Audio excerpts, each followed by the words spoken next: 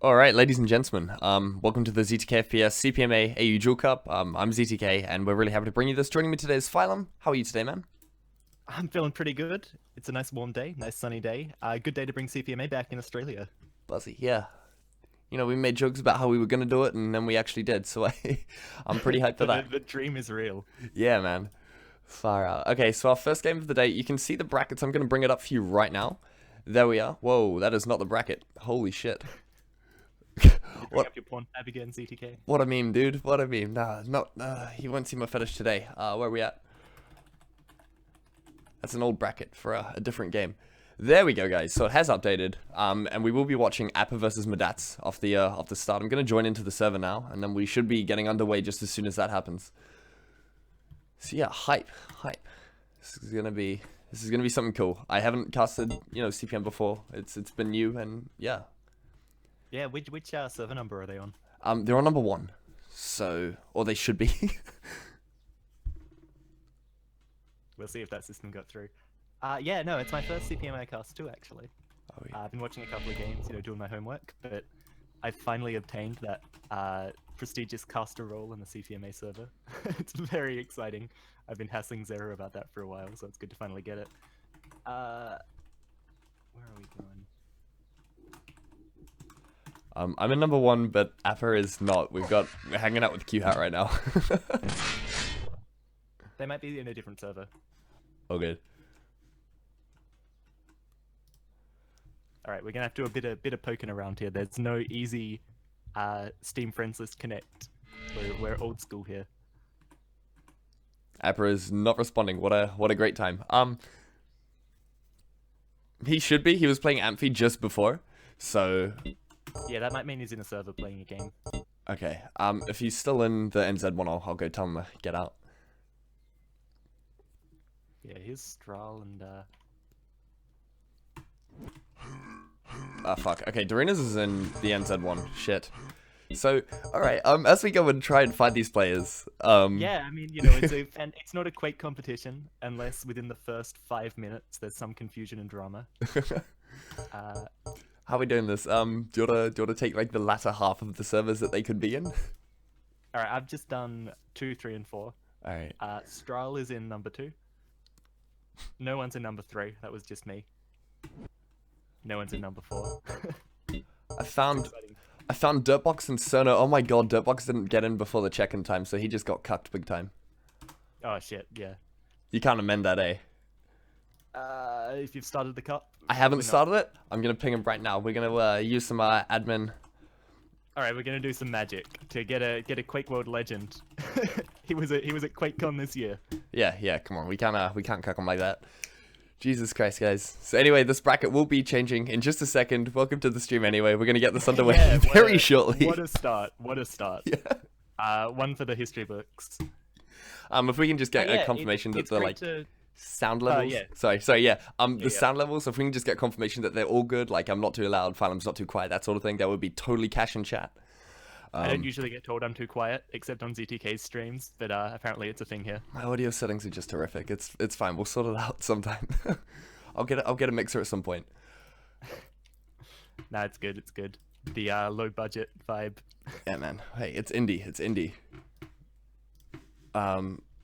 Okay, so I'm here shooting at. We've got some Canadians playing in this cup actually, which is exciting. I'm here with Zero in CPMA 5.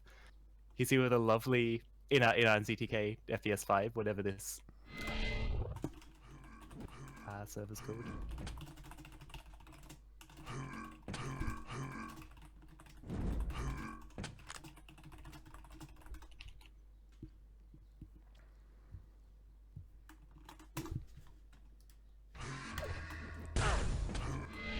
Okay, so I've got Dirtbox's email. We're gonna do this. Alright, it's beautiful. So yeah, CPMA for people who thank you by the way, anyone who's just tuning in and hopefully bearing with this. Very similar if you've watched our streams before to Reflex. It's kind of like the daddy game of Reflex. What do I seed him? Do I put him below Madatsu? Number 10? I don't know. I have never seen him play CPMA, so I honestly can't say. Okay, well look, I reckon he can beat Islith, you know, so, and maybe Dubious. We'll just throw him in, it's a random seed. And Nonko's also hit me up, and... God, okay, so we'll sort this out as soon as...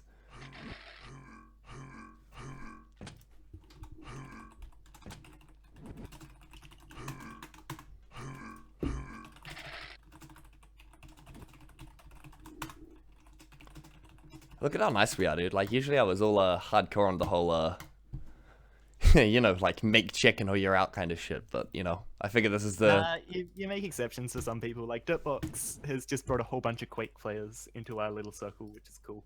That's right, guys. You want to get in the cups, you either bring money or you bring players. Yep. Players at this point are more valuable than money, I think.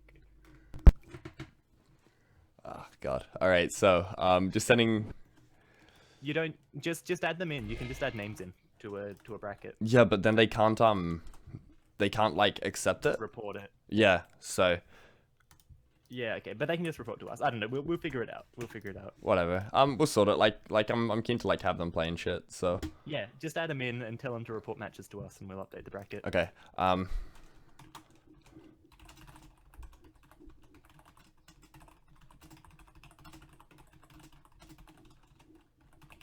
Okay. Sick. So we should be getting underway very, very shortly. But yeah, I was just doing a bit of a ramble about CPMA, I guess. Oh, look at this. Beautiful. I can see the brackets updated. We've got Dirtbox, we've got Nonko. Looks like this bracket's ready to go. Sick. So we will activate the tournament, guys. There we go. Starting this. This is going to update. When I click on it again. Fingers crossed. Yep, it looks good. Okay, so CPMA. Really crazy game. We've got some nice maps here, kind of the standard maps. Everyone should be fairly familiar with them. Should have seen at least one or two of them before. We have Aerowalk, CPM 24, the classic in the pool. If you've played Quake, you probably played it. Okay. Server 1 has the APPA and Matatu combo. So that could be pretty sick.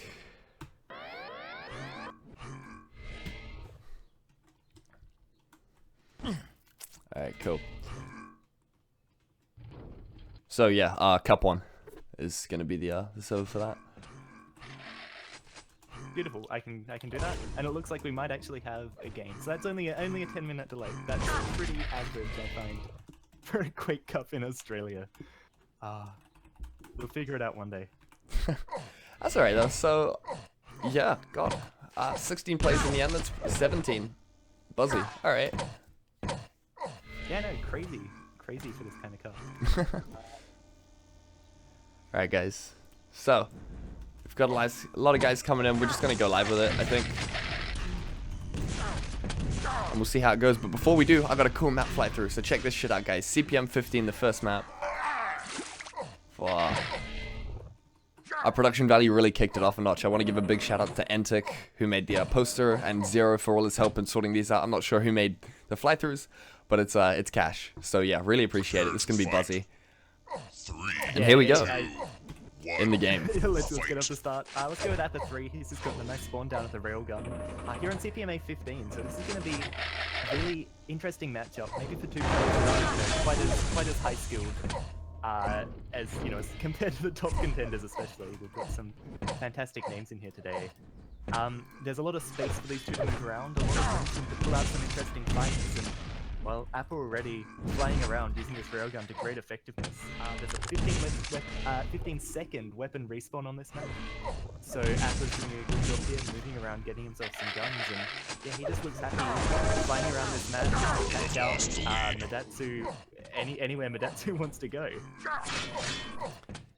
Yeah, this is pretty devastating. On following APPA, he's going to be able to follow up with a second frag here, and I think look, he's not going to be able to cycle the armors. Just, caught off on a really bad spawn, so there we go. He's managing to chain them together, and this is looking really good. This is a really nice start from APPA.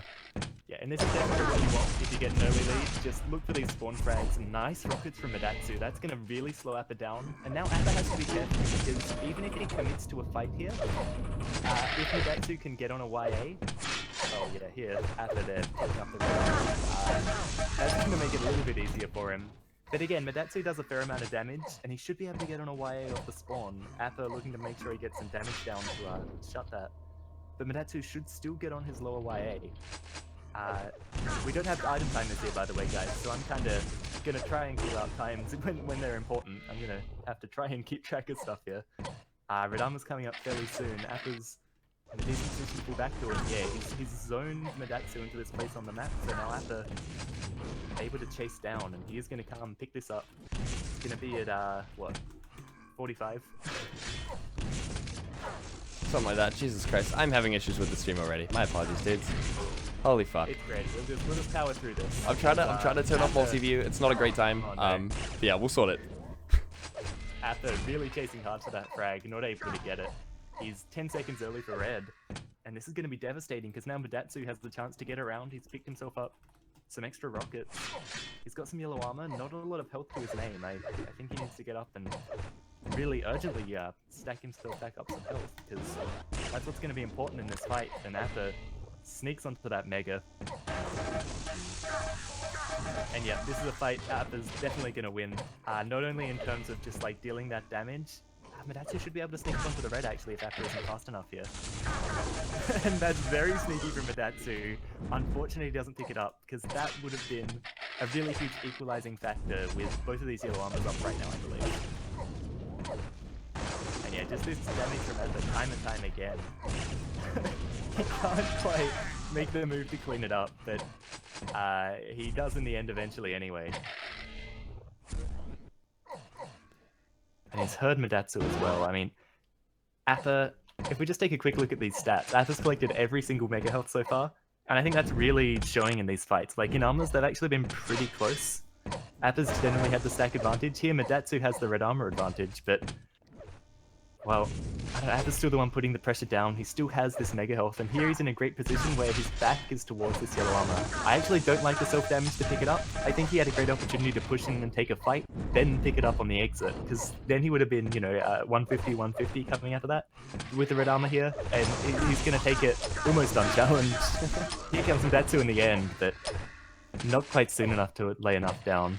And APPA pulling out this 10 frag lead. You know, this isn't impossible, but Madatsu's going to really need to get control and hold on to it fairly hard. I think he's going to have a really hard time winning these fights off against APPA. You know, APPA hitting a really solid 40% LG, 40% rail.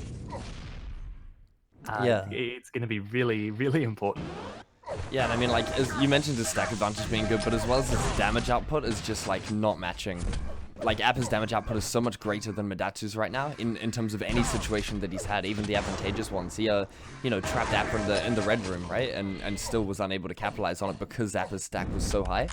So, I mean, he just needs to go big. He needs to go above and beyond, right? He really needs to do something to catch APPA off guard. And there are a few places you can do it on this map, a few nice spots. APPA's been doing a good job of kind of avoiding the trappy places. But yeah, Madatsu just needs to make some magic happen and just find the way to fight APPA. That weapon selection is going to hurt him there. Coming up, you know, LG against rail at that kind of range, APPA is just going to let that frag up happily. Oh, look, there we go. I mean, Madatsu now on the board, it gives him a decent platform, but wow, okay, he's just going to get chased. And this is unfortunate. Back to 0. Yeah, APPA's really building up some speed now.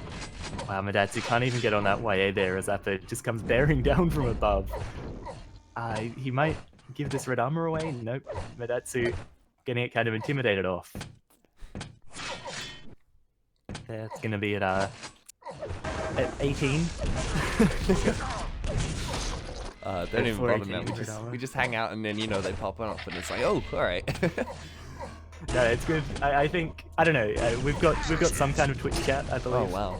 Couple of viewers. Yeah, bit of talk going on. I can't see how many viewers we've actually got, but hello to the guys in chat. Oh, good. Speaking of Twitch, I mean, APPA just hit 3 rails. You know, not the most twitchy, but geez, it's just this output. Madatsu not really being able to apply pressure, even when plus forwarding onto him. It's... Oh, God. Yeah, it can be really hard to find the opportunity to attack on this map, especially, yeah, if your opponent's dealing more damage, just, especially with this kind of damage difference, over 1,000 points now, it's pretty huge.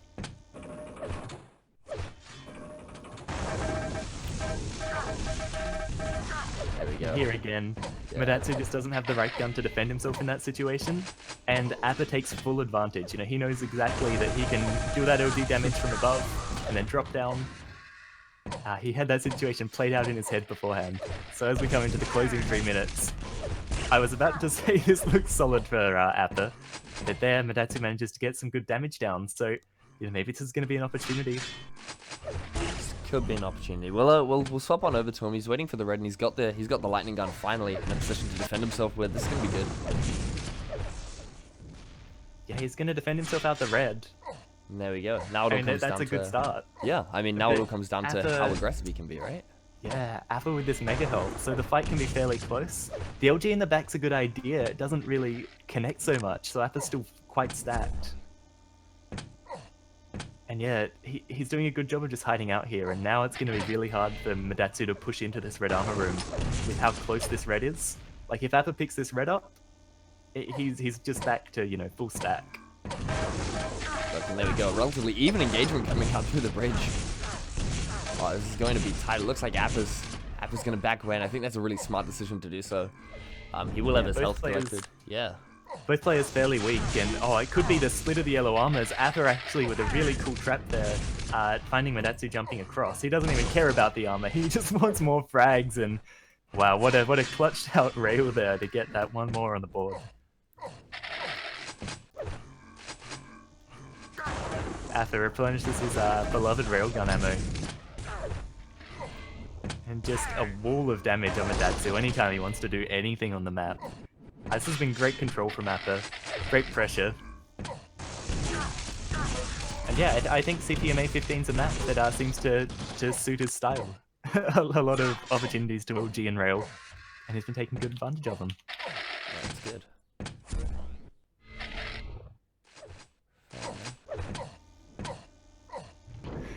Cricket. I just noted this wasn't noticed this wasn't Windjammers in chat. It's the premier esport. I've been converted to their ways. If Windjammers came out like 20 years later, you know it would be a big esport. Yeah. It's just lost in time. It's tragic, honestly. Alright. Wow, that's a big bounce on the rocket from Madatsu, but APPA's shaft is just too steady. You know, he's unfazed.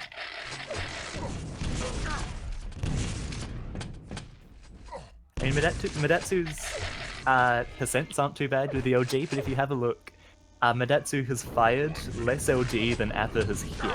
So just APPA firing the hell out of that gun, you know, really using it.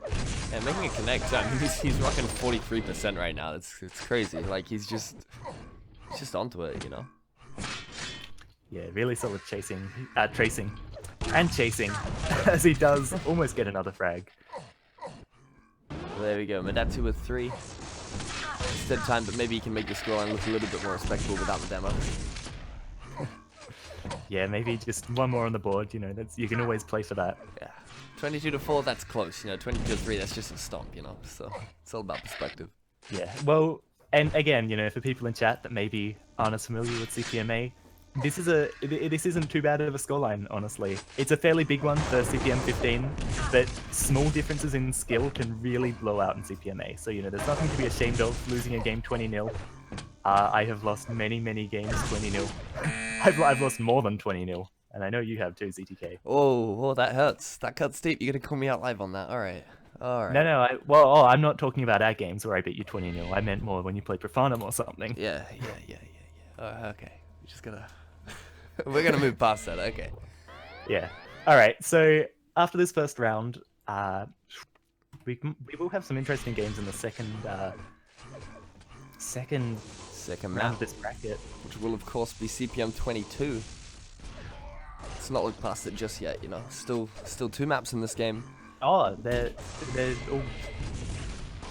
all matches are best of 3. Holy shit. Yeah, man. Yeah, I didn't realize we were in this for quite a long haul. Okay. Oh god. All right. Yeah. No worries, man. It's gonna be buzzy as. Prepare to fight. All right. I'm in it now. I'm in the zone. I'm focusing. Fight. Let's go with Madatsu off the start this time because he gets the awkward out of position yellow armor spawn. APPA comes in with that pressure. Madatsu just needs to go fast. And yeah, he's given up the red armor. That's always such a hard spawn to go for, you know. You can just kind of like bulls it out and hope you don't get hit by the rail. That's generally what I try and do, and just like go for the big rocket jump for the red even if you get railed. But being stuck in this kind of position so early on with so little, APPA's probably going to just push in for this frag. Great defensive shots from Matatu there. And that's really going to slow APPA down. I don't know if it's delayed him long enough that Matatu can get RA though, and Matatu needs to be really careful here. He's on his last rocket. He can't push up these stairs. You have lost the lead. APPA just comes around with the better position and manages to take it. And nice strafe jump over to there from APPA onto that red armor. Oh, and there we go, caught out again. I mean, this is really what Matatu needs to avoid, right? Just charging in, dealing damage. But I don't mind that charge as much because it almost got him on the yellow armor. But yeah, this is like damage control time, right? Where you try and not give up 20 frags just because you got a bit of a bad start. Well, that's okay. He gets a decent rocket onto him there, and now it just comes to building up that stack again. Yeah, and I mean, he should be able to defend this yellow armor, I think. Oh, APPA though, too fast in there, too furious with that drop. God, nutty. APPA doesn't even seem to care about this yellow armor down there. But hey, look, he does let Matatu get it in the end, and actually APPA probably overcommitted to that situation because he could well die here before this red. yeah, I mean, Matatu managing to grab, you know, the rockets now as well as his mega. He's in a perfect position to be able to challenge this fight. Look at that beautiful stair jump from APPA. Right, next red comes around. He's practicing his Cpma skills. I'll just swap to next time that comes up, you know, so we can see that beautiful movement. But Matatu does get him on the exit of that red. Matatu's stuck fairly low, but APPA not with a lot to his name either. Matatu seems fairly happy to stay up and try and maintain position at this red armor. Here comes APPA with the push. He knows one rocket will do it. Fairly nice spawn there from Matatu, able to get on the mega. But APPA LGing all that mega away, and now see that? Just Oh my god. consistent stair jumps over. It's great to see for a player who's new at a Cpma, you know. I mean, he has been grinding out a lot of game time with Mush, Ultra, Stral, all of those guys, right? The anime boys. That's what I like to call them. So I mean, he's definitely not going to be wanting for skill. I guess he's definitely had the amount of practice that he needs to do pretty well against Matatu, another new guy, right? Yeah, and just quality practice with really good players can make all the difference. You know, just having that opportunity. And yeah, APPA actually showing off some really solid movement tricks here. Just giving him a little bit of an advantage, you know, getting to this position a bit sooner, helping him set up. A little bit aggressive there. But he knows he can chase it down off the spawn anyway. So yeah, just a really dominant showing, and Matatu's so close to that mega, just, you know, millimeters away as APPA does pick up the frag again. Well, a smart play, chasing for frags. Luckily, Matatu doesn't land on the red, but what it's going to allow APPA to do is become fully stacked. He's going to deny all the major armors on the, and the mega as well. He's got Matatu's smart though, because APPA's so weak HP-wise coming off, even though he has the red. So that's a good call. That's an important call to be able to make. You know, just because your opponent has the armor doesn't mean they're actually stacked, really. Yeah. And now Matatu actually, yeah, again, he managed to get himself onto the items there when APPA kind of messed up and gave him the opportunity. Matatu just needs to hit this rail. Oh, he definitely could have stayed and gone for that rail. Just a bit more confidence there would have been great. Well, there we go. Because he backed away, he took that rail, that rocket rather. And, well, I mean, yeah, he wouldn't have died there if he hadn't have taken that extra bit of damage. Still Matatu, though. He doesn't have the worst situation right now. If he can hit a rocket, he'll be in a great spot, just like a juicy direct. And there goes APPA. Matatu is kind of slinking around the weak part of the map, the back part of the map. There's not a lot he can do from here. He does try and catch APPA off guard, but APPA's LG is so strong. There goes that little bit of green armor that Matatu did have. Cool, but I like this from him, you know, he's playing it slow. He's going to wait till a mega or yellow's up, and then he's going to, there we go, be able to jump on it. I think it's a lot smarter than pushing into the red and dying again, especially with, you know, APPA being so sharp, but wow, alright. I've just gotten balls out here. Yeah, no, Matatu has done a good job of slowing this down. I mean, when you looked at in the first, minute, he gave up 6 or 7 frags. he's really done a good job of putting the pressure back, of actually just, you know, standing his ground and hitting some damage when APPA's tried to be aggressive. It's just a matter of, I guess, taking advantage of some of these situations a little bit better. Deadly rail there from APPA. That's going to make it hard for Matatu to do anything, and a little bit of a mouse shake there from Matatu acknowledging it. Just, yeah, strong aiming from APPA. But more than that, you know, he's taking advantage of the opportunities his aim's winning him.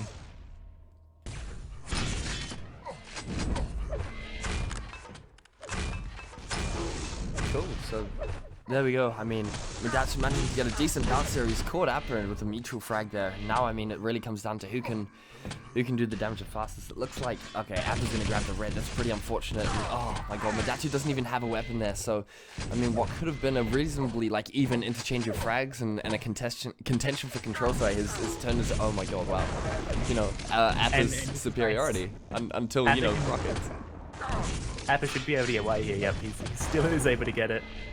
So that is just devastating. Like, rather than self-damaging and taking Wayeda, which I said he shouldn't have done at one point in the CPM 15, he actually did, you know, what I said before. He went for the frag and then fell back on the Wayeda to stack himself back up. And, well, he needs to be pretty fast to get in on this red. Actually, a little bit late, but he should get the extra LG here. And, well, at the cost of all of his stat, gets another kill on the board. This is where Matatu can put something back. APPA with a really ballsy rocket in the teleporter there.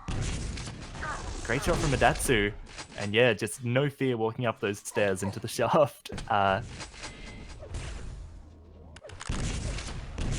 we go. We've only got 3 minutes on the clock though, so Matatu does need to move very quickly, and there's really one for stack right now. Yeah, just APPA taking better advantage of that mega health, of just knowing when it was. Maybe in this game you can time mega, you know. It's a lot easier because it's just 20 seconds. Yeah. That is actually a really big difference. So in Reflex, Mega's 30 seconds, I think. 35? But yeah, here. I don't know. I think it's 30 seconds after you go below 100 HP. No, after you take 100 damage. Here, it's 20 seconds after you go below 100 HP. So, yeah. It comes up a lot faster. Some nice dodging there will allow Matatu to grab that rocket, and that's, sorry, red. That's pretty decent, but he is so low, and once again, you know, APPA's gonna kill the suicide cheese. He's coming down to the crunch time now, and Matatu really needs to come up big, and honestly, bro, I don't know if he's gonna be able to do it in time.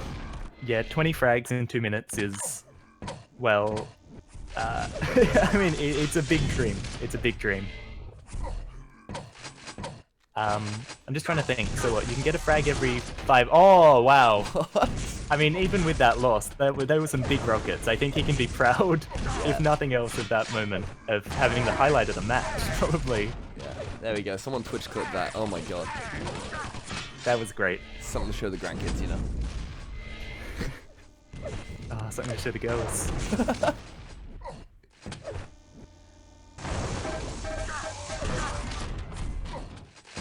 You're in the club, bust out a sick air rocket, alright? Bust out a sick bounce. Got advice for CTK and file them. Just take your Nintendo Switch and show them on that. Model, I like it.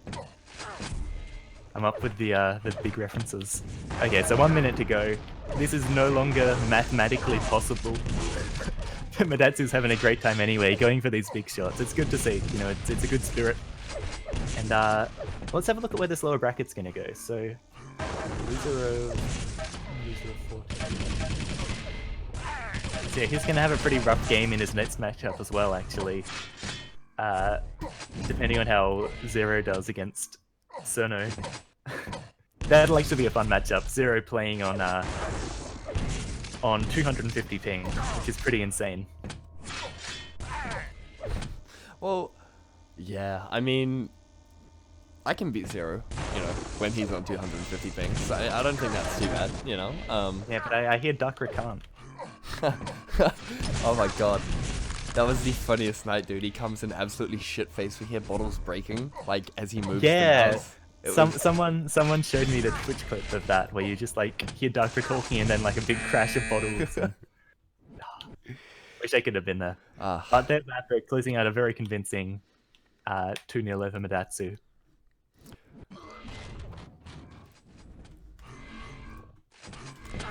Alright, do we have any other matches finished up yet?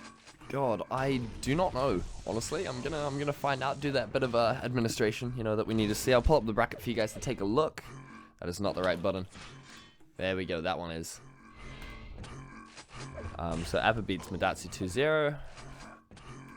I'll report the scores because I'm nice. And there we go. Still waiting on scores for everyone else. Yeah. I can't report scores. I don't have admin here. Ah, bruh. Let me hook you up. Sweet. File them with a 1, right? Yep. Sick. I don't know. I have like 3 challenge accounts. It's pretty dodgy. But yep. Phylum with a 1 is the one I'm on right now. All right. So how's everyone in chat doing? Having a nice day? Enjoying some pretty sick Cpma action? It's only gonna get sicker. Yeah. It's gonna make you vomit. That's how sick it is. It's like ill right now. It's like you call into work on a Sunday after a hectic Saturday out, right? That's how buzzy this is gonna be.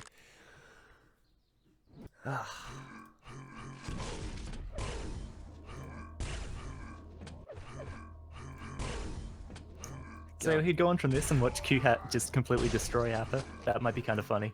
Yeah, why Show not? the like. But no, I don't think that'll be a good game to watch. Flea Circus Strahl, I think, is going to be the one in round 2. Let me just check that people can actually report scores, because that'll be the next big meme of the night. It's not a Quake Cup. Yeah, okay, they can Yeah, report that's a this. good one. That's cool. Beautiful. No, this isn't. This is a very poorly administrated cup from your boy. Okay, so maybe they're all still going in best of 3s. I don't know. Yeah, maybe they've all gone to a third match. That'd be pretty sick.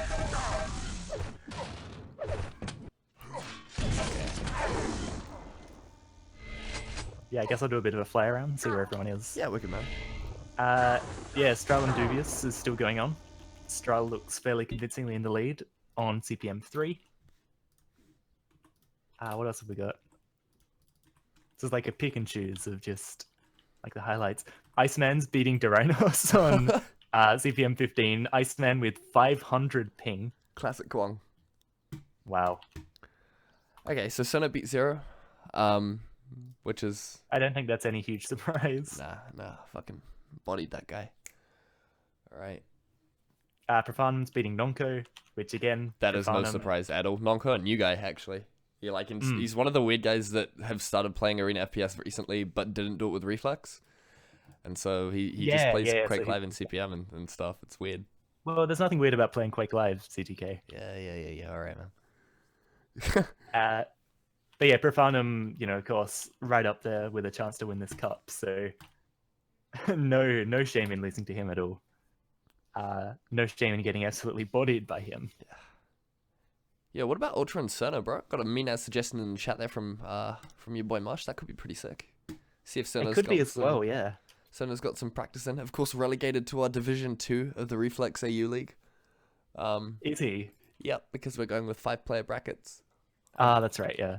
Yep. Who's in Division 1 then? Hunter, Cameron, Profanum, and I think Dakra? And I don't care. Like, I'll find out. But like, that's next week's struggle. yeah, we can deal with that later. Don't really. But give- yeah, don't really I'm care here with right now. Sono. Yeah. What's up? Well, I'll ask him what he thinks about streaming.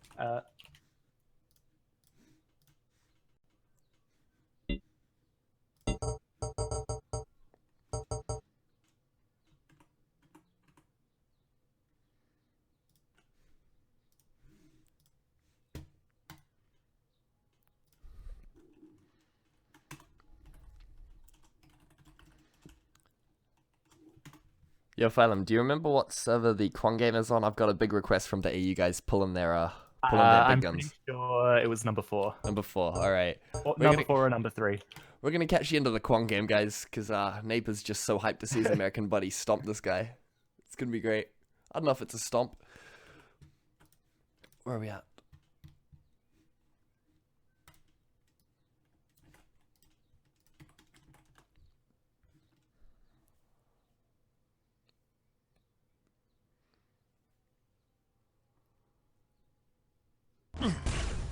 Profanum has just 5-minute warning. 40 to 1 Nonko.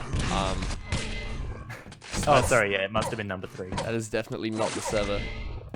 Going off though. Oh, no, what was reported was beating Duranus, so maybe that ended, or maybe Duranus forfeited. That's pretty sad. We'll do what we can to bring you some Iceman action before he gets knocked out. If he gets knocked out, come on. Yeah, Zero said top 3. Alright, look, I'm in the server with Iceman. I presume it means he's kicked ass. That's pretty sick. Where are we at? Just gonna update the scoreboard once again for you guys. So who's won? Kwong has 2-0 Dorinos. Oh my god. Duranus isn't gonna live that down easily. I guess we need to watch Profanum and Kwong now, you know? Like that's what we gotta see. Dude, I don't know. Okay, I think it's gonna. I don't know if it'll be as interesting as Flea Circus Stroll. Nah, true. But let's go a map. Let's do a map of each. We've got the American pressure coming in. It's Yeah, tough. well, It's tough. You make the call, We'll do a man. map. We'll do a map of Profanum and Kwong. But then if it sucks, if the lag's too much, if the ping is a huge issue, because he has like 500 ping. If that sucks, then we'll go over to like Strahl, Flea Circus, or Ultrasono. But yeah, let's see some Canadian action. All right. What server are they on? I think it's 3. Yep. Okay.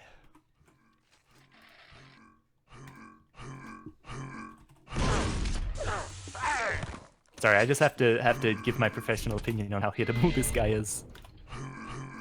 Yeah. You know, as a certified streamer. Yeah, I think it might be too laggy. It could be pretty shitty. I mean, we could see where he ends up in the lower bracket. Wow, that's actually, I mean, I've got to say, I'm always impressed by how the net feels in Cpma. You know, you can just kind of like shoot people.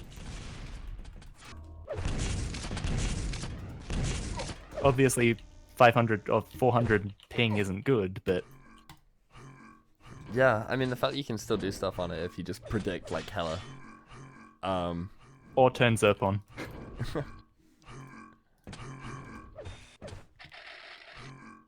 I mean, Ultra and Sono, Strahl and Flea Circus, they're both going to be good games. So, ooh.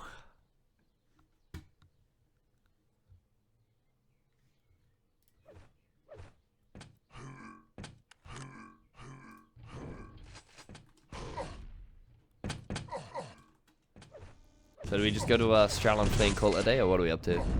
I'm I'm kind of indifferent. gauging at the moment what this is going to be like, and it does not look good. It is pretty warpy. Yeah. I'm actually warping myself. So yeah, okay, let's go. Alright, just finding out so you guys. Whoa, we're in a pan of Tox again. These are some pretty fun pans, honestly. Oh my god. We'll sort it out. Yeah, emotion in the chat. When are we reviving Reflex? Oh man. Okay, so Strat 2-0 is dubious. He goes down to the lower bracket. Isleth and Zero are the only confirmed match in the lower bracket. The matchup of... Okay, it'll be Dorinos versus Nonko, so Dorinos will probably progress.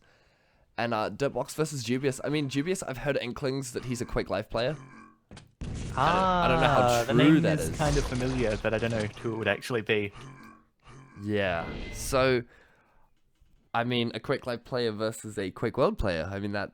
That's pretty good. But no, do we have... Cute Hat's number posted. 7, I think. Cute Hat's posted servers up. I'm gonna try join server 2.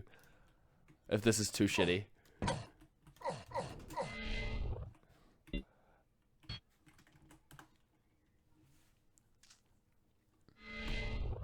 This is the same server.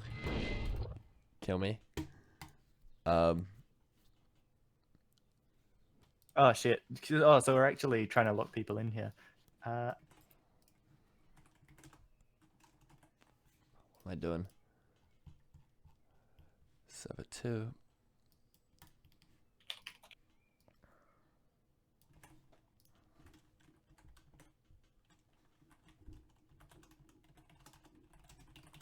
Okay. I don't think people got the memo that they'd be given servers to play in. Okay. Well, that's pretty fun. Yeah. So yeah, some great old-fashioned in-between game banter. Rental bracket.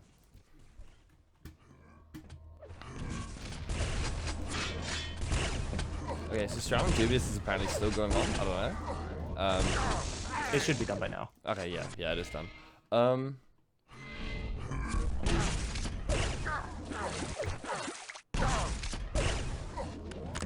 Just gonna find out what's going on, guys. You know, Impressive.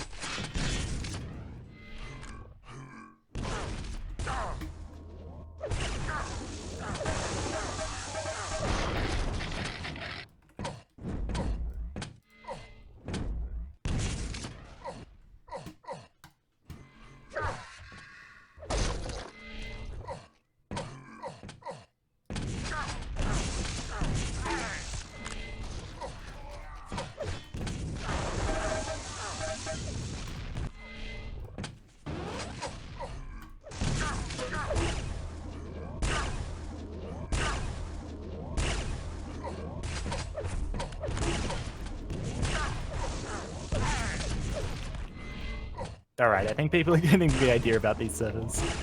yeah. And here's Newborn.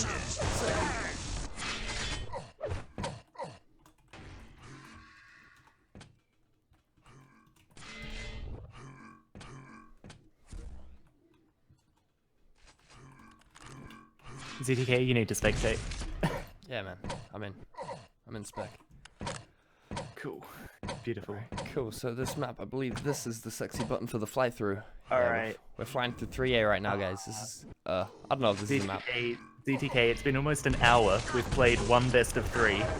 in my life. I have an exam in 8 days. I don't know how much. I don't know if I'm gonna be able to stay for this whole thing, man. I'm sorry, but That's alright. That's alright. let's see how we go. We'll get some of the boys in. Yeah. It'll be all good, dude. Like, Yeah, we'll have some other beautiful people to come in and fill whatever I can't do. Holy shit, though, this is gonna be a long cup at this rate. hey, it's alright. I'm in it for the long haul. You know, I figured if we gotta do CPMA, we gotta do it like big, right? There's no silly. Yeah, it's true. It's just a bad time of year for me, I guess. Yeah. Fair. That's all good though. So yeah, sorry to the people tuning in. It's been a very slow start. Do we have anyone left on stream? Yeah, we got a couple of dudes. We'll sub Mosh in. That could be pretty buzzy. If you need to go, we'll get our boy in. We can talk mad shit. Yeah, we had some quality casting of the Calendar Cup and Reflex. That was a lot of fun. That's pretty good.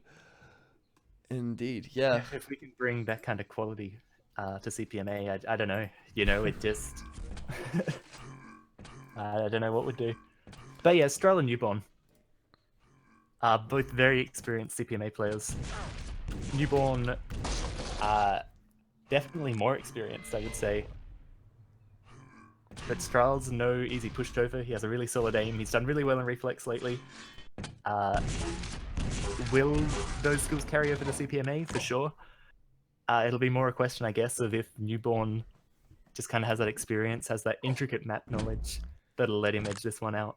Apparently, Newborn did actually take CPM 3A off of Q-Hat yesterday, and I would call Q-Hat the favorite to win overall. Yeah, it's pretty solid. I mean, he took arrow off you, you know. Oh yeah, no, it's no easy feat. Oh god, that's a pretty great time. But yeah, I mean, so we're pretty much ready to go here. Waiting for the veto to occur. Yeah, these guys, they just chilled out, you know. It's just a lazy Sunday afternoon of CPMA. Yeah, man. Average Sunday, I guess, for them. Cool. So the first round of the bracket has been updated. I'll pull that up for you guys right now. You can see Q-Hap will be playing APPA, Stra playing Flea Circus, Profanum and Kwong, and Ultra and Sono. So I think this is where our North American Patriot gets beaten down to the lower bracket, to put succinctly. But yeah, these are definitely some good matchups, seeing some really strong players here. I mean, pretty much the best in the scene by and large, I think. Coming together and ripping shit up. It's going to be good. But yeah, I mean, Flea Circus is definitely the like unknown quantity, I guess. You know, Newborn, aka Flea Circus. Yeah, sure. He is a bit of a wild card. We've seen this in some other comps he's played in. Yeah, some days he's really hot, and some days he has internet issues or something. But hopefully today's the day he's going to be on, and I would love to see him get to play CPM 3.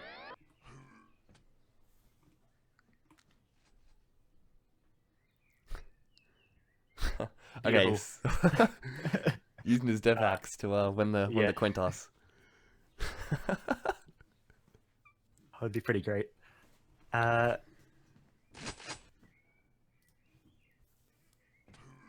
Wow.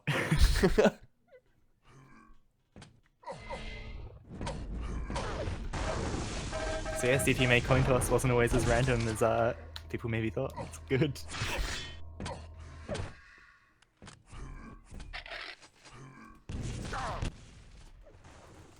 Is it ban first or pick first? I can't even fucking remember. Holy shit.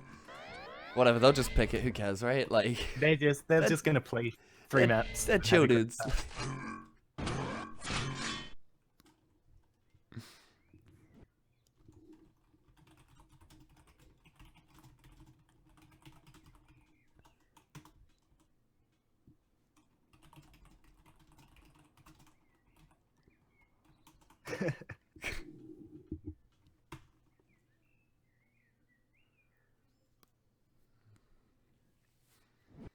I mean, if anyone truly feels cucked by the map veto, then, like, whatever. I can't even remember. Like, dude, like, I made these rules at, like, 4 in the morning. So, like, look, let's revise them. Winner chooses first map, loser chooses second. The map selection process will be pick, pick, ban, ban, pick. Okay, never mind. I'm a fucking idiot.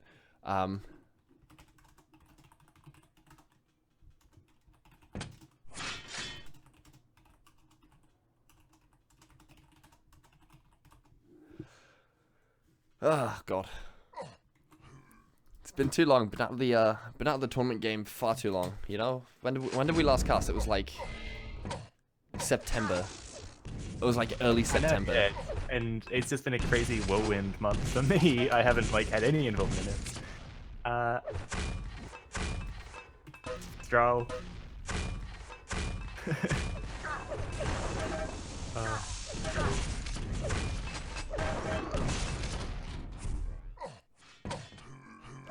Okay, so Seems to be doing the hard calculations here. Yeah. He's got to win this to stay in the series. I think he's decided. I mean, I think Stra can definitely take care of Walker. I think it's one of his best maps after... I think it's his second best map after 24. So here we go, coming into... Really strong here. He's played it a lot. And well, let's go with Stra off the start, because this is his map pick, his stomping ground. Gets a little bit of a messy start, where he kind of has to race out. Does well to shift his route away from that mega and focus on the red, and that is a really, really nice rail to hit. So Newborn is going to have basically no stack now, as Stra is probably going to start to push in towards his first frag. Yeah. Newborn just kind of delay things here, and this is good. The longer you kind of delay in a situation like this, the more is going to be on the map for you to play with. But Stra showing us some sick aiming already. That dude, is so crazy. Because, I mean, Newborn just made a huge play onto that mega, but Stra just instantly denied it. But Newborn turns around, diving onto that red armor somehow. Wow, what an insane start to the match. Dude, this is actually nuts. Stral actually connected with that rocket as he comes away, and he's gonna get the bounce again. It's gonna be the neutral to kick things off. Oh my god. Stral with the rocket spawn, that's really, really powerful. One rocket off the spawn in Cpma is enough for a frag, and he uses that to defend a really lovely lower position to get himself both the yellow and the mega, and now maybe a fake rocket jump there, or maybe just a bit of a whiff, but he'll get the red either way. But not before he looks for even more damage here onto Newborn off the spawn. There you go, he's managed to collect his stack, and geez, a nice trace there coming out. It's going to be a fight of this yellow. Newborn's going to grab it, but will he be able to escape relatively unscathed? I don't know, I think he took a bit of rocket damage there, and... He still has most of the YA. We're chatting now. Good mate Tony with his internet, I guess.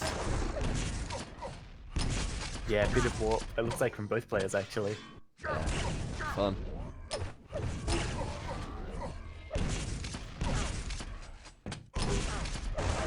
And there we have it. 2 minutes now off the clock, and Strauss definitely cemented his lead here. Well, he's been in the driving seat, and he's getting frags, you know, which is what happens on Aero Walk. He's got some good spawns. Newborn, maybe a little bit frustrated, has given a little bit away here and there. Oh, he can't hit a rail, which is really unfortunate, but he should be able to get this frag. Stral left on 1 HP, machine gun and finish him.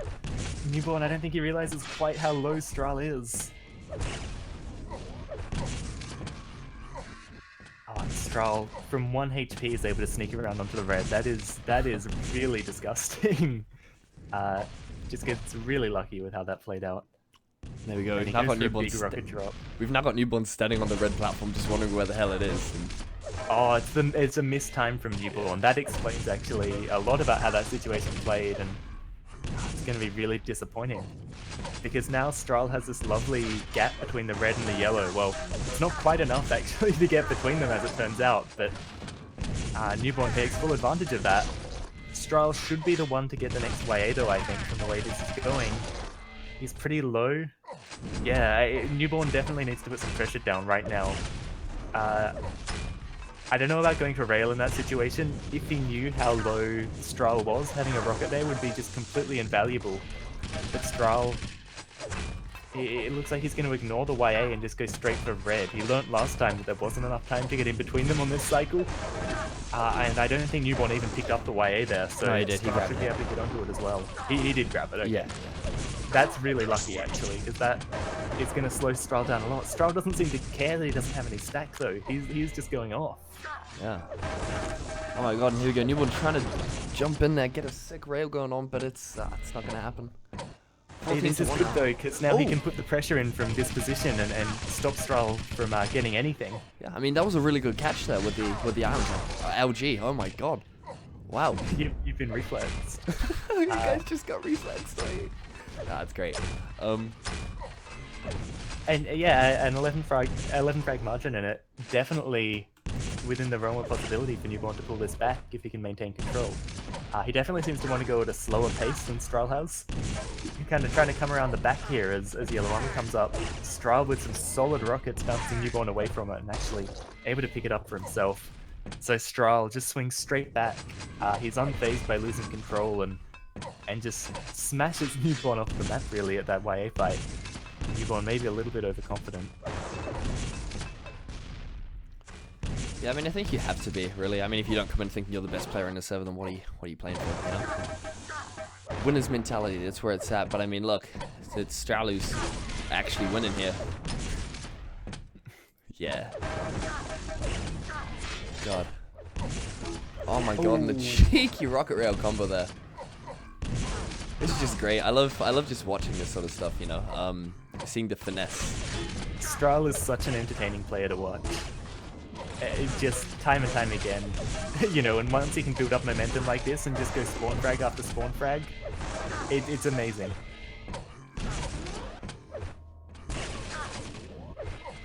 Newborn going aggressive with the MG, he doesn't know what to do. Just fantastic, fantastic from Stral, fantastic aiming. Here comes Newborn for the rocket trap, but he doesn't have the stack. And yeah, I think we're at the GG moment nearly. That rocket jump from the lightning gun ammo up to, you know, the red armor is fucking insane. It can be a really good move, but you just need the stack to make it work. God. I just want to rage quit every time, dude. It's like, oh my god, how's that possible? But it's CPM, you know? It's fucking sick. The movement is insanely fast, and you can do cool stuff like that, which is rad. Here we go, this Well, fight. actually, that move does come out in Quake Live, but yeah, nowhere near as often as you see it in Cpma. Pussy.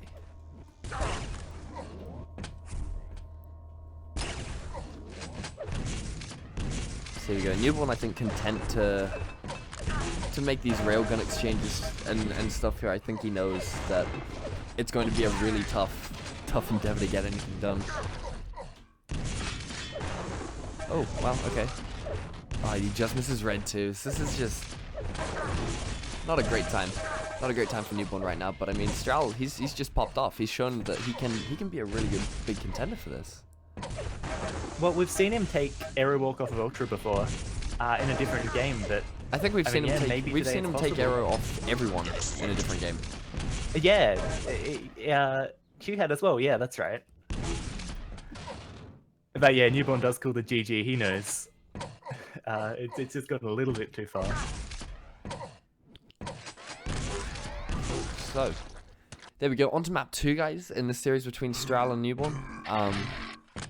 This is, of course, the second round of the winners bracket finals, and Newborn's keen to just get right into it. He's ready up.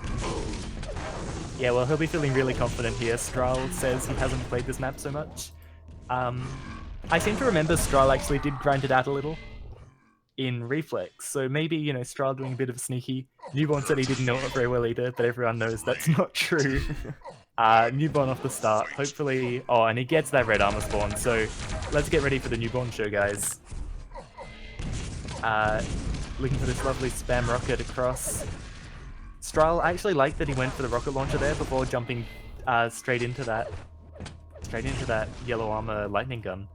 That meant that when Newborn went for that pressure, he was able to defend himself, and well, now Newborn's actually stuck up in a pretty awkward situation after what could have been a fantastic spawn. Newborn using that railgun to great effect. He knew how weak Stral was. Stral actually wasn't railable, so that's interesting that Stral decided to play that so passively, but you know, he obviously doesn't want to have to be chasing a lot of frags here. Oh. I think Newborn went for the crazy rocket jump to Mega there, but didn't quite pull it off. Maybe some internet issues, actually. His rockets don't seem to quite be coming out straight, but Oh, this is sick. great spawn frag conversion. This is totally sick. So Newborn, he's got the red, he's got the Mega now. He's definitely in control now. It seems like an almost complete reversal of Aero Walk right now. Following it up, frag after frag. It's gonna be Stral just kind of baiting around with the MG, I guess, waiting for items to cycle about and try and respawn with something nice. Yeah, but Stral should be able to steal the red here nearly. Yeah. I mean, Newborn was, what, 1 plasma cell from death there, maybe 2. Whoa, but look, there we go. I mean, Stral brings him down to 5 HP. He used the shaft. He shafted him. It was sick. The problem is that Newborn just has the cycle on these armors, though, and can stack straight back up. Yeah. But yeah, these guys really, I mean, some huge exchanges here. They're keeping each other so low. And this HP on the map is proving to be really, really crucial in how these fights are getting played out. Newborn there, you know, if he hadn't stacked up on those 50 HP worth of 25s, that would have been totally different.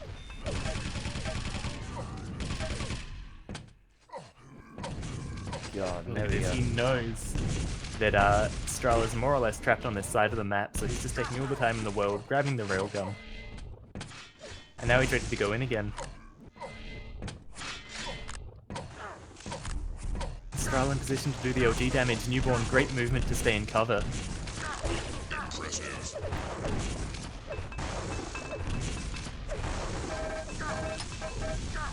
And this is surely another frag, surely. Who knows? There we go. Even pushed into the lava, but yeah, getting down to that 3 HP and just so many of these fights coming right down to it. Newborn should be pretty happy to just camp here for a little bit. I think peeking's alright, because even if he dies, he respawns with more than he has, and, you know, more than he'd get, almost, from the Mega. Okay, but no, Stral actually gets that rail now, and he's going to be able to go to the red, switching over to his perspective. It's going to be an interesting exchange of damage there, but... Well, what was interesting about that is that Stral got a good item, and then dropped down to the weak position at the bottom of the map. So Newborn was just more or less, you know, able to just deal the damage and push through, and got Stral in a situation where Stral couldn't utilize the stack that he picked up.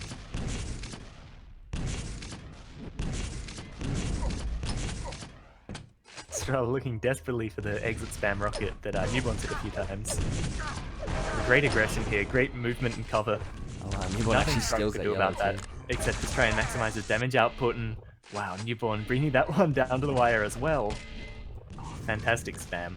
This is a great display from Newborn.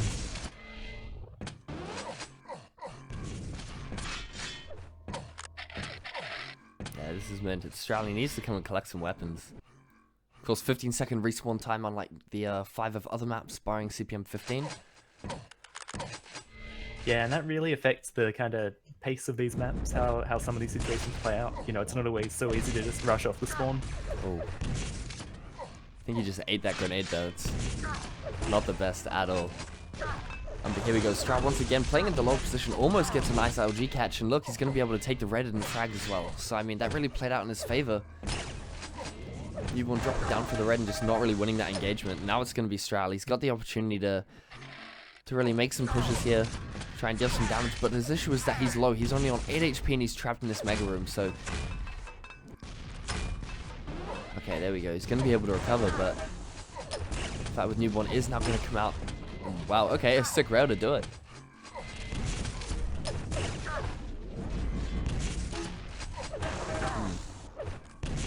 I mean, yeah, Stral now, like, once he gets anything behind him, he can really start to do some dangerous damage, and like already his rockets have been quite on point. Doesn't quite get that last spam that he wanted, and gets a little bit bold kicking through the teleporter, but he was caught between a rock and a hard place. Newborn spawn conversions, like just his consistent straight shooting spam down these hard angles.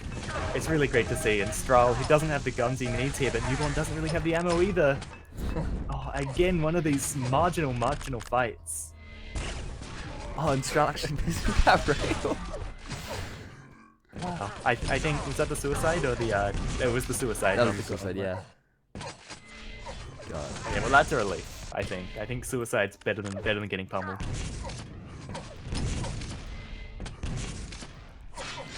Stral, I don't think he knew when that red was, and that's going to be really important for Newborn pushing through.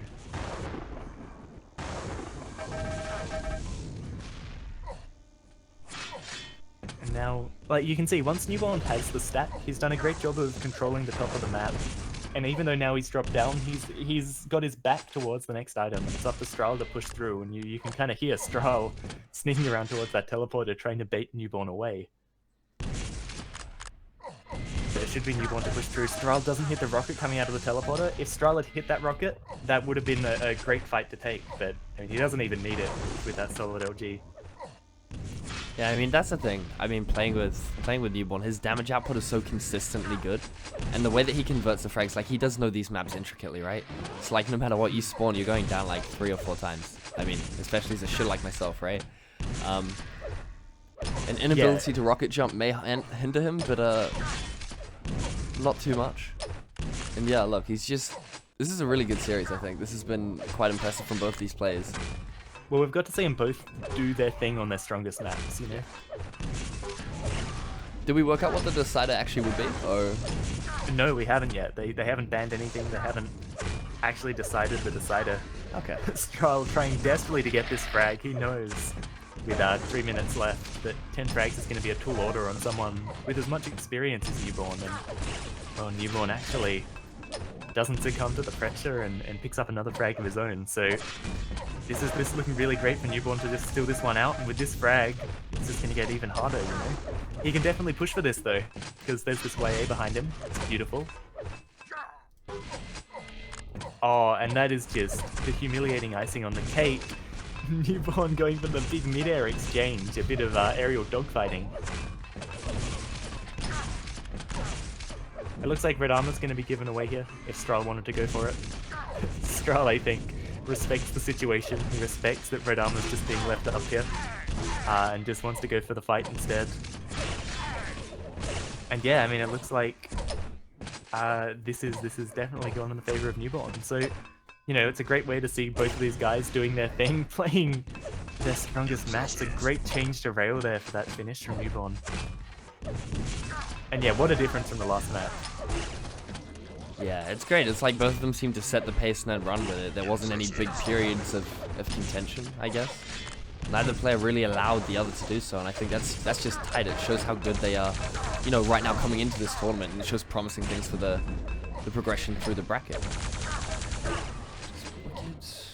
Gonna... Yeah, I mean, even though Stroll doesn't know this map, and that will hurt him later in the bracket, he's still showing that, you know, he's hard to fight.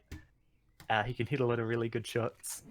I mean, 38% LG, you know, nothing to be ashamed of. Stroll needs to go relieve himself, so let's take a look at how the rest of this bracket's progressed. Oh dear.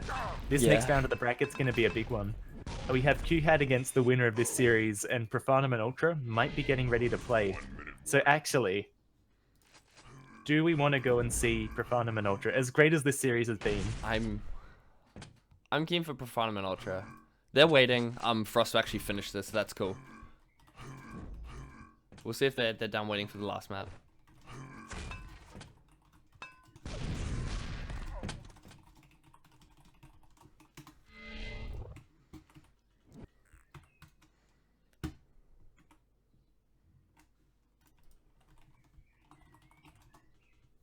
Alright, well, I may take a bit of an opportunity to get a drink, have a stretch, and when we come back, it'll either be Profanum and Ultra or Stroll and Newborn on their decider. Sick. I'll still be here though, so you guys have any shit you want to shitpost, do it. This is Buzzy. I'll try and respond. It'll be great. APPA, the stream for today's HUD is included in the DES package. It's called DES stream. So you just use the super HUD installer, you set it in your config, and it just pops up. It's great. So the GG, there we go. 27-8 to Newborn on that map. He's coming in with a 40% rail. It's fucking Buzzy. It's just a... Let's look at Newborn's stats there. Fresh, you know? 40% rail, that's nice. And his damage output was pretty good, so... Yeah, nice. It's cool. It's cool. So yeah, the next map of the series, I would really like to be able to watch the last map of this and then proceed into Profanum and Ultra, because that'd be pretty sick seeing both of those guys. I mean, for a bit of backstory, I mean, Profanum came second in the last like Reflex champs that we had, and that was pretty sick. Losing out to QHAT in the end, but I mean, Ultra previously had been like the big dog of Reflex, right? Like he would take everything. QHAT wouldn't really play as often, but when QHAT did, he would win. And so I mean, a bit dissatisfied with how, you know, Reflex had been playing at the time. We're seeing new changes now, but Ultra really kind of wasn't in the mood, I guess. And he has been playing this pretty consistently, and he's naturally like a sick player, right? While playing Tremulous before this, and so like he's come in and been a beast. And so being able to see like the big rivalry, because I think Profanum versus Ultra is the El Clasico, you know. That'd be sick to see. So we'll see how cool they are. Whether they're down with just waiting for this extra map, I don't know. But if not, we'll try and catch the whatever's left of that for sure. In the Oceanic Duel Cup for Cpma. For those of you just tuning in, my name is Ztkfps. It's not, it's just a username. And we're playing pro mode here in Australia. Phylum will be back soon. I'm back now, in fact. Oh, snap. And but yeah, I mean, CPM 24, great way to finish this off. A good map for both players. I can't follow anyone. That's okay. I'm stupid. There we go. Played with alt tab. Yeah, there we go. Let's follow Stra off the start. I know this is like his favorite map, and he seems to be in a really shitty position. He gets you know, shafted down. Yeah, Newborn shaft position there was really great, and he's gonna win himself an early lead and an early red armor. So actually going for that, Stra going for the exit damage doesn't get enough to really justify that, I don't think. And Newborn really smart, puts the pressure down while he knows Stra's gonna be waiting around for that respawn of the weapon. So a great read of kind of gun control there. It's going to be really important, and catching Stra going towards that 50 health bubble, he just misses out on that, and 5 HP, dangerous machine gun territory here. as it looks like we're going to see a split between the Mega and the red armor. Yeah, I mean, Frantic really living up to its name. Newborn with the first fast 3, but... Oh god, here we go. Newborn going big here. He's gonna combo Stra down again. Stra not really being able to find a foothold here. He really needs to come in and grab an armor or two, win some engagements. It's just not happening yet. And, oh my god, the bounces are happening, but Newborn's stolen the really yellow. smart trap. Even though he's given up this rotation of the items, he's going to be in a much better situation for the next cycle of the yellows. Look, he's actually grabbed Mega here, so he's in a position to trap Newborn here and actually get a frag out of this. Not gonna happen. Yep. But And Newborn's well, low. but here we go. This is good. Yeah, so he can get this frag, and now it's going to be dicey, but we should see the YA split. The problem is that Stral could actually die before he can get any health. So there we go. So that's perfect, right? Stral's just equalized the situation over the course of like 40 seconds. That was a really great read, I think, trapping that one YA. Stral doesn't want to commit too heavily here. Oh, he read out Newborn's movement there perfectly, and Newborn actually probably going to die taking this RA. He's somehow going to sneak out licking his wounds and actually keeps all of the red armor to boot, so that was really unfortunate for Stral. If he'd have fragged Newborn there, we'd be looking at a fairly different situation, but Newborn, well, can't get too far with that red armor, so okay, that's still not too bad.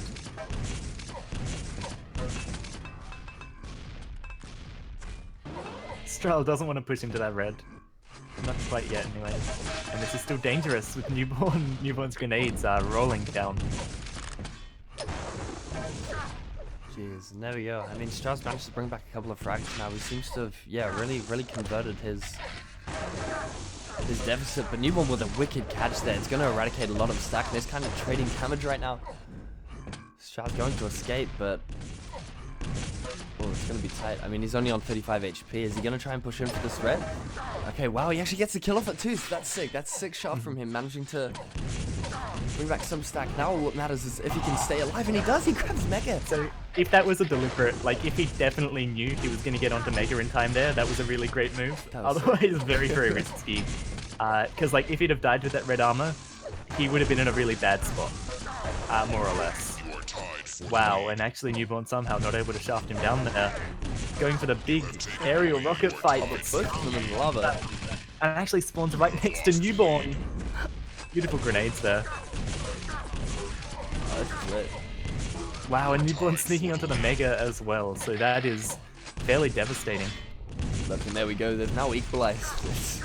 The damage exchange is coming fast. It's coming hot, like you know, much at the club.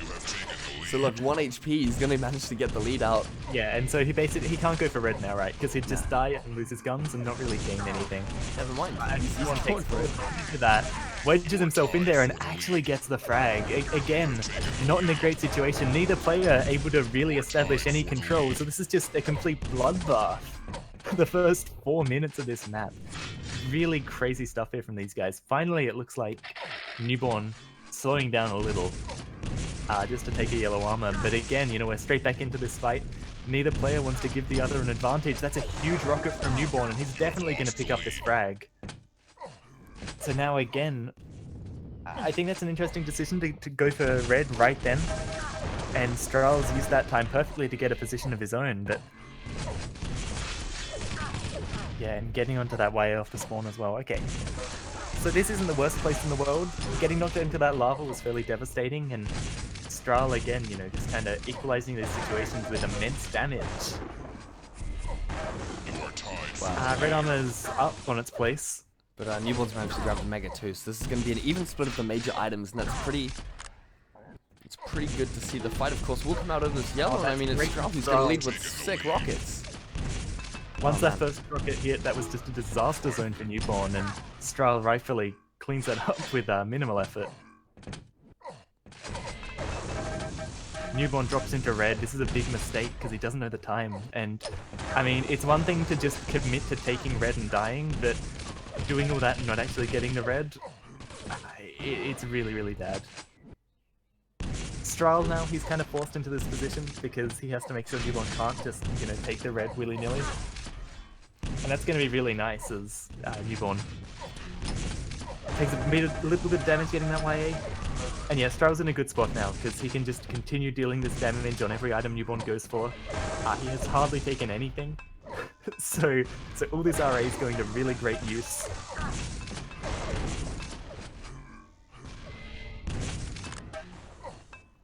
Newborn trying to show us some more crazy grenade tricks, but just not really working out. And that little bit of pressure on the red armor isn't going to be enough to win him a YA, so Newborn, he's got a lot more trouble ahead of him if he wants to get this control back and win this series. Yeah, we'll swap on over to him and see how he's doing, actually. Oh, wow, a really good trap there. Oh, my God. Playing it smart, like just shrouded with the yellow up before. I mean, both these players playing so intelligently. He's going to be able to, or he should be able to grab the Mega for it and then try and... And you can see Newborn's timing here is just better because, like, he made that risky jump across, but he did it with the purpose of pressuring the Mega like that, and he was able to get it, and now Stral is in a really tough spot. Oh, wow. Okay, yeah. Newborn playing this excellently. I mean, he's making up for the aim deficit with his item control. And using all his traps more often. He's just playing really, really smart. It was starting to look like a Stral steamroll, but Newborn just turned around and, you know, once he got that one trap off, he just played this so intelligently to pull everything back in his favor. He gets caught out fairly well by Stral there, actually.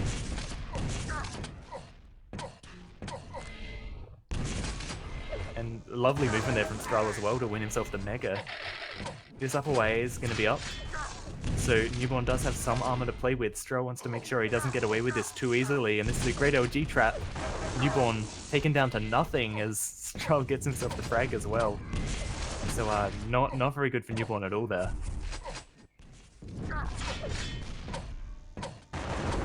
Here we go. I really like the way that they've actually changed the pace. It slowed down just a fraction. I mean, you said it on Frantic, right? But has actually chilled out just a little bit. I mean, Newborn doing a good job there. I mean, Strauss Sharp is so strong. I don't know if you noticed, he backed onto the LG box, right? So he's managing to get rid of that ammo and keeping him down to 50 cells. And I think that's a really smart thing to do, especially as, you know, Strauss managing to tie these frags together.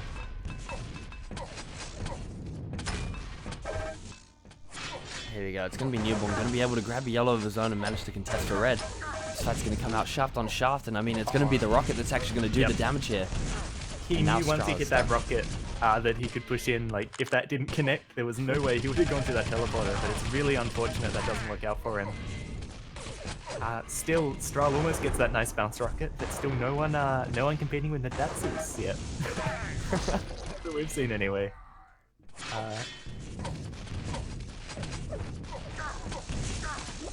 Oh wow, okay, Newborn actually pushed into the lava now. Yeah, this frag margin is getting pretty devastating with 1 minute 30 to go.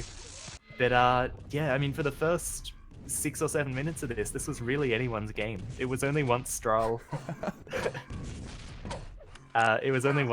started to like get that huge momentum behind him, and his spawn fragging ability has been so vital in dragging his score margin out. Newborn, I think, forgetting to turn on God mode for these duels, you know, and trying to play it fair, not really working out. I'm just joshing, you know. Apparently you can't do that sort of, you know, game dev hacks in Cpma. Good to know. Yeah. But well, maybe that's just what Newborn wants you to think, though. Oh, God. I did not factor in such high-level mind games, honestly. Yeah, well, no, you can't with Newborn. You know, he loves his aliases, loves his his sneaky little tricks. I'm not bitter or anything, you know. Just news on the lower bracket, I guess, as we're rounding this one out. Stral cracking the big 30. We have Dirtbox eliminating Dubious, so Dubious is now knocked out. Thanks for coming and playing. Coming all the way over from Team Fortress 2. It's a bit of a way across the Quake family tree to get to Cpma, so it's good to see. It's good to see. Dorinos has beaten Nonko and knocked him out, so Dorinos is advancing in the lower bracket. We have Isolith and Zero playing. I don't know how that's going to go. That's kind of up in the air. And yeah, hopefully, Profanum and Ultra will be starting soon.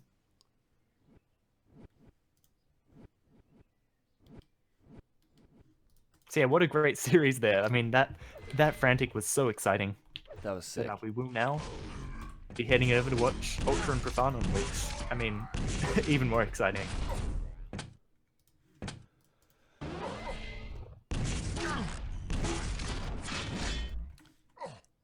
Okay, so just waiting to... Cricket's causing me to have like an Alzheimer's moment right now. Have you turned on Twitch VODs? Like, they should be on, dude, like... But like, I have to check now, and it's freaking me out, so... Well, we've got the demos anyway. Yeah, exactly. We have demos. We can just do this again. I don't think we'll do this again. We probably won't do this again. In terms of going over dead hogs and shit. That's lame as.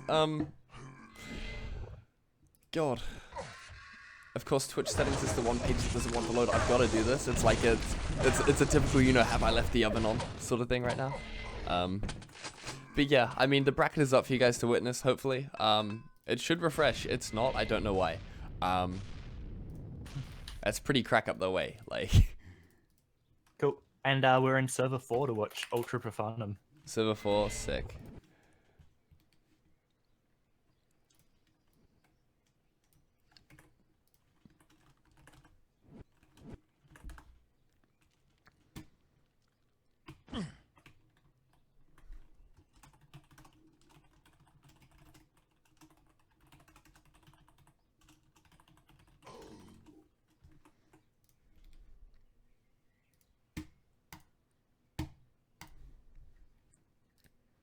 All right, time to span this around, I think. Yeah, dude, fucking dump it in that 4SG. Yeah, we finally met that quality level, I guess. Yeah. Yeah. This is gonna be a crazy match. Oh, it's gonna be good. It's gonna be good. I think people are still watching League of Legends in the 4SG channel, so I don't know how many of them will pull over.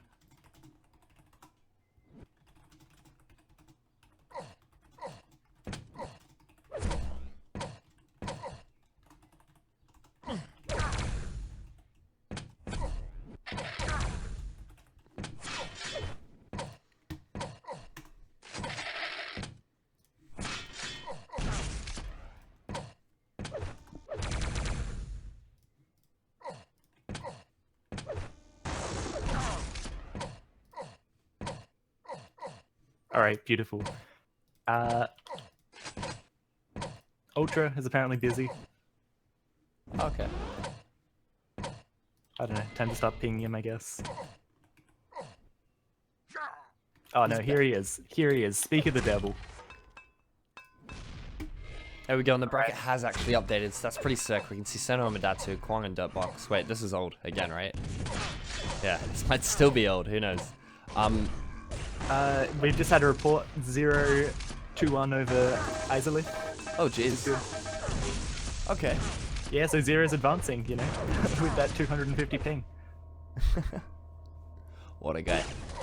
Yeah, he's going on to play APPA, where I think he's going to get completely destroyed by lower ping LG, but we're too excited about Ultra and Profanum to care what's going on with these weird Canadian guys.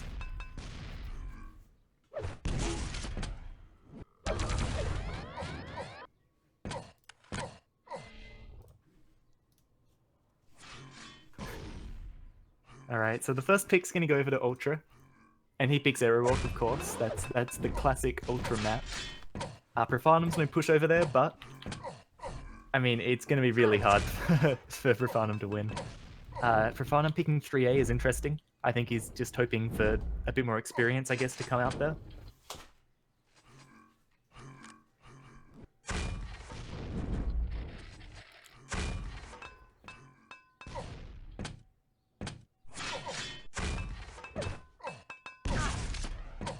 I reckon Profanum's going to ban Pucker 322, yep, Toxicity, Pucker 322, aka Evolution. It has 3 names in Cpma, but I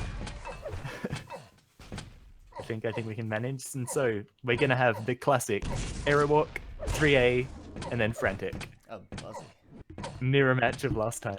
I think we're going to see this a few times between the experienced players. I mean, that is definitely not a bad thing. This is going to be hype. Yeah, this is going to be an amazing series. So here we go, CBM 22. I'm going to do the sexy flyover. I'm really enjoying these. That's the Zero. Whoever made these. I'm pretty sure it was Entic, right? Like the movie maker got himself. We've got Arrow. Yeah, look at that. Sick green textures, map of the gods. Alright. And we've got, let's press some buttons. There we go. 3, wait. Yeah, so there we go, 24. This is good production value right here. Jeez, as these players just warm up, you can see 24, the lava-filled mess that we were just in before. Called Frantic for a reason, and then, yeah, finishing it off with the pretty wicked industrial map of, yeah, God, CPM 3A, made by Jude and Swope. Jude, of course, I think, hosting these servers. Yeah, Jude is the man behind the servers, giving us the special deals. That is pretty good. Shoutouts to him, you know, really. Like, you know, you're the man. Jude here, 50 chickens. He still plays with us. I was playing some Quake Live CTF with him the other day. He's a cool guy. These two are just warming up. The map order is going to be 22, 3A, then 24 as the decider, just to clarify. Alright, cool. Yeah. It's nice, dude. Like, the weather is so nice. It's so unconventional or irregular compared to what we've been having here in Zealand, you know? It feels like a wrong day to have a Quake tournament. Yeah, like, honestly, it's too hot. The shirt's off, might as well cast this on the deck, honestly. Get the laptop out, have a nice day in the sun. It'd be pretty awesome. I mean, then again, the last time we had a, you know, outside sort of castle tournament, we had Gamers Paradise, which, for any of you who watch CS know, is probably the worst tournament ever, apart from the Indian Gaming Carnival. It was an absolute clusterfuck, dude. That's pretty good. They made them play outside, right? But it was like 11 PM because they did like shit all game admin. And so like they're like playing with like blankets over their head and stuff so they can see the monitor and not freeze up. It was and like not get mosquitoed to death. Yeah. Fuck, I wonder if there are any Indian gaming carnivals about. That sounds pretty amazing, actually. I would like to see that. You dude, like you Google Indian Gaming Carnival, the first thing that comes up is like Moscow 5 scammed and robbed in India. Like, it's such a bad tournament. I love this. It's my favorite meme. There we go, boys. Check it out. Where's Twitch? Oh, if you want to tell them we're ready, like, go for it. I'm just fucking about. I assume they're just trying to warm up, but yeah. Oh yeah, it looks like they are ready. Okay. No admin direction required. These guys just want to make sure they're on, you know, because this is going to be a hard game for both of these guys. Nothing going away easily. And Ultra off the start on his map, he gets a nice start. A pretty nice start by all means, getting the make of the yellow and the red. So Profanum has a hard minute ahead of him at least, you know. Like this is going to be a pretty crazy time. Ultra's aim is nothing to joke about. Profanum, I like what he's doing here. He's trying to play the sneaky rail angle game, the dual damage without exposing yourself to damage game. And I mean, it's almost working for him. He's won himself the yellow armor, and so, you know, off of that start, that is beautiful. That's all you can really hope for. Oh my god, there he goes! Wow. Doing the jump, like, oh my god. Yeah, we were just talking about that. Profanum takes it a step further, getting all the way onto that red armor. I mean, really crazy, so ballsy, and now Ultra is having a pretty hard time. Profanum doesn't quite get onto the Mega there, but I mean, it was a decent crack. Unfortunately, he's given away the yellow as well, and that means he's probably given away the red too. Because he was able to take the yellow then the red, I think he should have known how important it was that he was able to get the next YA, you know? Because, like, if he was able to get between them in time, then Ultra is able to get between them in time. Yeah, lovely circle jump there. the lovely stair jump. Ultra, of course, never going to miss that. A little bit of internet trouble actually makes it pretty easy for Profanum to get that yellow armor, which is unfortunate for Ultra. But Profanum gets a nice little rocket to the head, so he's not going to get away with it. Profanum's early to red, I don't think... Well, I think Ultra actually did a little bit of a delay, which is really nice. It seems to have confused Profanum.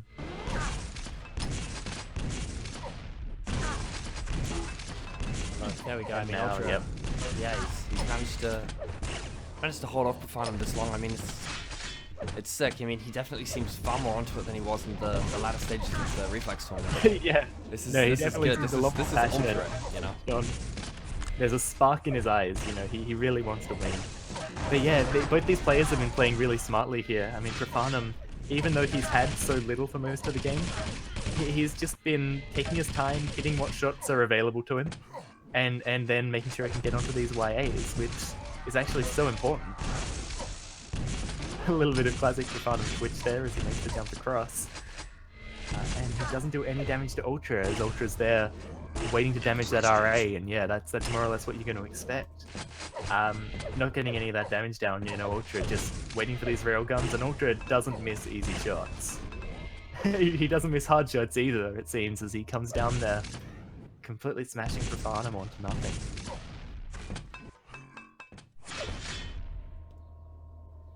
And now, yeah, Profanum, you know, he's back playing this slow game. He hasn't even gone for a railgun yet. He will try and get on a gun and need a rail for it. Impressive. And this is really, yeah. I mean, he does have a rocket launcher and a railgun now, though, so if he can play it slow and get himself onto some HP bubbles, he'll be able to, you know, defend himself and start maybe dealing some damage out onto Ultra, but there, just a little bit of spam from Ultra and Profanum is limping so dangerously away. But look at this, he's got 160 damage, right? He's had basically no HP, he's struggled to get onto the guns, and he still manages to deal, what, 3 rails before he dies? Yeah. So that's making the most out of nothing.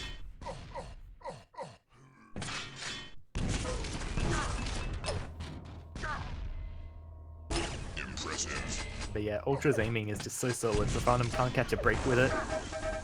There's the yellow armor, which is nice. I mean, if Profanum dies now, this is probably what he actually wants, because now he can spawn on a gun, and if he can get some damage down, this could be a big equalizing moment, and there are 2 great rockets. So actually, I mean, getting the frag is much more than he could have hoped for in that situation, but I doubt he'll complain.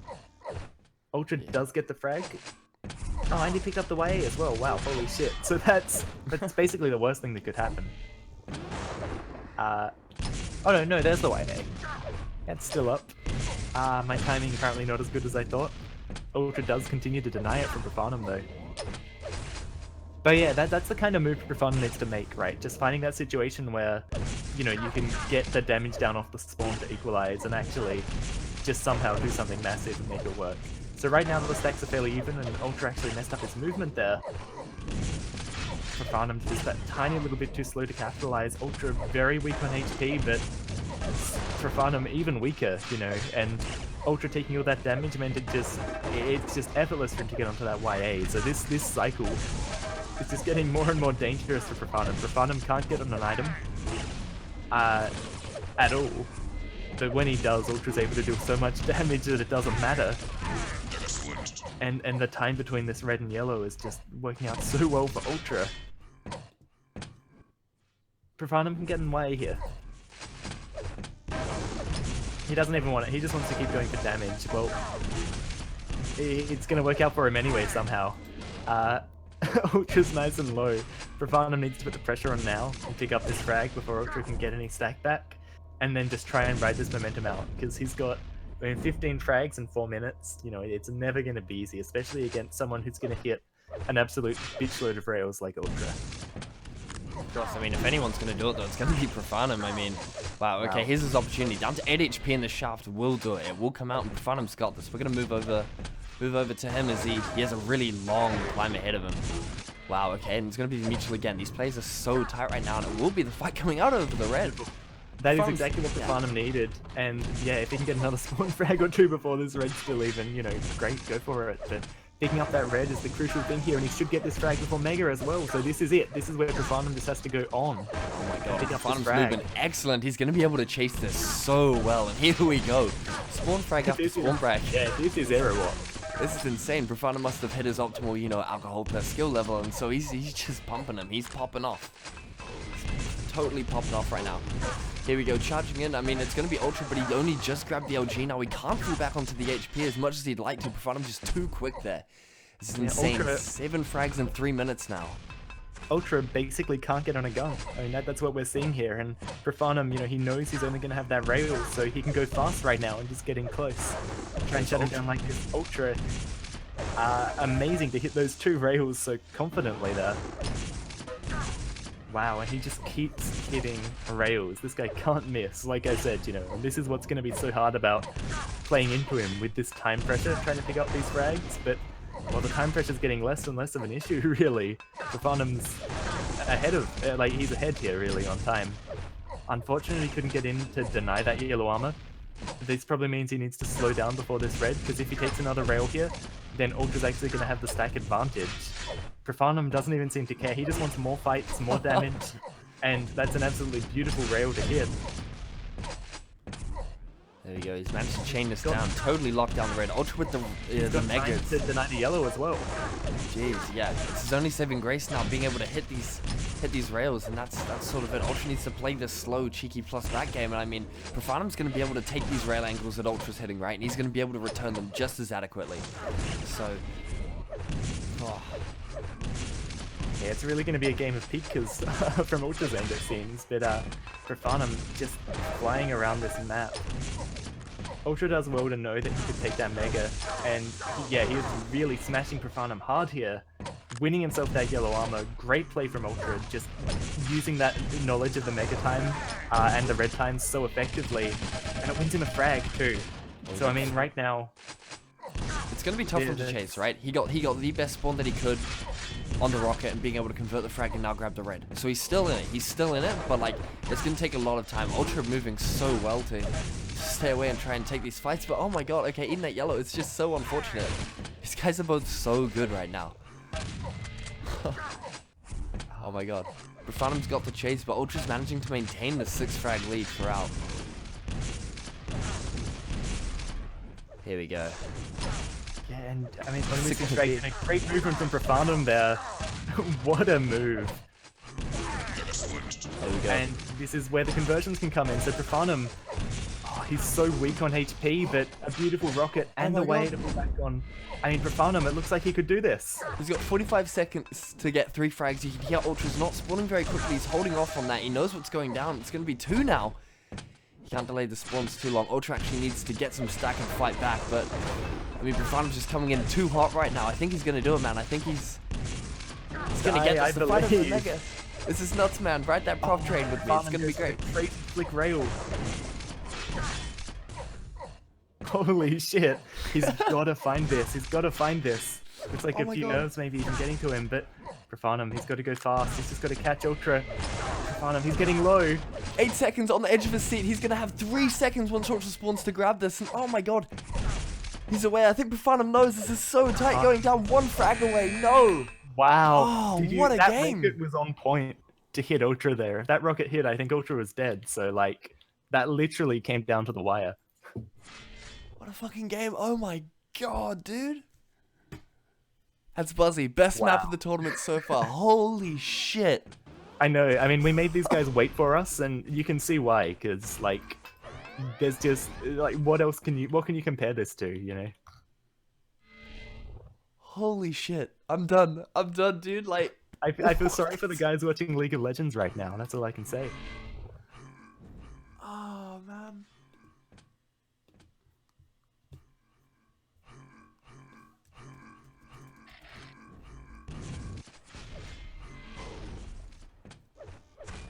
Holy shit. Alright, wow. They're gonna want to warm up a bit. Maybe give us a bit of a breather. Yeah, no, these guys are definitely going to need a minute to just recompose themselves after that. So CPM3A is a Profanum map through and through. I mean, I think he's just played it a hell of a lot more than Ultra has, but, you know, the movement really lends itself to him. I think there are a few more, like, there are a lot of movement tricks on Airwalk, and we saw Profanum using them to great effect, but I think the movement tricks you can do here, the kind of tricks you can do, can win you more. And because it's kind of a bigger, more spacious map, you know, there are a lot more opportunities to use your movement and use the tricks you have around the map to take certain advantages. But at the end of the day, you know, it's still Quake. You've still got to make good positioning decisions. You've still got to time your items.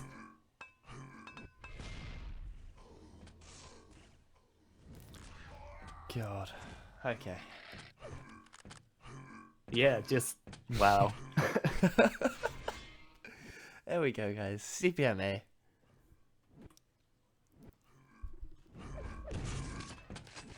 Profanum only swore once last game. Maybe the clean mouth, the tidy language is what wins you the games. You know, just being polite. Yeah, maybe if he hadn't have sworn, you know, he would have picked up that last frag. God, down to the margin. Who knows? Who knows?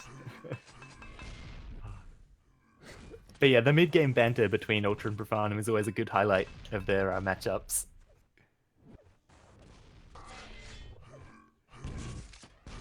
Oh, God. Here we go. All right, we've got to get back onto it. We've got to get our heads well back in the game as we come back into the second map between Profanum and Ultra. Ultra one map up, but only by one frag.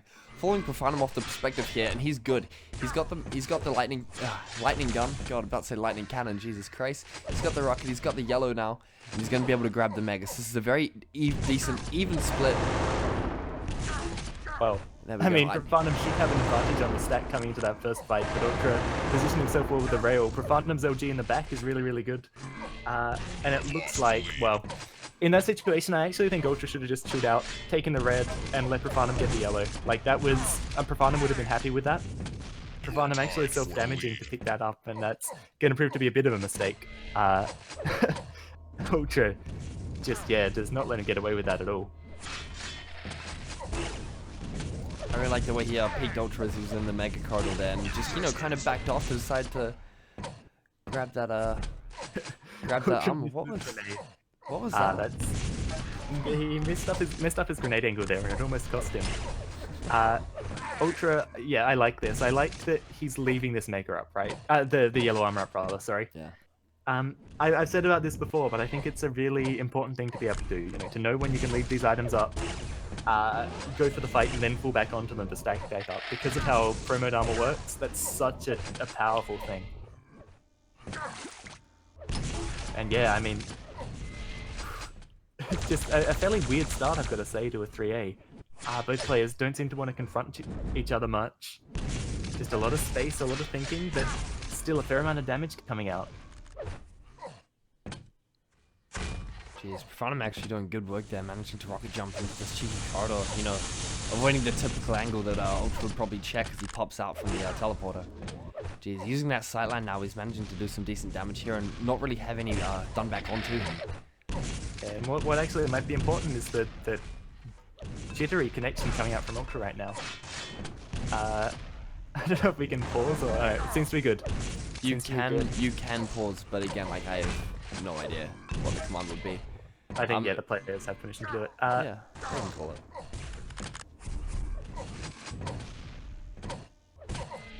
Cool, Ultra going on the aggressive here now as he has the red armor behind him. And that is a really big catch. And he just does not want Profanum to get on that red, but unfortunately he's unable to get the frag, and that is going to be the kind of crucial thing that can really decide the game of 3A, right? Like, if Ultra had gotten the frag, if he'd have pushed that a little bit harder and hit that better rocket around the corner, wow, yeah, we would be looking at a totally different situation right now, where Profanum actually flips that around into a frag of his own. Absolutely insane when you think that Ultra made a really good catch to Profanum, you know, and actually had him on the ropes. Profanum just able to turn it around, use the weapons he still had to maximum effect, and now Ultra playing kind of on the back foot. He's going to try and drop down, and Profanum's there ready for it. Great spacing there from Profanum. He's making sure that he's not easy to hit, and he knows he has time to get around into red. Yeah, I mean, Profanum's pace there is just so good. Wow. Even you're cutting out there for a sec. Yeah, my internet's going to shit. Oh, all good. I mean, you know, just standard day in Australia. I think Ultra actually got red there. I mistimed it. Timing, yeah, hasn't been so great for me this tournament. I'm not used to timing and casting. It's quite a skill. Great first rocket there from Profanum. That actually does give Ultra a little bit of pain, but he's still got most of his red armor here to play with as he's gonna cycle around this map. All Ultra needs to do is make sure that, yeah, there's only one yellow armor up at a time, and that he has the advantage on the stack.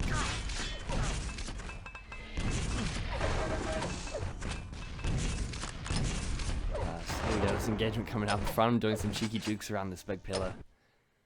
Managing to get away. Let him get away because it means he gets red for free. You know, and that's just really, really great for him. Unfortunately, it means Profanum also got a yellow for free. So Profanum getting himself into a situation to defend himself. This is really smart play, actually. He's really making sure he doesn't give anything easy away to Ultra. And now Ultra's in this awkward spot where Profanum has a yellow. Oh, but Ultra's damage is just huge. Ultra needs to come through and deny this YA. And it looks like he's going to be in time to do exactly that. Profanum, yeah, wasn't able to get there to do it. Both YAs up. This is where Profanum can get himself some stack and getting ready for a fight. So Ultra diving through, Yeah, Profanum doesn't have the time on the red to know how long to stick around. Wow, incredibly ballsy moves there from Profanum. I mean, Ultra expecting him to jump across to the YA. Profanum goes for the face-hugging rocket attack like an absolute madman, and, well, it doesn't quite work out for him. He's won himself both YAs, though. I just don't know if he can do the damage with them. And again, this is kind of an interesting point, is that taking both YAs when you're out of control, if you're not getting the first damage off, can actually be worse than leaving them spaced out, because you don't then have a way to fall back on if you die. I don't know, pro mode armors are really, really complicated. There are some insane situations that come out from them, as Ultra, you know, knowing there's nothing up, is ready to lay his trap. I think the depth is really good, though. It's going to be an exchange of damage there. I mean, Profanum just not really hitting the same amount. It's going to be tough for him, too, because he's going to have so much more to eradicate, I guess. Yeah, and I mean, Ultra knows, you know, the only item up on the map that Profanum wants is right here. There, Profanum gets it. I think he was actually waiting for a nice little sound cue there before he did it. So again, you know, just really smart decisions here. Really pulling on every little detail of the game to try and get some advantage. And Ultra, he's looking for the trap. You know, he can happily take a bit of a fight here because he's going to get the YA. The problem is that Profanum's now delayed so long, and again, this is really, really smart, right? Because Profanum's delayed Ultra long enough that Ultra has to fall back and get the red armor, and Profanum's actually put a lot of pressure down while he's done it. Strangely, Profanum didn't use that opportunity to get a YA. I guess there isn't a lot of time to do it. But, Profanum's really putting the pressure down, but actually messes up his movement, and that is going to sign his life away. Ultra picking up all the armors on the map now, and Profanum, you know, looks good to give up another frag or two here. Well, no, okay. Profanum actually is going to get that kill with the plasma gun, though. He's going to be able to grab the red and, you know, follow up already. So here we go. We're kind of seeing exactly the same of last match, right? Ultra in control, and then 2.0. 3 minutes to go. Profanum gets control. He gets a series of mad spawn frags. Somewhat less extreme because this isn't error walk. But yeah, I mean, here comes the smackdown for Ultra. I think the critical part here, of course, is that the frag lead isn't as great this time, right? So it was only, what, 4 or 5? It's a harder match with spawn frag on. I mean, error walk is just ridiculous, but Profanum, yeah, I mean, definitely has the skills to pull a couple of frags out here. Ultra, you can see, is in these situations where he's really awkward to hit, and actually avoids all damage and hits that really kind of bullshit rail there. Very, very close to being able to frag Profanum in that situation, which is kind of insane. Profanum's doing a great job of just not being intimidated by Ultra. You know, he's moving fast, he's getting where he needs to be, and even though Ultra has this yellow armor here, actually Ultra's in a good spot. This is a beneficial fight for Ultra, because no matter what happens, well actually he's picked up the way in now, so it doesn't really matter. I think this is a weird decision from Profanum though. Yeah, he does give that frag away. I guess as long as he spawns with his back to the red, that's fine, but Ultra bounces him away. If Profanum picked the red up there, that was going to be devastating, but he got a bit ballsy with his plasma gun. Ultra looking for the little bit of a spam trick. It's not going to work out. He's trying to jam Profanum away from any of these armors. And Profanum again, you know, he's kind of gone back to the snail's pace. There's only 3 frags in it now, though. He's done a lot to pull it back. Alright, let's watch Profanum now, as he is kind of sneaking around the bottom of the map. Yeah. He just took a really bad rail, so that's going to slow him down a lot. But, you know, what is he doing to try and hold on to this and pull it back into a win? Because he's got to win this to avoid being knocked down into the lower bracket. Well, there we go. I think he's actually done a really good job there. He's managed to, you know, just play it out, just a little bit to cycle and grab both the yellows once again, though. He's just, you know, going to get caught out, not deal the damage that he needs, and now the time is coming to a critical point, right? Like, yeah, Profanum just has to get these frags in the next, like, 5 or 10 seconds. It's got to start. Otherwise, it's literally impossible with how, I mean, maths works, right? It's got to happen now. He's just got to attack and pray. Yeah, like, here we go, right? He's done it again. Here comes the LG, but that's not going to be it. They're mathematically impossible. Ultra takes 3A off of Profanum. But yeah, what a crazy series. What intense matches. You know, never over for a second. I mean, even until the last 30 seconds. You know, that one was going on. The arrow walk, of course, going on till literally the last second. Well, and there we go. But great GG. play, great exciting games. Far out, man. I'm still riding away from that Hero Walk game. To be totally honest, I feel like 3A was a nice pick from Profanum. He goes, yo, this this hype is gonna be, you know, pretty hype. And so you just kind of hang out. Wait, fuck, what am I even saying? Dude, this game is like totally captivated me. I mean, like, look, you know, the change in pace of 3A, it's slowing it down. It's just, you know, helping out the viewers, helping out the casters here to really kind of slow it down and think, holy shit. So there we go. Profanum actually advancing, or not advancing, he's gonna drop, I guess I should say, or he could advance to the lower bracket. Not the bracket he'd really like to be in right now, but you know, that's where he's at right now after such a tight ass game. Yeah, well, his big opponent here is going to be Stroll. Yeah. And you know, if he can beat Stroll, then it's looking like we'll definitely get to see another Profanum Ultra matchup, be it in the lower bracket, be it in the upper bracket. But seeing how Ultra and QHat play off against each other now in the winner final, that's going to be crazy. Yeah, definitely. Okay, so yeah, Stra versus Stra versus, I don't know what's going on with the scores. Did Matatu beat? Oh my god. Okay, so I think Kwong lost to Dirtbox, right? Or who won? All right, I've got to sort out the bracket, I guess. Yeah, you can sort that out. Looks like, so yeah, coming down to QHat and Ultra, these guys will definitely play an error walk, which is going to be the most ridiculous thing. And we're going to server number 1. So yeah, an error walk between these two will be just like, you know, up to up to 11 the entire time, basically. Okay.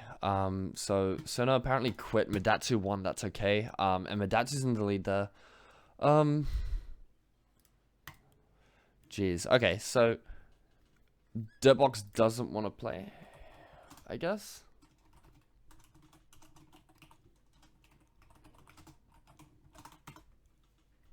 I'm just trying to get some confirmation there. Yeah. Working out you what's can't going on. take the opponent's word for it. That's like the ultimate metagaming. He had to go walk his dog. Oh, real? Oh, No, no, you're I'm joking. just, God. like- Okay, yeah. Jeez. No, I kind of had someone try and do that to me once, but I'll ping. Okay.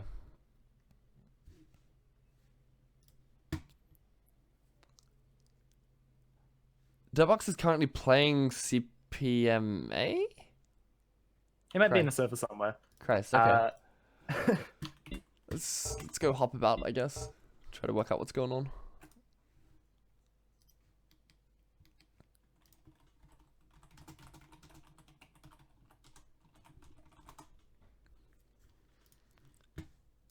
So yeah, just gonna try and catch up on this lower bracket and then work out what's going on. Into lower bracket though, who do you reckon?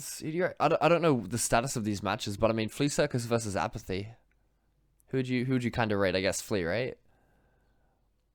Yeah, I would tend to, but he was hitting, you know, kind of 20% LG earlier, and up against a strong LG, you know, just those little fights over the course of the game can add up to a lot.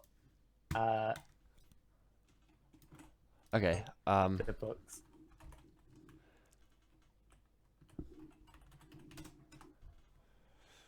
So we've got an IP here. We're gonna try and join in and hope to fuck that I didn't just ping a guy in game, because that would make me neck.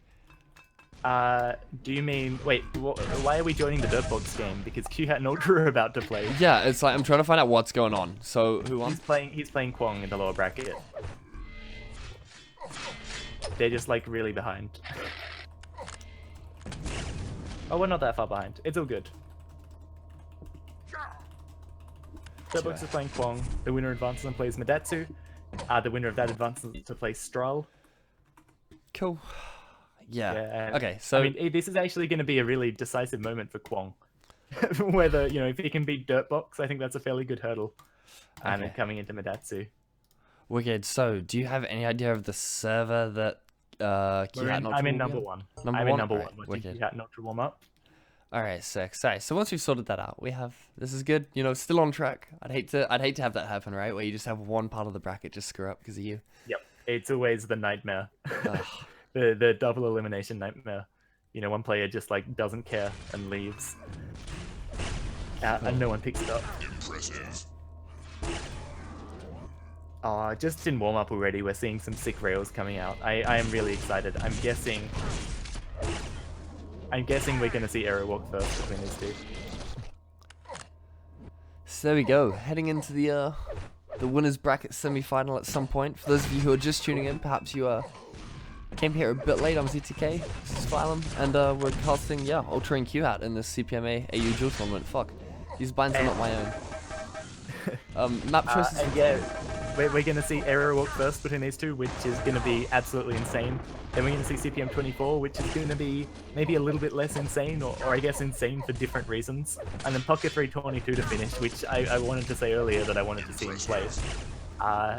But yeah, again, that's gonna be absolutely crazy.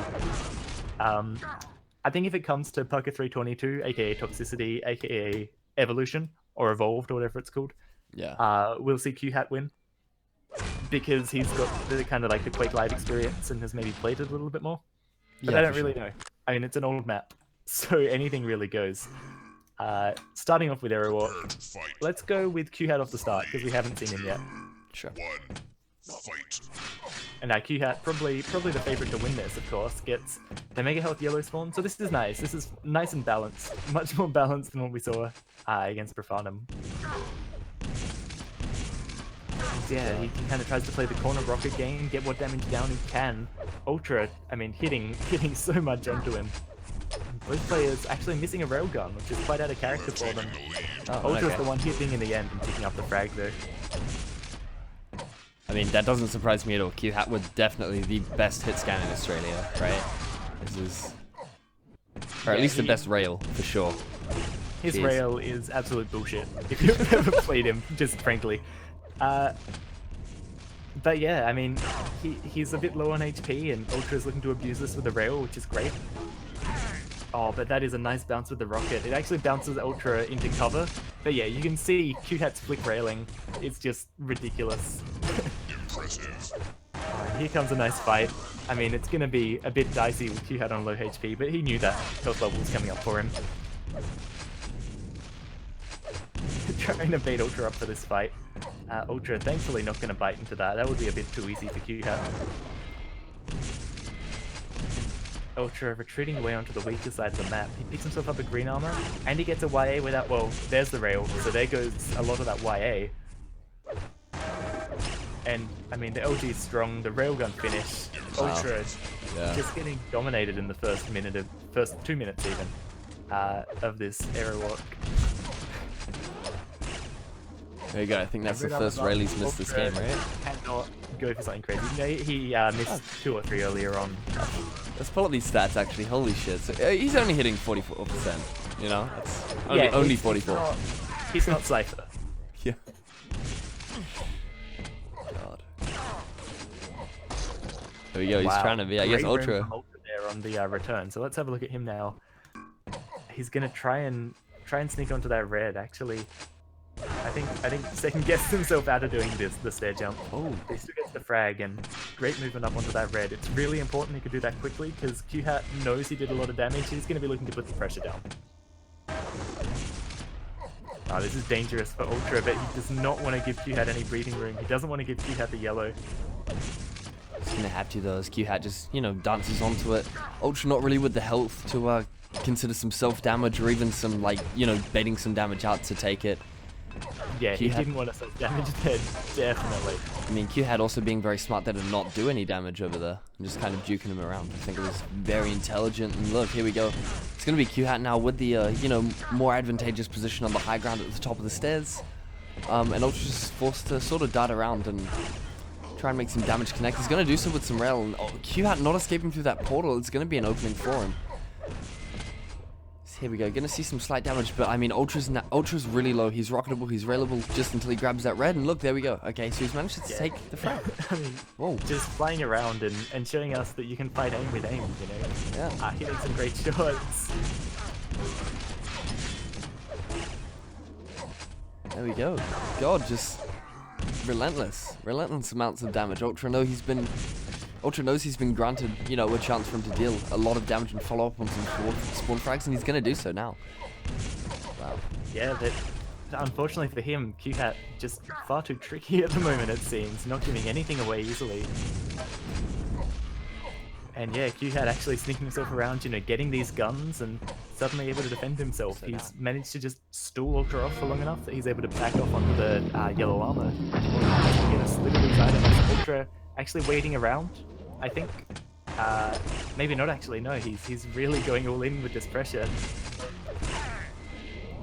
But QHat winning the rail duels. He's gonna come out on top, and I mean, Ultra desperate for that mega health to come up, but it just doesn't. And again, I think this is a really smart move from QHat just coming over onto the red, because he knew that Ultra took red while he was taking yellow. He didn't know when Mega was, so rather than waiting around with no health for an item that he didn't know about, he just went and made a good educated guess to take the one that, you know, he knew he could get. Yeah, I mean, Ultra's combo of damage there, though. I mean, he manages to offset the pickup really well and gets another frag on the board. This is tight. I like this. It's not as fast as, you know, Ultra and Profanum, but it's still, you know, if not more intricate. The aim duels are actually heavier, and it's actually dope to see. So here we go. Ultra is going to be able to, you know, move his way onto the red. They're going to trade the red and the yellow pretty decently. That's a great rocket. Ultra wants to push here. Yeah. Unfortunately, he does eat QHat's return, but he's going to get the frag anyway. Yeah, that's not too bad, because he's in position for the YA. That rocket makes it a bit harder for him to get in on the RA.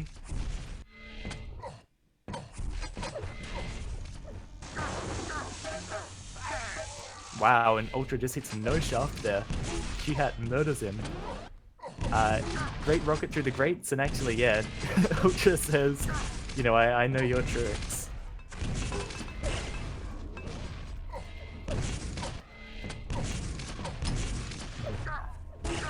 So yeah, Ultra just kind of doing everything he needs to here, fighting with some spiking internet connections, which is a bit of a problem for him and could actually prove, you know, really, really dangerous if that happens at the wrong time.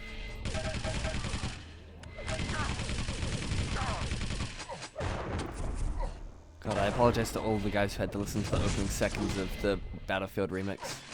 I'm trying to open up Twitch and I get landed with the ad on my own page. Yep. That's great.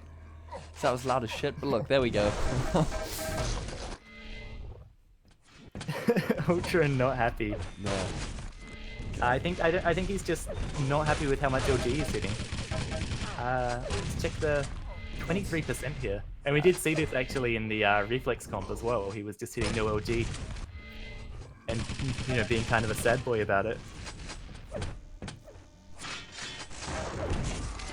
Look, yeah, I mean, it's definitely not, you know, the most desirable thing to have, especially in, you know, the like one pro mode cup of the past like 2 or 3 years or something, but yeah, it's been quite a while.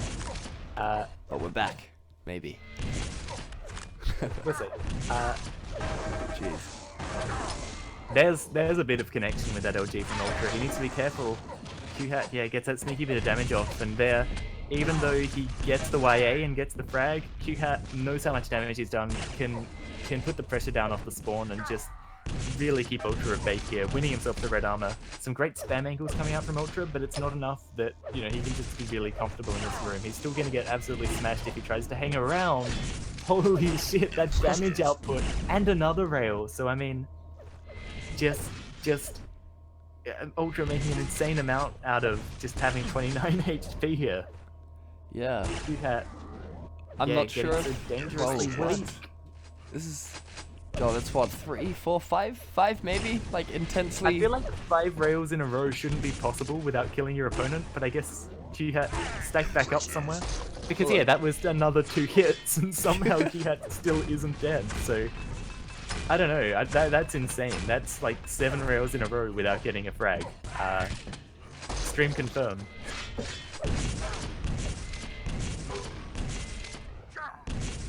Alright, I mean, coming into the closing minute of this game has just been so interesting here.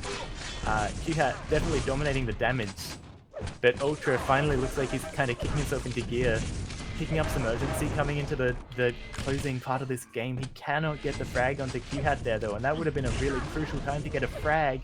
He goes for the swaggy railgun finish, and it doesn't work out for him at all. He needs a frag here. He really does, to make this possible. And yeah, you can see how much he knows he needs to get this pressure down. That's great damage. Yeah. This is He just needs ridiculous. to convert it. And actually whiffing a rail, you know, actually, you can see him pull the shot off the very out of character for Ultra.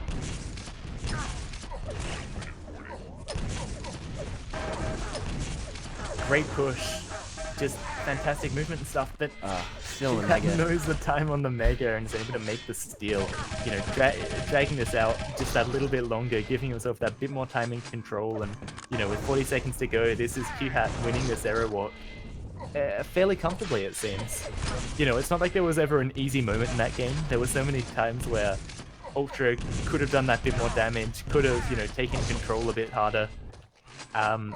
But consistently Q-Hat just staying on top of it, and you know, it pulls out to a fairly decent score margin. Yeah, I mean, you know, all of Ultra's could haves won't win you the game. You know, you've gotta do it. So yeah, look, we will see a scoreline that's pretty large in size. I mean, they both know it's dead time now, but I mean, what a solid first map this has been. It's actually been really good. So there we go, 30-13. Both these players. I mean, Q-Hat just hitting these stats: 55 rail, 44.7% LG. Yeah, it completely shat on what Ultra hit. Yeah. God, okay. I mean, just you know, plain and simple. Coming on to 24, I think Ultra could do better here. I think he probably will do better here. Just because, like, I mean, Q-Hat's such a demon on this map, you know. If Q-Hat's hitting 44% LG to Ultra's 27, I think, then it'll be really hard for Ultra to win, but I would be surprised to... Well, I would be surprised if we didn't see Ultra put up a little bit of a closer fight.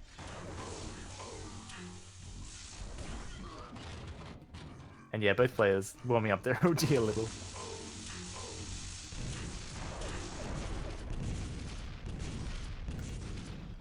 God, so we'll run through a cheeky, we'll run through these, of course, excellent playthroughs run by, you know, probably made by Intic, I guess. I'm just gonna guess and say yeah at that point. I mean, I'm so used to running the, advertisements from when we did Face It. The one ad. Yeah. But, like, you know, like, running things in between maps, and it's just become commonplace and second nature. I just want to do it all the time. It's great. We could probably play the ad. Dude, No, we should. I probably even... I still have the ad. Like, if you... I've still got it on my desktop. If you guys want to see a sick ad, hit us up. It's great. No. We shouldn't. Fight. But yeah, getting into this now on Ultra's point of view at the start. I think we went with Q-Hat last time, so Ultra's a good good counterbalance. Ultra gets the Mega and, well, should get the OG, but Q-Hat actually rocket jumps for it. That's a really crazy way to start this map out, but I think it's kind of nice from Q-Hat because it means Ultra won't have this OG, and Q-Hat gonna win himself a bit of a, well, almost wins himself a bit of an advantage. The 5-second respawn does come into play there, and so Ultra is able to pick up the lightning gun without too much delay. Yeah, Q-Hat definitely can't drop down there. Red armor's up on its place. Wow, I mean, Ultra just lost 30 HP in the blink of an eye from some OG in the back. And Q-Hat keeping Ultra so low. But then they decided to stack him back up, so that's good. That's good. So there we go. Ultra getting probably the best start he could have probably wanted on this map, and I guess he really needs it was after... an interesting move, the way that Q-Hat made that rocket jump over to OG, the way he prioritized that. And, like, I feel like it almost worked out for him, that Ultra just, you know, hitting what he needs, was able to get onto the OG in the end anyway without too much trouble. Moving over to Q-Hat, as he's now forced Ultra into the mud there. Zero coming out saying Mighty actually made the fly-throughs, so big shout-outs to him. Alternatively, you know, Stralin and Mush made them, so you take your pick. Yeah, big ups to you, man. Yeah. So look, here we go. Q-Hat, he's now playing this nicely. In a position where he's going to have to force Ultra to drop down if he wants to try and contest the yellow fight. And so Ultra's actually not gonna. He's gonna chip away the you know, with LG, and then, you know, force Q-Hat to come and push over here. And now the fight will ensue. Ultra with the high ground, but he's not going to be able to do the damage enough to take the frag. Stack advantage of Q-Hat way too high.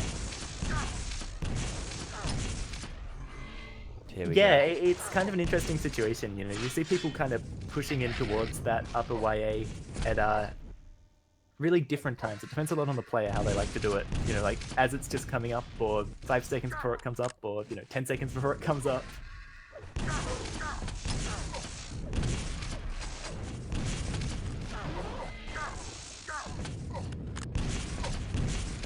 This is going to be an interesting encounter of the RA. Actually, Ultra doesn't want to put much of the pressure down, and Q-Hat catching with this LG in the air, devastating rocket bounce. Ultra spawns right there again. Q-Hat, not much LG to his name, but able to finish it off with rockets, even into Ultra's LG, which is never nice, or always nice. I don't know. Depends on who you're talking about, I guess. Depends on the gender you're on. Nice pressure here from Ultra. He should get the frag. And, I mean, if you get the frag here, the pick up the RA is worth nothing. Unfortunately, Q-Hat was able to do a fair bit of damage, though, so he knows he can rush off the spawn. You are tied for the lead. And wow, yeah, I mean, this frantic, 3 minutes in, we're neck and neck still. Again, neither player really able to get too much control, and I think this is going to be a theme of this game between these two. Q-Hat doing a good job of staying in cover and going for the spam, and he can absolutely smash Ultra here if Ultra sticks his neck out too far, and this is Ultra sticking his neck out too far. Q-Hat actually really, not capitalizing on the damage there as much as he could have. Honestly, I really like that from Ultra, backing off so he actually does have the high ground coming out through the portal. I mean, if you're going to aggress, it's best to do it, from the slightly higher platform. And, wow, okay, look, it's not going to pay out, but I mean, it's smart from Ultra to do that rather than stay there and, just eat damage as it comes out. Yeah, and Ultra, I think, has realized at this point that there's just going to be a couple of frags given over no matter what he does, just because of how the control of the map is and, how the items are coming up. Q-Hat, nice little tricky rocket jump from Ultra. Q-Hat isn't able to hit his shots, but he gets this red, he can get to the lower yellow, sorry, was up first. Okay, Ultra will get himself yellow, so that's good. And that rocket's actually going to be really important. Oh, actually, Ultra won't get himself a yellow at all. So anytime you're in the air on this map, basically against Q-Hat, he's going to be hitting LG on you. And that's pretty intimidating. Ultra does a good job of doing the fight there for the Mega. That's going to win him a bit more space, but again, I don't know how much he's really going to have to fight with coming out here. He actually drops down to do the funny little T-junction wiggle. Great rocket there onto Q-Hat. Great use of the kind of bait up bounce pad, I guess. To draw Q-Hat in and just finish him off, and now Ultra closing this gap really effectively. Let's see him as he picks up the Mega and comes out. He probably didn't mean to jump in the lava there. I think that's a fairly safe bet. And he does not want to get RA. He seems fairly keen to stay clear and just focus on dealing with damage on Q-Hat out the end. And that's not too bad.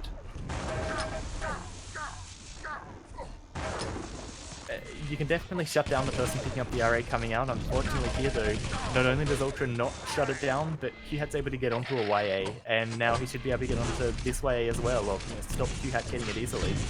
Q-Hat hits a really important defensive rocket there, that does a lot to slow Q-Hat down. I mean, look, Ultra there, he's in the position to deal a lot of damage, but he doesn't have the LG to fight it out, and so, I mean, it's back on the Q-Hat's pain train, and he's the captain right now. Wow, okay, Ultra responding pretty decently. That was a really important time to get that, I think, because Q-Hat starting to build up that momentum, starting to get those crazy runs of frags again, and Ultra just says no.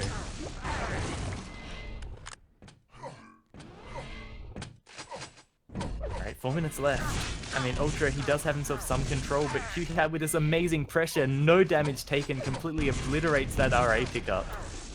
Not worth it at all now for Ultra as...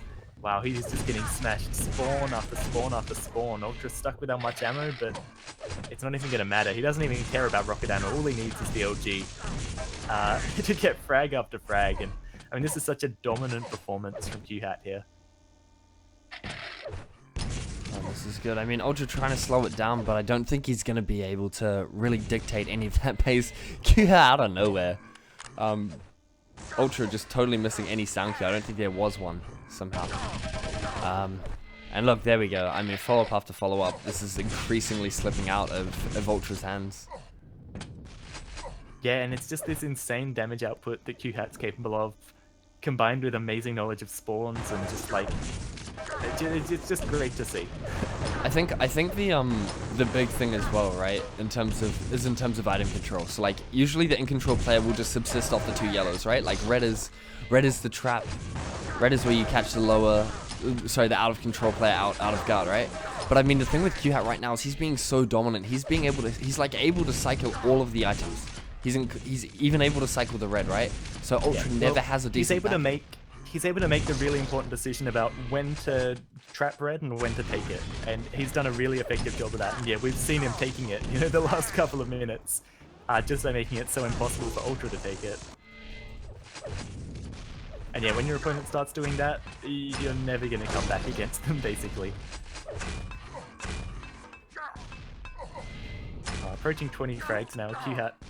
I think he'd be pretty keen to crack the big 30. He's definitely on route to. And yeah, so this looks like it's Q-Hat going up against Ultra 2-0. Against... Oh, that wasn't a beer bottle, that was a cup of tea. Are you okay? Like, do you need help? Do you want me to call an ambulance, bro? Like... It's alright, I knocked the cup over. I'm just Thankfully worried. It was empty. I'm just worried, you know, after Dakar, right? You know, it's like, yeah, don't need to die, you know? He's in chat too, welcome, man. Hello, Doctor. Yeah, it's good to have you here, even if you're not playing. That sounded really backhanded, didn't it? It's good to have you here, even if you're not playing.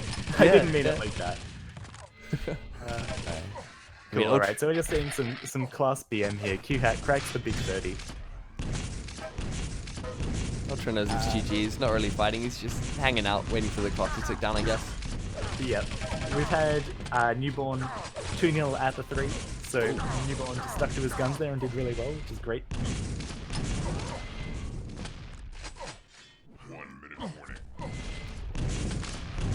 You know, I think it's very rare that you know, a man is able to build his own you know, throne and call himself king. But I mean, I guess, you know, Flea Circus might be able to do it. How was that for a metaphor, dude? Channeling my inner GMT right there. Just chaining shit together. Yeah, classy. Yeah. It's a classy one. Thank you. Fuck. But yeah, I'm kind of sad we didn't get to see Booker 3 between these two. Yeah, well, I mean, toxicity would have been pretty crazy, but I'm keen to see it at some point. Like, I want to see it live. yeah, I really hope we get to see it.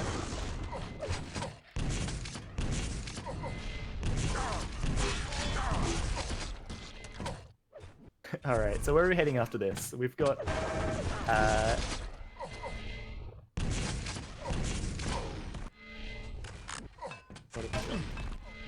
we've got Profanum against Flea Circus. Matatu against Kwong will be finishing up. It'd be amazing if Kwong can go through and like play Stral and actually play good games. That'd be pretty crazy. It'd be disgusting. It's like Rama, right? Coming over to play all these NA Cups and like almost winning them. It's well, but Kwong has 500 ping. Yeah, okay. Whereas, you know, Rama only has 100, but you know, he's just got to step up 5 times as much then, I guess. I'm inclined to watch Profanum and Flea Circus. I think that'll be really cool. Yeah, that'll have some fun moments. And yeah, Ultra will go down to face Stral in the other side of the losers bracket round 4. I'll pull up the brackets for you guys now. You can take a gaze. But yeah, God. Well, that's assuming Stral beats Kwong. Oh, true. Okay, don't want to count out big dog, you know, right now. All right. Okay, so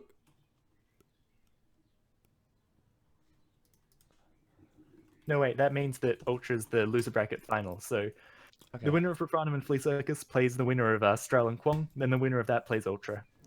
So, okay, yeah. Dirtbox's score has been reported. That's cool.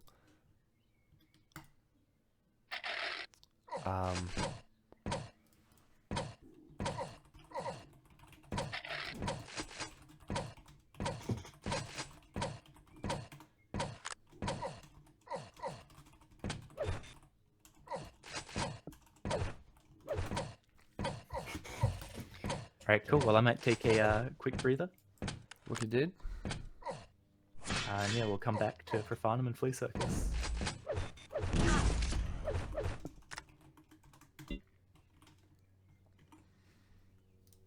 So yeah, how are we doing today, Twitch? How are things? Let's get real deep. We've got 69 Lamar. Welcome to the chat. Appreciate your presence.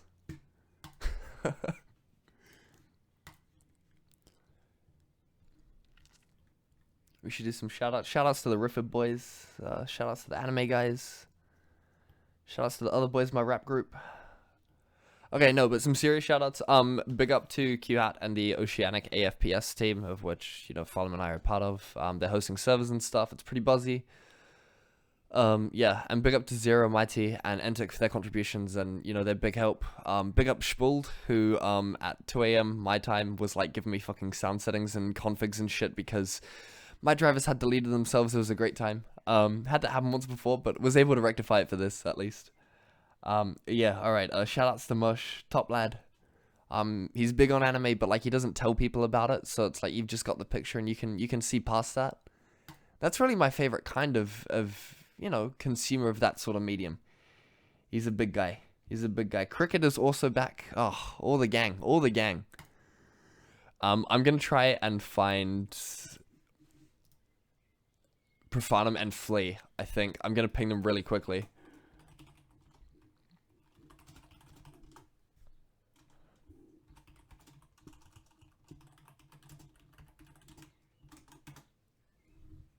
Yeah, it's a backhanded shout out, Mash. Come on. Alright.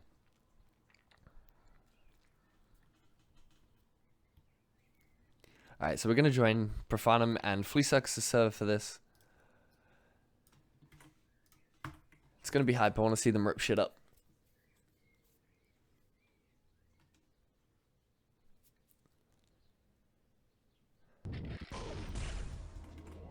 Alright. So they're just getting their warm-up on right now. If Phantom's back in time, cool. If not, that's also okay.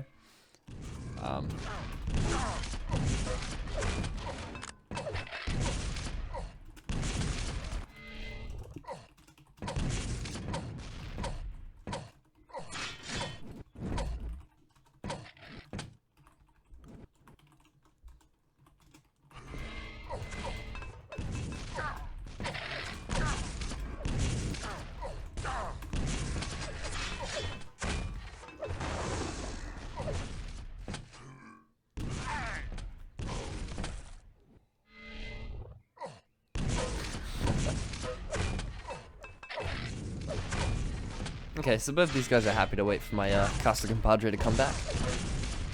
That's pretty cool, because the series is going to be sick. Like, all of these matches are sick. That's the thing that I really like about Pro Mode, right? Like, this is the game that these guys have been playing for forever, and you're able to see, like, the pinnacle of that with, you know, sure, slight shades of rust, but it's pretty buzzy. Can you guys seriously not talk about anime in my chat? I swear to Christ.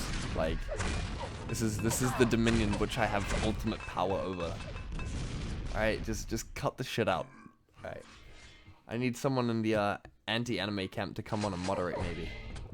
I'm just joshing. I'm just joshing. Profanum suggesting that Profanum had to go get a fresh scarf. It's hot, but I mean, sure, yo, if you need a scarf in summer, that's... Do you reckon you can get summer scarves? We'll find out. We'll find out. Because I know... Alright, here's my thinking, okay? You have towels, right? And you also have microfiber towels. They're like towels, but they're different, right? So, I mean, what if you can get summer scarves?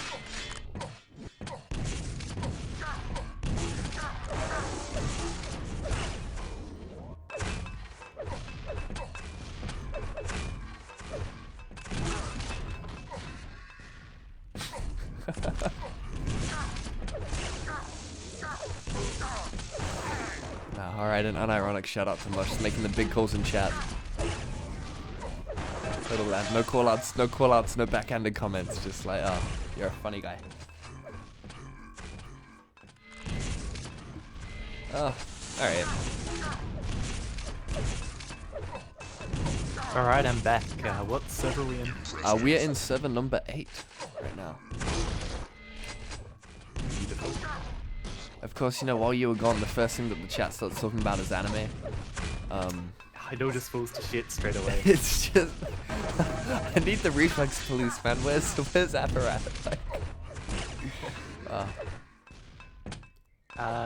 And so these guys been waiting, or still Yes, just warming up? I told them if they wanted to go live, they could. But yeah, here we go. They're in. Beautiful. Well, speak of the devil, here I am, and Prepare to fight. 3, let's spec only and get into this game. fight. Let's go with Newborn off the start, actually. As I don't know what maps they're playing, but I think this is probably his best chance to beat Profanum. Honestly, I Profanum totally forgot. rushes through this narrow choke point, and Newborn does exactly what he should and fucking smashes him for it. That's good play from Newborn. Oh, really, that would have been an amazing railgun to hit. That would have made it really, really easy to push in for this red. Profanum sticks his head out, realizes nope. Ducking back through there, just desperate to get the way, and well, Newborn, he should be able to push in to get this first frag here. Really, really unfortunate that he hasn't been able to get this. I mean, you can have all the good play in the world, right? But actually getting this first frag down, that's really what you need. So it's great Honestly, to see that he's able to do that. That was actually so unconventional coming out from Newborn there, right? Like popping up through the jump pad to secure that frag. It's unorthodox, but I mean, he made it work. I think Profanum just stole the red there, and now he's gonna get bounced around a bit. Yeah, the problem in that situation was Newborn didn't have the rockets, and he kind of waited and hesitated, but then he stopped playing like he didn't have rockets, and Newborn and Profanum rather just able to smash it and pick it up. You know, it's unfortunate that after that start, that after getting that early frag, Newborn kind of makes a bit of an ammo-based blunder. It's really easy to do in Cpma. You know, I find myself all the time just kind of confused about how much ammo I've got. It's really easy to get that little bit impatient just because you don't have a rocket, but it really played out in Profanum's favor there. And Profanum, great little bit of spam, knocking Newborn down actually into the worst possible situation. So that's another frag there for Profanum. A 3 frag lead early on, you know, it's not the best. Profanum doing really well to get that air rocket too, and the grenade frag. Wow. What? That's crazy. I'm gonna swap over. I want to see Profanum, you know, finesse. Yep, we've got to see the Profanum swag. I mean, it's not a promo tournament until Profanum's got the grenade frag, but yeah, that's fantastic to see.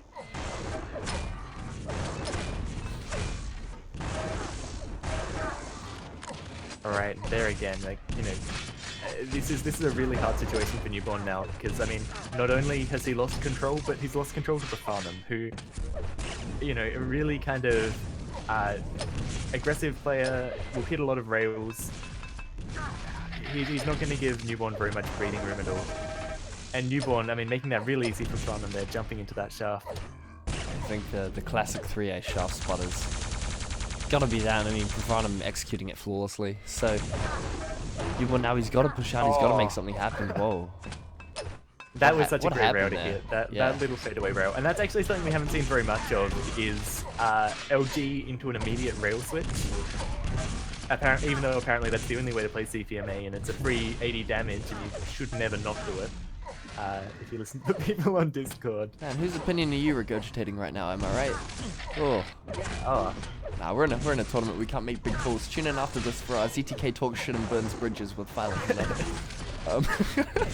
Okay. no, seriously though, I am surprised we haven't seen more swaps to rail on the end of LG, and that might just be because we've all been playing Reflex for too long.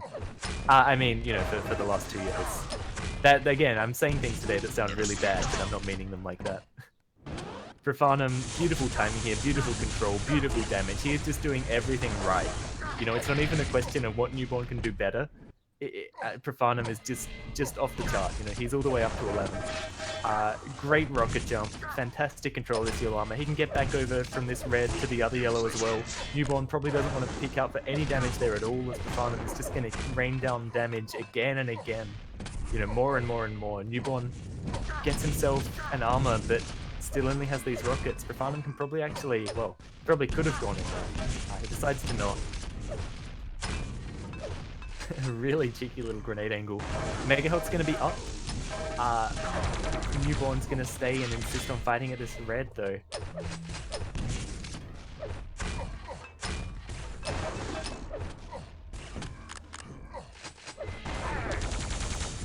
Oh, and actually Newborn should be able to get this Mega and get away. He doesn't want to, yeah, keep picking up this damage. Okay, my mega timing is clearly very off in this situation. There it is. Profanum gets it there. I think Newborn must have, or someone must have taken that.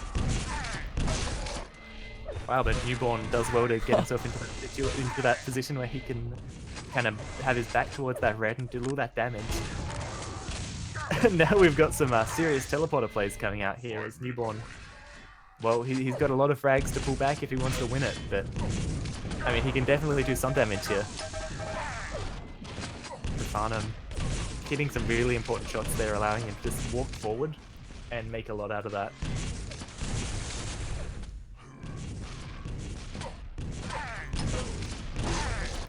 Yeah, here we go. I mean, yeah, this is just a top display from Profanum. I don't know, man. Like, clash of the old dudes. I mean, before JS3 and I were the last promoters, I mean, these guys went at it for what, like 5-10 years, something like that? So they've been doing it a long time. Yeah. 5 years is definitely safe.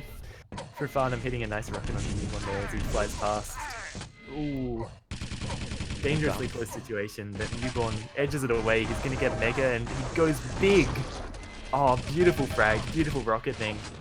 It's not going to be enough to win him very much, and yeah, Profanum just holds his ground there.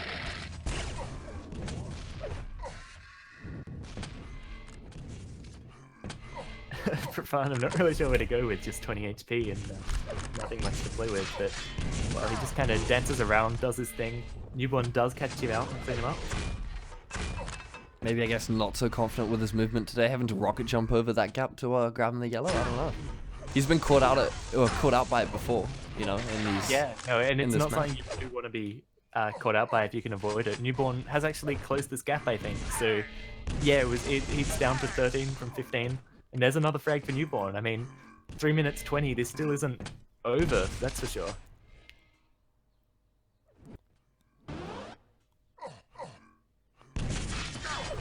So we're seeing some chat pauses coming out, questioning the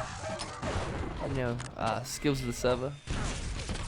Well, no, we have Profanum actually charging over the pummel. He's got nothing on his person right now, and I mean Newborn, he's low, but should I say lit?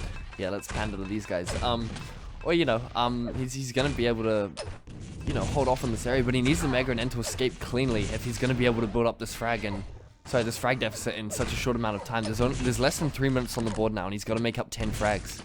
I mean, 3A is a much slower map, so wow, it's going to take some greatness, and Profanum's just saying no. Profanum's counting him so hard. Profanum's getting to a point where he can fairly safely just like plus back, and this is done. He's really hard to chase.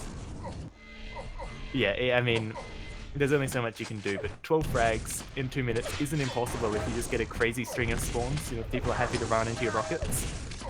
At this point in the game, though, it's gonna get just harder and harder every second that passes.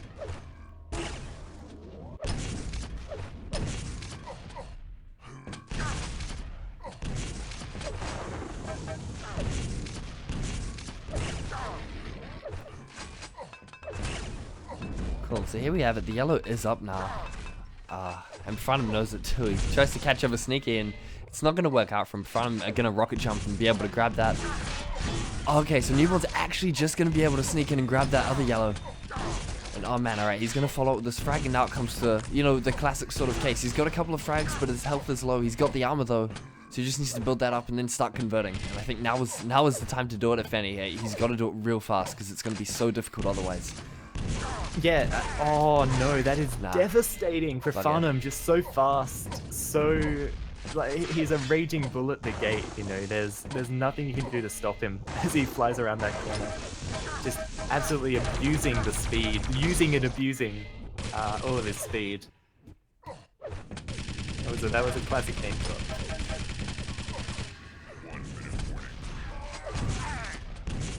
Far out.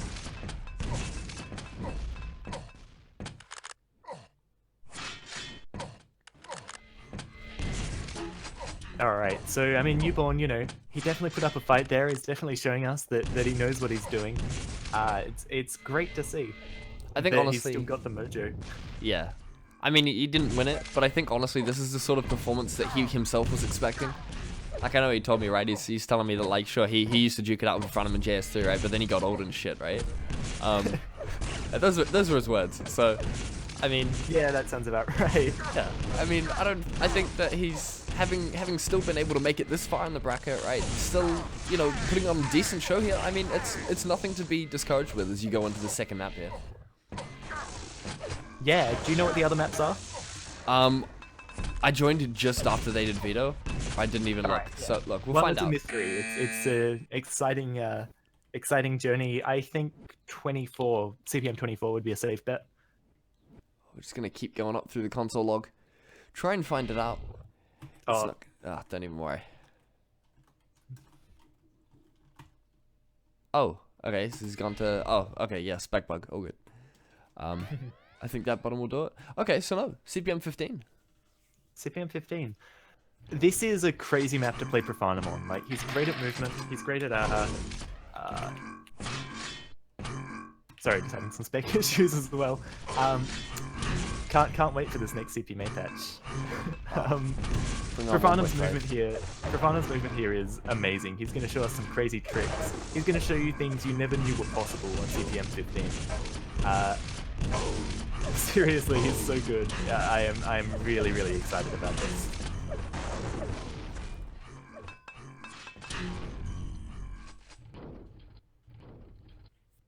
Still some issues with internet on Profanum's side. I think he may be getting a little bit leached.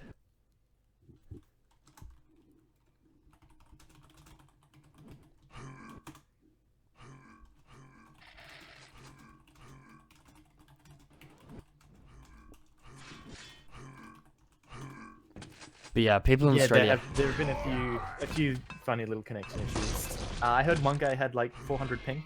Oh really? Crazy. God. Shit servers. I think Profanum has just gone to yell at his family, so that's all good.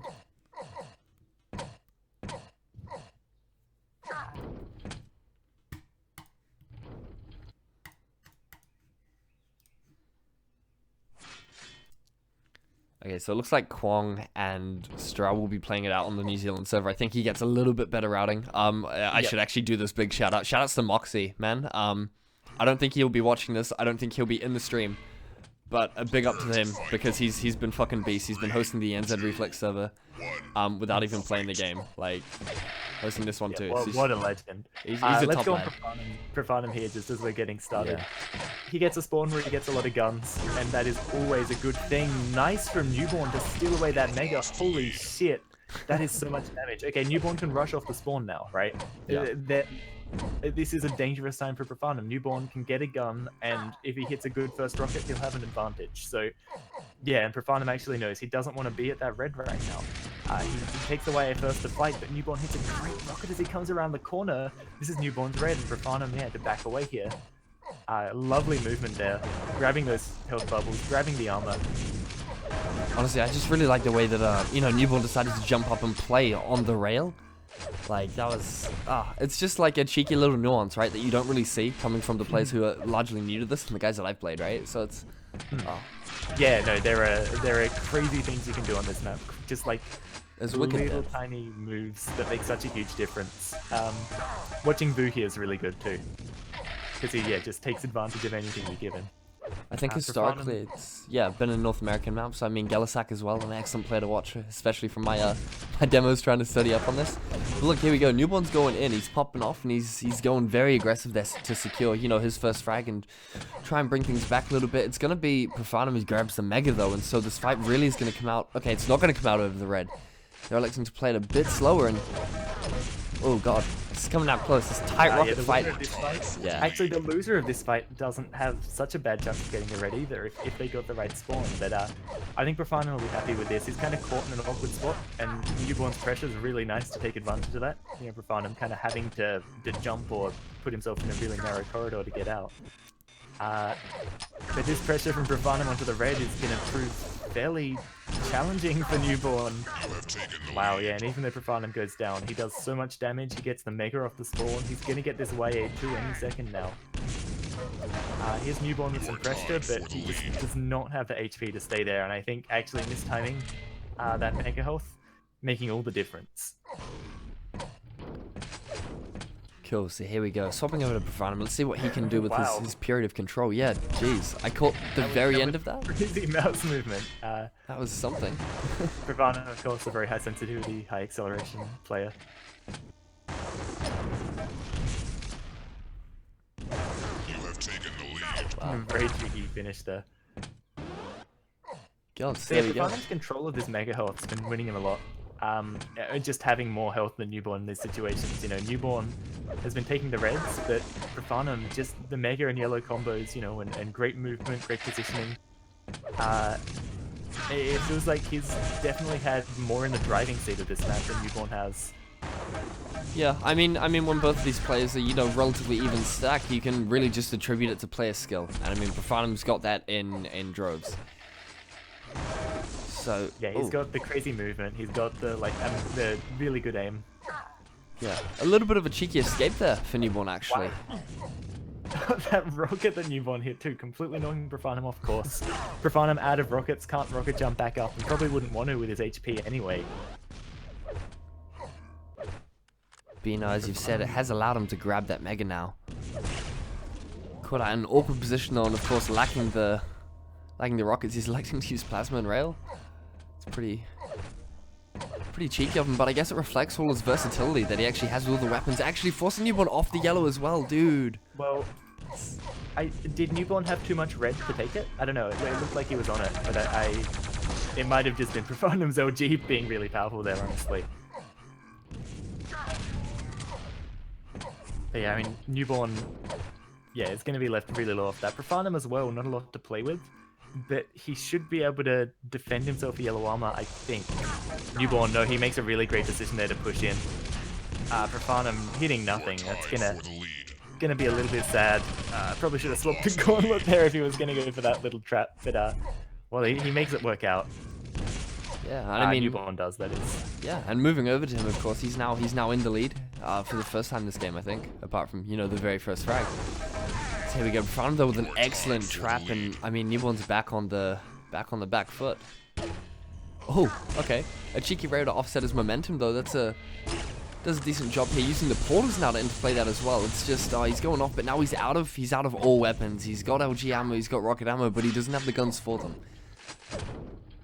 Yeah, one thing I really noticed playing Newborn yesterday actually was how effectively he could use the back teleporter, I guess, like the mega teleporter, Yeah.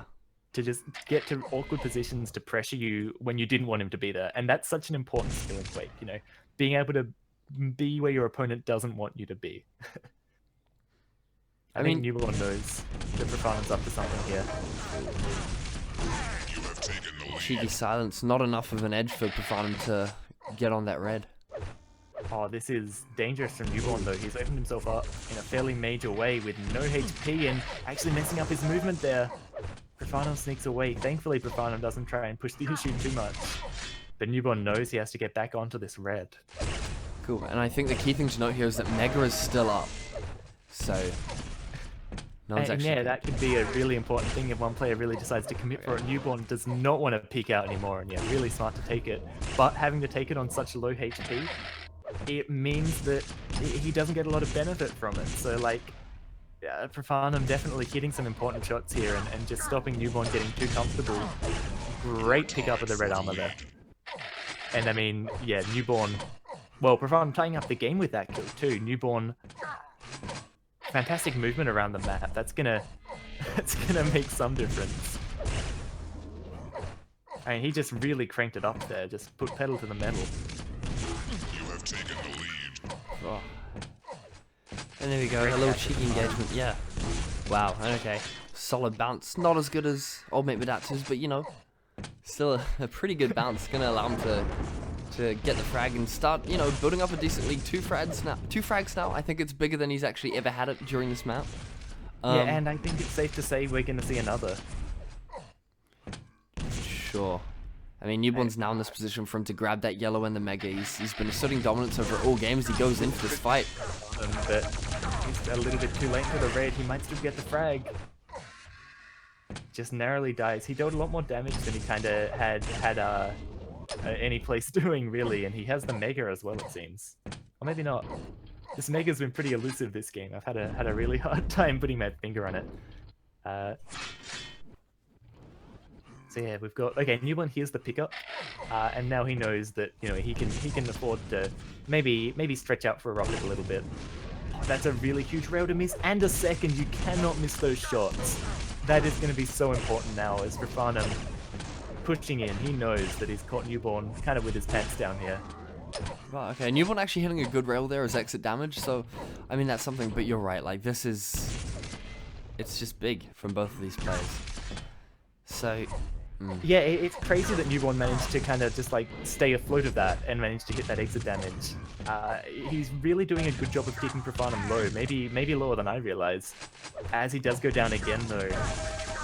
Oh. I mean, look, Profanum's brought it back, he's got 50 red, he's got 100 health, I mean... It's not the worst place to be, and it's definitely greater than what Newborn had at the time. And so, yeah, wow. Okay, Profanum actually very low there coming into that red room. I guess he couldn't pull out in time. Newborn with the rocket.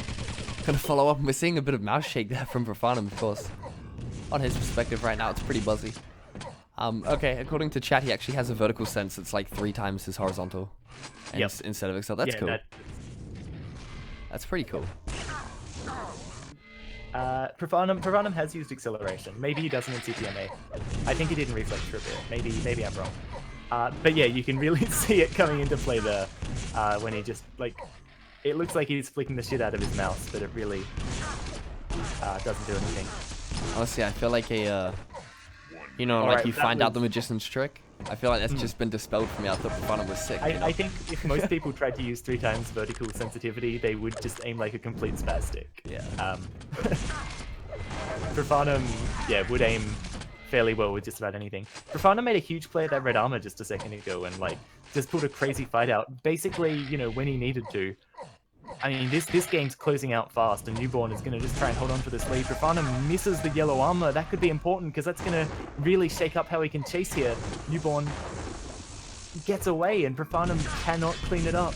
He can't hit the mid-air rocket either. Newborn, he goes down, so it's Profanum, 1 frag in it. Again, Profanum stuck in this situation where he's chasing out this game in the dying seconds. Newborn, if he can get onto red, he's going to be feeling pretty good. Profanum's got to hit these crazy rockets.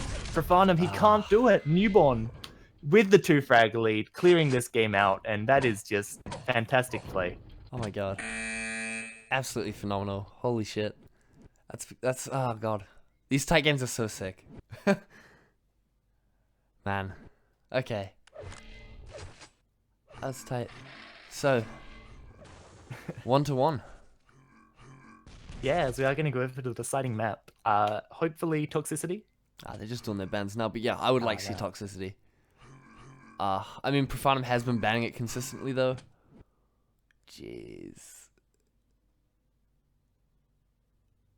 It's like Pucker, it's Tox, and... yeah, Error. Profanum will go through Error, I think. Yeah.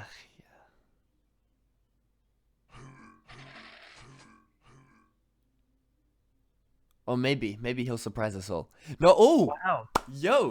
This is it. Shoutouts.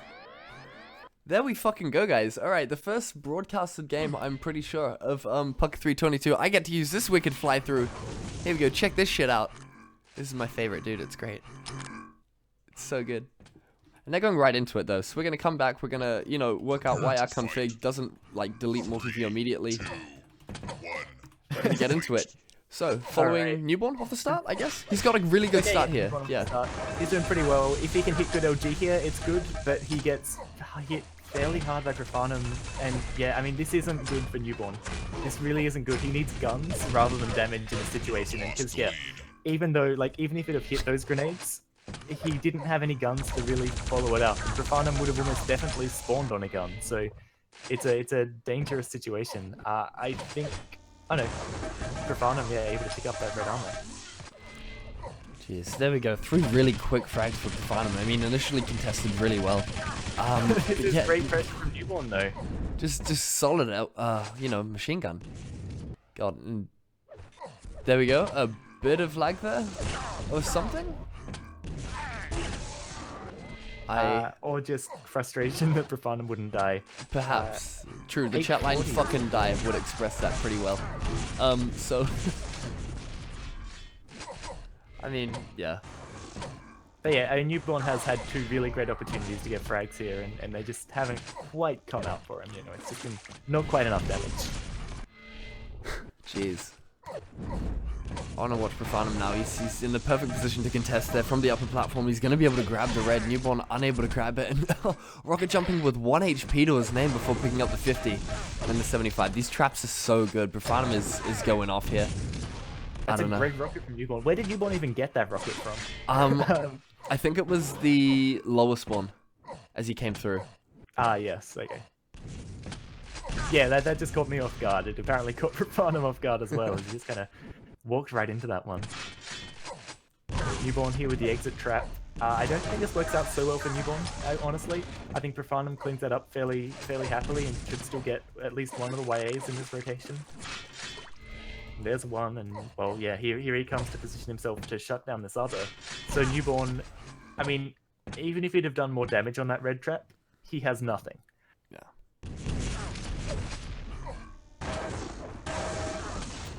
And yeah, I mean, Profanum's LG there really strong. Unfortunately, not quite able to land what he maybe wanted in the rocket jump, but it's not going to matter. He still catches Newborn in that awkward little mega cubby.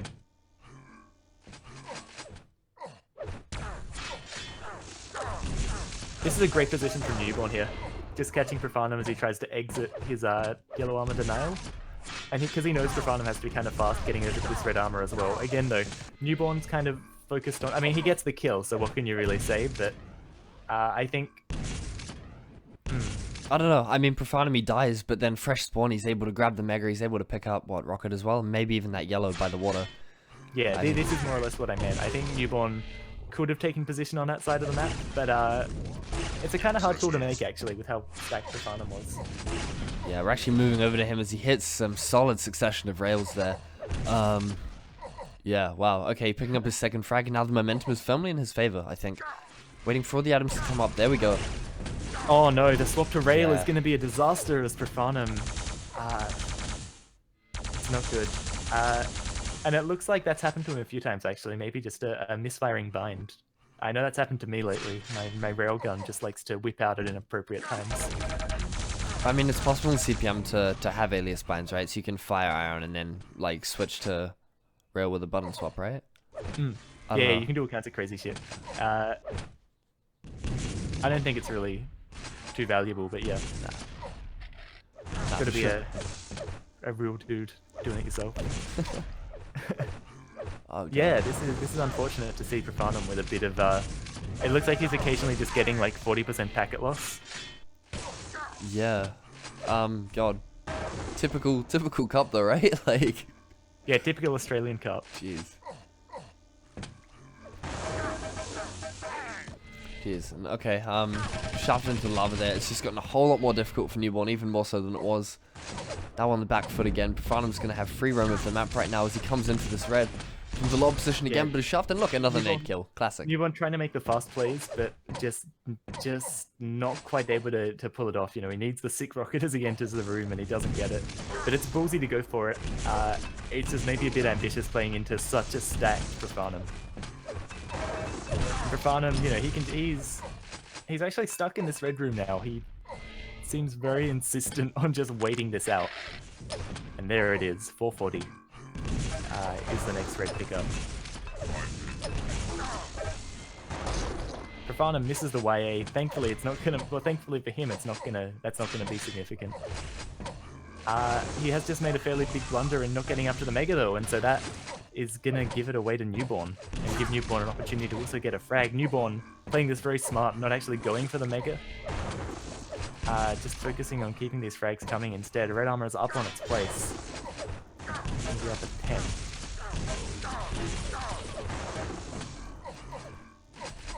A bit of a race for the YA, but Profanum trying to hit the sneaky rocket up the tricky little angle. And this is a frag for Profanum if he wants it, I think. No. I really thought Profanum would be able to swing around that corner really hard there and just, you know, do something crazy, but... well, Newborn really holding this one out, and... I mean, 11 frags to pull together, it's not impossible. But it's going to be really, really hard. He's basically got to keep control and keep dealing damage, and just... everything has to go his way. Do you want some news, bro? Sure. Kwong has 2-0'd Stral. Oh my god. Yeah. Oh my god, that Stral is never going to live that down. I can't. Wow. I can't actually process that. Holy That's shit. insane. Like, okay, it's Big Dog Kwong, right? But like, far out. That's crazy. Well, Zero's prediction was that Kwong would top 3.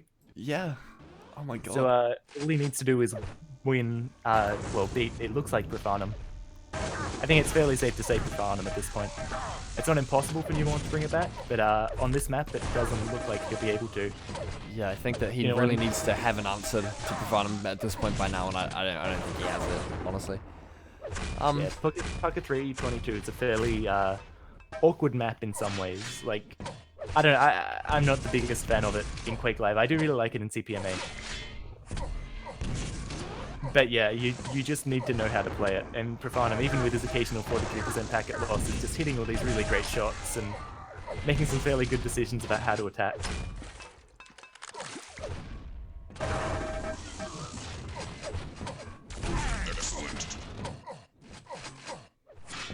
And yeah, a bit of garbage time it seems as we come into the closing 2 minutes.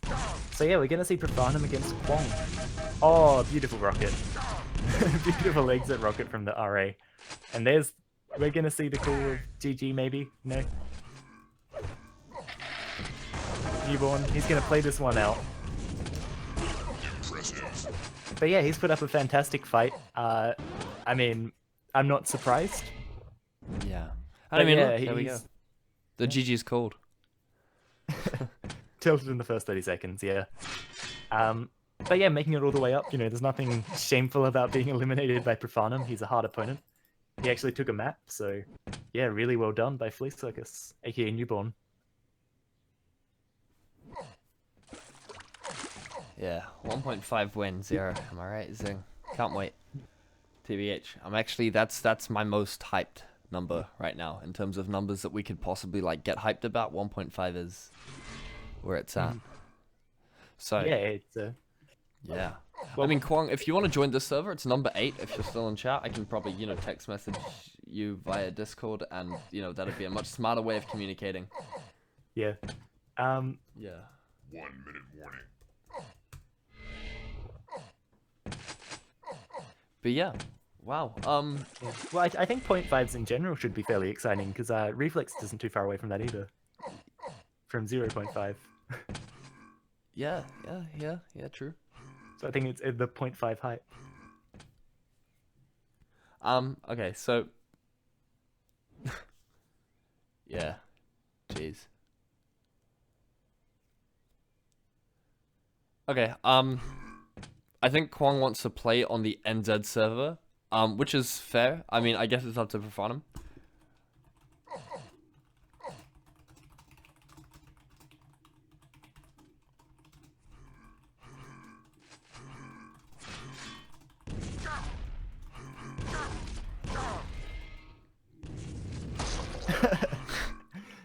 Profanum. Okay. Cool.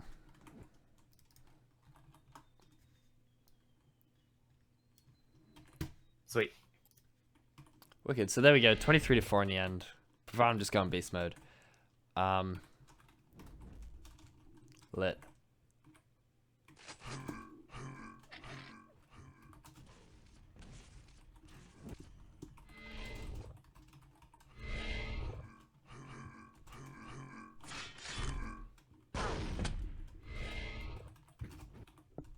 Wow, yeah, he only gets 190 ping here, so Oh boy.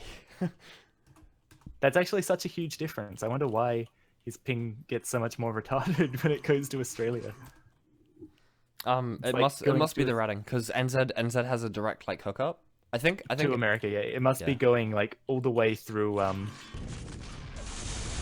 must be going like all the way through Asia or something, all the way through Europe and Asia, rather than just going around the fast way. Cool. So for those of you once again just tuning in, here's the bracket. As we come into our losers round 5. I think after this I got to take a break, get some water and stuff. But like, look, it's Buzzy.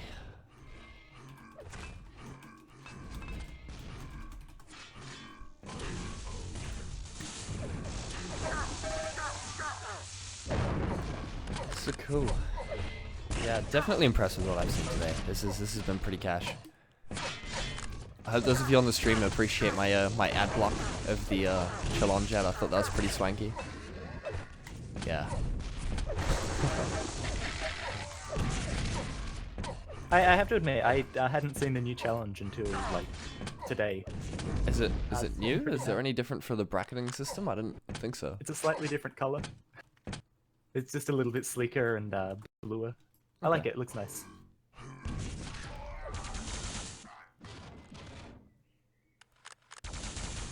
What am I doing? Going full screen. I forgot. I started casting in windowed right now. It's a pretty great time. Yeah, I prefer casting because you can actually see shit. And alt tabbing out of Cpma is a freaking nightmare. So, you know, just forget it. Oh my god, Kwong with the banter right there. I'll try and find it for the boys. Yeah. So Kwong says, "You pick this and I take it." You know. Yep. Okay. Yeah, there's no game going on yet, Dirtbox, so still just picking maps. But yeah, these guys are warming up. There's nothing happened yet. But yeah, it is Kwong, aka Iceman, to pick the first map.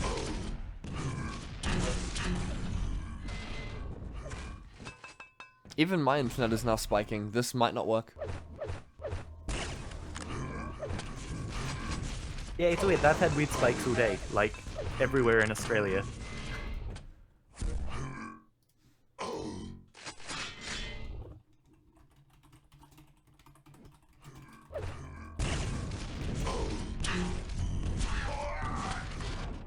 Far out.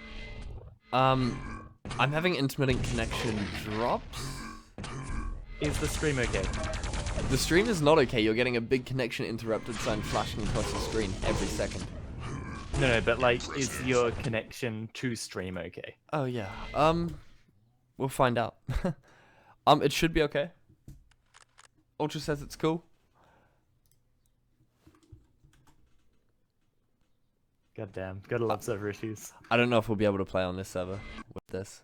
Yeah. I'm not happy compromising there. Okay, they seem to have rectified themselves, which is okay. Yeah, but, I don't know. It's a hard one. Okay, let's wait. Psych, we're not. Okay, so it's only when spectating Kwong that we get it, Yep, just yeah, because of his hyping. So Yeah, it's like a warning for that. yeah. Thankfully, my HUD doesn't do that. That's a good feature of the Des HUD. The stream HUD, the spectating HUD, flash a gigantic obnoxious message on the screen. Yeah. I don't know how to Okay, turn that off. It's all But we'll good. watch Profanum anyway, because that'll be a better viewing experience. It won't be warpy and like laggy and shit. So Profanum gets the Mega Rocket Yellow Spawn. He'll be feeling pretty good about life. And that's a great first rocket to hit, a really big twitch. Somehow Kwong does an insane amount of damage there, which is really crazy. Wow, and he's very ballsy standing down in that lower position.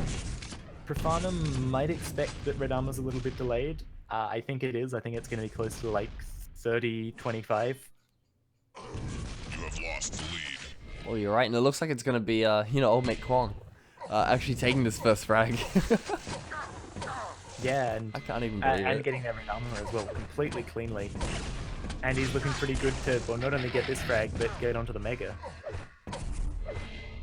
So he's a full 200. He is feeling good. and he just needs to make sure he doesn't get railed down by Profanum like this. These rails from Profanum are going to be so important. Like, Profanum's really consistent about hitting these kind of twitchy, long-range shots. And yeah, Kwong caught off guard there with the wrong gun out too. So Profanum making good opportunity for himself here. Oh, He what? rushes straight into Kwong's LG. I mean, so one thing to consider here is that Kwong isn't going to be able to hit good LG, right? It just isn't possible on this ping. Yeah. But so, Profanum shouldn't be making it easy for him to hit it. Oh, I'm on Kwong's point of view there, and watching him try to LG is it just hurts. But yeah, so Profanum really needs to be careful he doesn't make this easy for Kwong. You know, he shouldn't give Kwong any easy shots to hit. Because if he keeps the shots hard, then Kwong won't be able to consistently hit them. You know, just like based on geography. I mean, do you reckon Kwong's had the, necessary experience now after playing through the bracket to get used to 200 and, oh god, probably about 250 ping? I reckon this is real. This sort of Strahl's word on it was that there's no lag compensation, but he still hits rails. So that sounds pretty good to me. Alright, jeez. You reckon he's been practicing? He's just like loaded up a torrent and said, "Zero, play me." Like.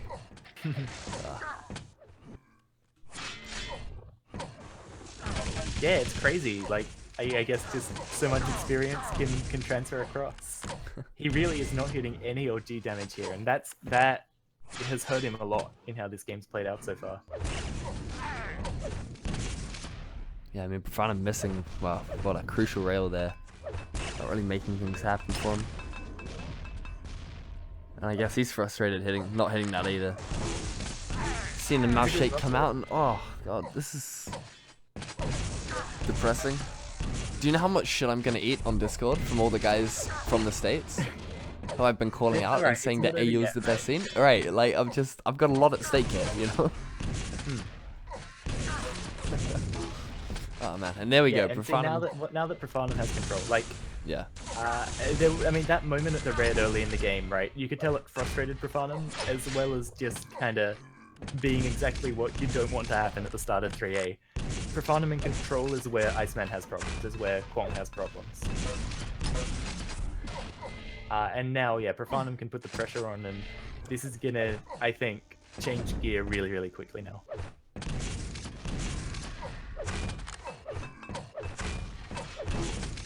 So yeah, I mean, Profanum doing some good use of that grenade. You know, that to do some area denial. I think it's classic. It's actually cool having useful nades. You know. Wow, there we go. Okay, he's gonna start hitting rails, and I mean, Kwong has to lead a significant amount. Yeah.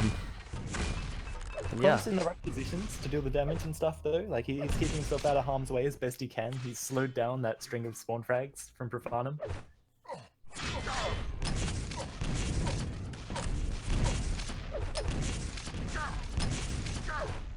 And yeah, Profanum actually unable to push him towards that mega for a bit of grenade spam, but it almost sounds like to bite him in the ass. Profanum really does not want Iceman to get out of here easily, and well, the LG damage is very, very one-sided here onto Profanum, but Kwong somehow steals away the red.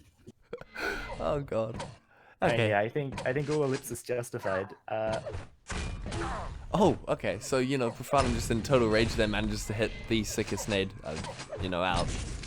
Doing a solid 100 damage there. I mean, now he's on the back foot, but he's definitely in a position to kill himself. I think that was... Oh, he didn't want to walk forward there. Well, like, he was definitely in a position to actually, or potentially take RA there, especially against an opponent who can't hit very effectively.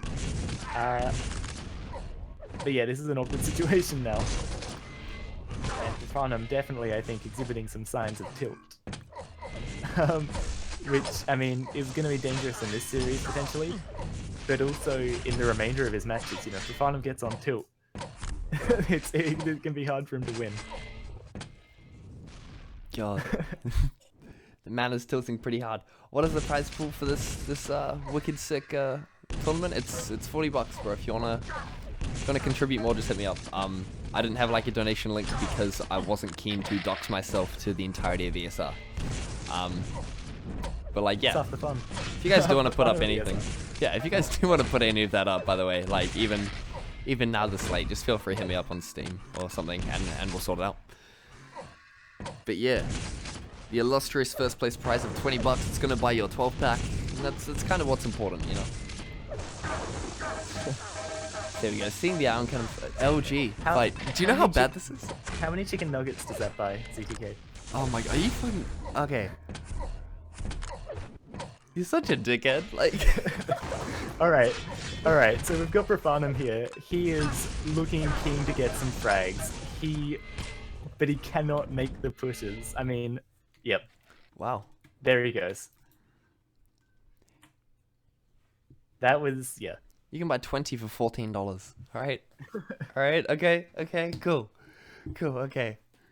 Next. I think we all knew Profanum was tilted there, so I think that's probably just the best thing we could have hoped for. Yeah, there's no point continuing there. So Kwang, big Canadian man, 1-up in this best of 3 series in the lower bracket. I'm going to CPM 15 next. Again, this kind of larger map. It's definitely somewhere Profanum, I think, will be able to use, you know, his immense skill in movement and just something that suits his style of play in general. These flat throughs are so cool, man. Like you need to like come back and rewatch these just for this. Yeah, Straight up. unfortunately my internet's too shit to actually like have any kind of stream up while I'm All good. watching or playing or All good. All good. yeah, I can't really have streams up. I'm just watching through OBS. Like it's just so good. So Yeah, nice. it sounds pretty awesome. I'm excited about fly-throughs and maps, you know, production quality. I was checking out some of the League of Legends today. I was telling you about this earlier, but they had these like on the YouTube gaming stuff. You could go to this like alternate link, and they had all these different places with 360-degree cameras. So you could go to like player cam, 360-degree pan around, or like the caster desk. It was really like over-the-top production value. Anyway, Profanum off the spawn here. We can only watch Profanum, so I don't know why I said that. But he has a fairly messy start. He should be able to get... Oh, he's pushed away from the 50 health bubble, and that's actually going to be huge. Wow, and really coming down to the wire in that situation. You know, honestly, I think lost around onto that mega. I would actually go far as to say letting this map through would have been a mistake, right? Like against Kwang, this being the NA map, right? From what I have, you know, gathered in my periods of holy shit, I need to research this for a CPM Cup, Well, you know. Also, I would say it's kind of the map that has the least, that has a lot to offer to a high ping player, you know? Yeah. Like a map like Aerowalk is going to be almost impossible to win with high ping against Profanum, I would think. Although I guess, you know, if it came up, I'd be interested to see what maps Kwang took off Strul actually before I made that claim, but yeah, it's a bit of a funny one. I think this is definitely a map a high pinger can still win though. Yeah, I mean, Iceman's putting on a decent show here. He's, oh god, Profanum's on tilt still. This is scary. I mean, Profanum, you know, he needs to defeat Kwang, but he also needs to defeat himself. I don't want Or this to not be defeated by himself. Jeez. Alright, Uh-oh. oh god. That's it. That's it. Nah, alright boys, it's just a Josh. I'm subbing in, let's go. I'm subbing in, boys, come on. Oh fuck, I gotta go big. Nah, I'm just playing. Wow, holy shit, well played. The word from Newborn is that his picks would be 15 and 3A. If it was on 200 ping, yeah, he's agreeing with me. Yeah, holy shit. Wow. So that happened? Yeah, I mean, it's kind of what we expect at this point. Alright, so Iceman's going on to play Ultra. And then the winner of that will come up against Q-Hat in the grand final.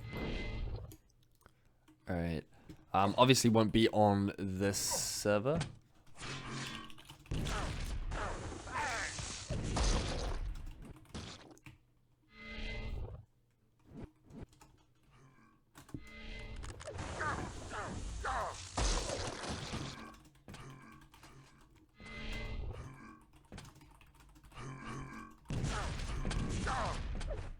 Humiliation.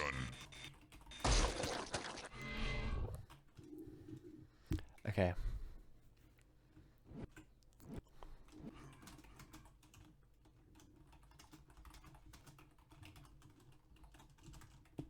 Okay, so who knows what's going on here? We'll ping Ultra. We'll see what's happening. Yeah, okay. Do we want to throw? Oh, No. Well, No? we'll see. If we're Are going we straight fine? to the grand final, then there's no point. But Okay. maybe there's someone. Maybe there are some dudes, some cool dudes sitting around talking shit.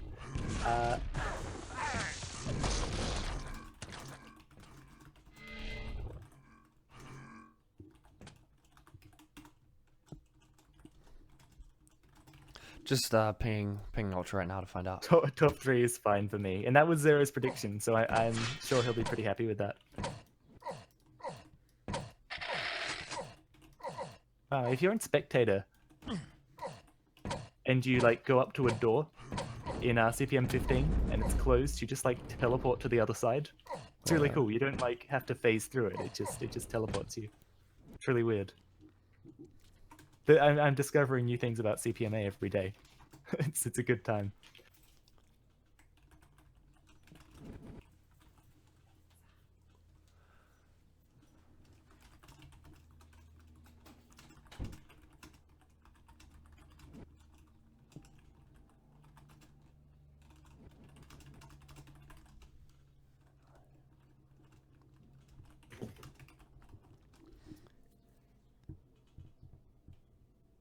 But yeah, I mean, Kwong just doing really well to make top 3. Okay. Just gonna find out whether he actually wants to play on or not. Yeah, I think that's fair enough. I don't know why. I mean, that's so retarded that he gets 200 ping to New Zealand, but 400 to Australia. It's ridiculous. Humiliation.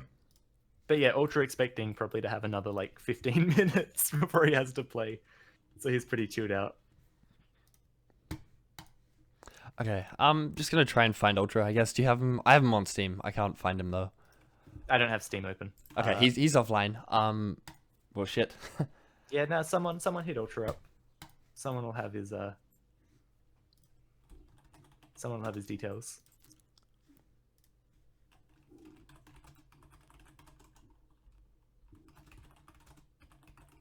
Oh wow, Dirtbox was playing CPMA for the first time ever today, so yeah. Thanks for coming along and playing Dirtbox. It's always good to have new people from other Quakes in.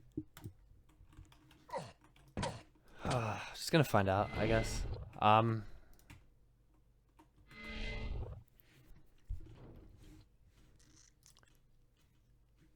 much time are we giving him, man?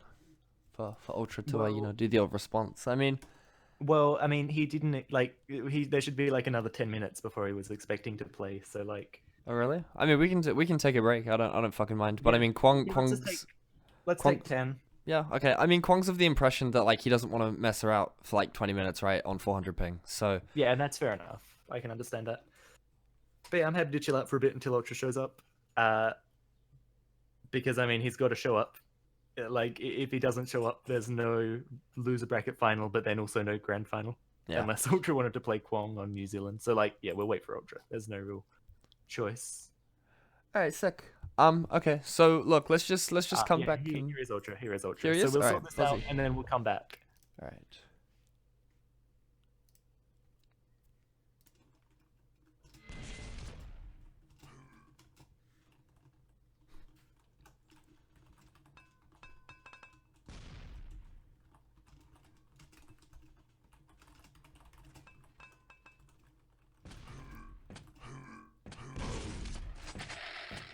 With you guys back soon.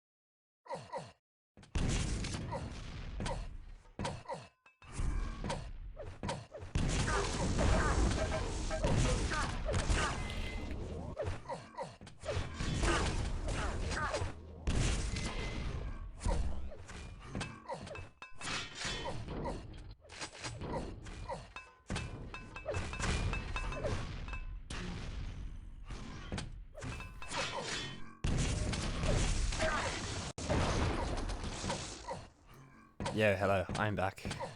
How's it going? Well, are we muted or? No, like you're good to go. Are they ready? Are they cool with it, or yeah. what's happening? We're just gonna test maybe getting Profanum in here. He might have a few words to say. But yeah, Ultra seems happy. Yeah, sick. I'll just drag Profanum and see what happens. Alright, cool. I'm gonna be like 30 more seconds. So that's cool. Okay, wait, so we are muted? No, it's fine. It's fine. Like you can talk. We're live. We're live on the air. Okay.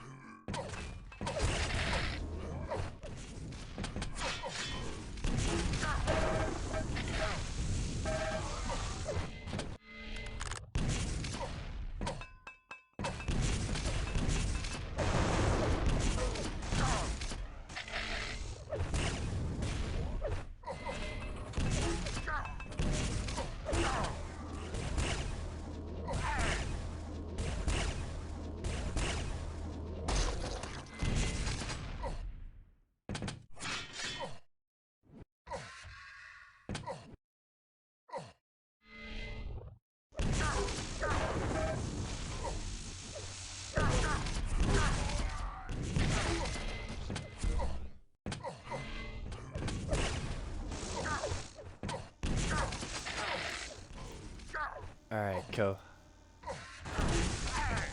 Alright.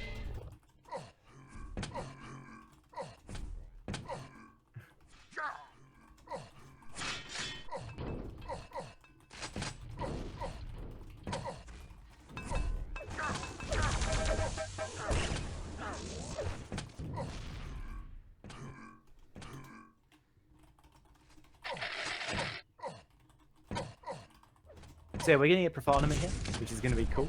Oh, wicked. Okay. It's gonna bring some fine class, high quality Cpma knowledge that we maybe lack. No, I think we've done alright. Beautiful. Good morning, Profanum.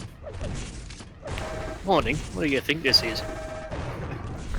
Alright, welcome to the stream. Just gonna Hi everyone. try and play with audio levels for a sec, but this should be all good in just a moment. Beautiful, yeah, okay. So, Profanum, Iceman's here playing up against Ultra. Do you think he has a chance on 200 ping? Well, he's not a silly player, that's for sure, but not against Ultra, no. Ultra can barge in and still hit everything. And that's a huge advantage. Yeah, I think Ultra will definitely be looking to abuse that as much as he can, really. Oh, he will. I know he will. Yeah, no, Ultra definitely not a silly player either. And he's gonna know what his advantage is here. So yeah, I can 100% expect him to really get in his face and just take advantage of it. And we'll probably see, I mean, Ultra will definitely pick Arrow Walk here, which is just gonna be absolute murder.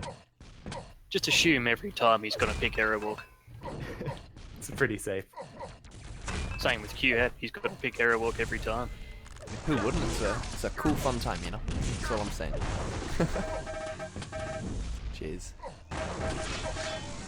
But yeah, so CPM 22, followed by 3A. We're probably going to see 24 as the decider, I think. I think that's fairly safe. But it looks like we're going to play these out first.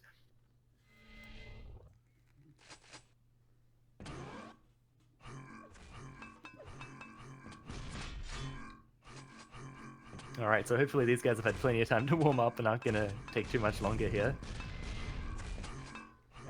Now, Kwong tends to just ready up straight away anyway, and I better unbind that.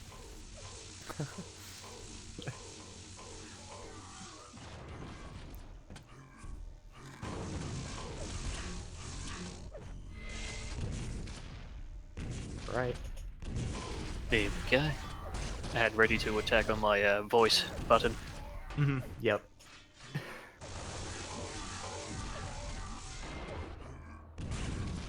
those classic team binds.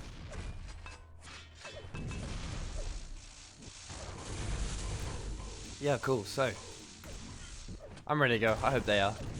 Yep, I've told them we're ready. All right. It's all in the hands of Ultra now, so... Alright. One more fly through for the boys. You know, checking out Arrow War.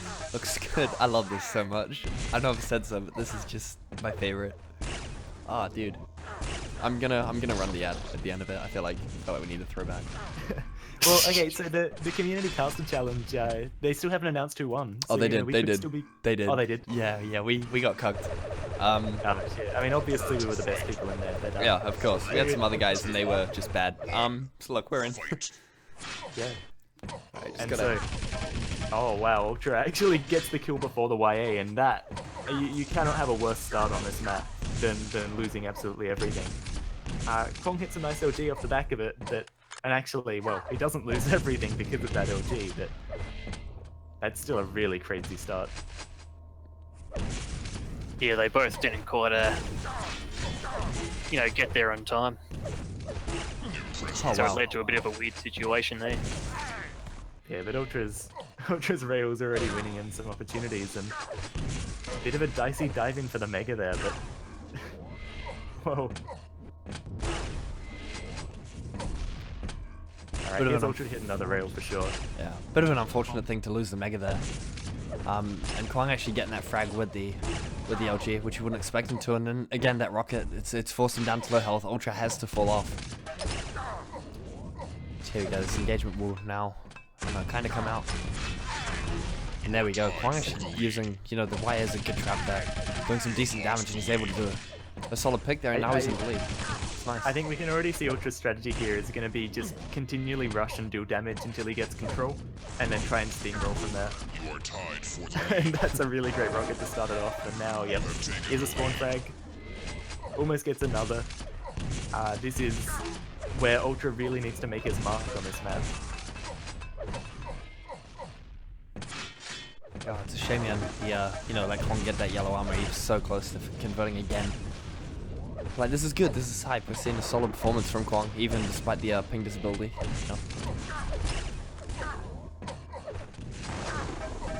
he's been holding out well so far, and he really just refuses to be bullied by Ultra here. It's amazing to see how taking the lead.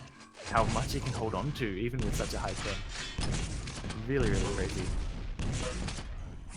There you go, he knows that the 225's on top yet, so he's got to go around the map and scour, and he actually has done that pretty decently without, taking too much of Iceman's damage. He's able to deal. And there we go, using the Mega to great effect, taking that, that's just solid play from Ultra. Yeah, he really knew how low Iceman was there and just went all out on it. And this should be another frag too. And there it is. Alright, now it's Ultra's job to really get up and make sure he doesn't get pushed off with this RA too hard. Kwang doing some good fighting. Ultra can't hit him, and well, maybe that's a bit of the old the old 200 ping jitters coming into play. But Ultra building himself up a nice 5 frag lead. I'm sure we're soon to see 6. Just give him another LG versus LG fight. Yeah, well, Kwang's actually done surprisingly well against Ultra's LG here. Have you noticed that? Do you think maybe Kwang's a bit hard to hit in these kind of situations, or Ultra maybe just not quite used to the 60 ping? Well, 45 ping, it's not even that bad. I suppose Ultra hasn't really felt him out yet, though. Yeah, it's true. And I think as this goes on, we're going to see more of Ultra.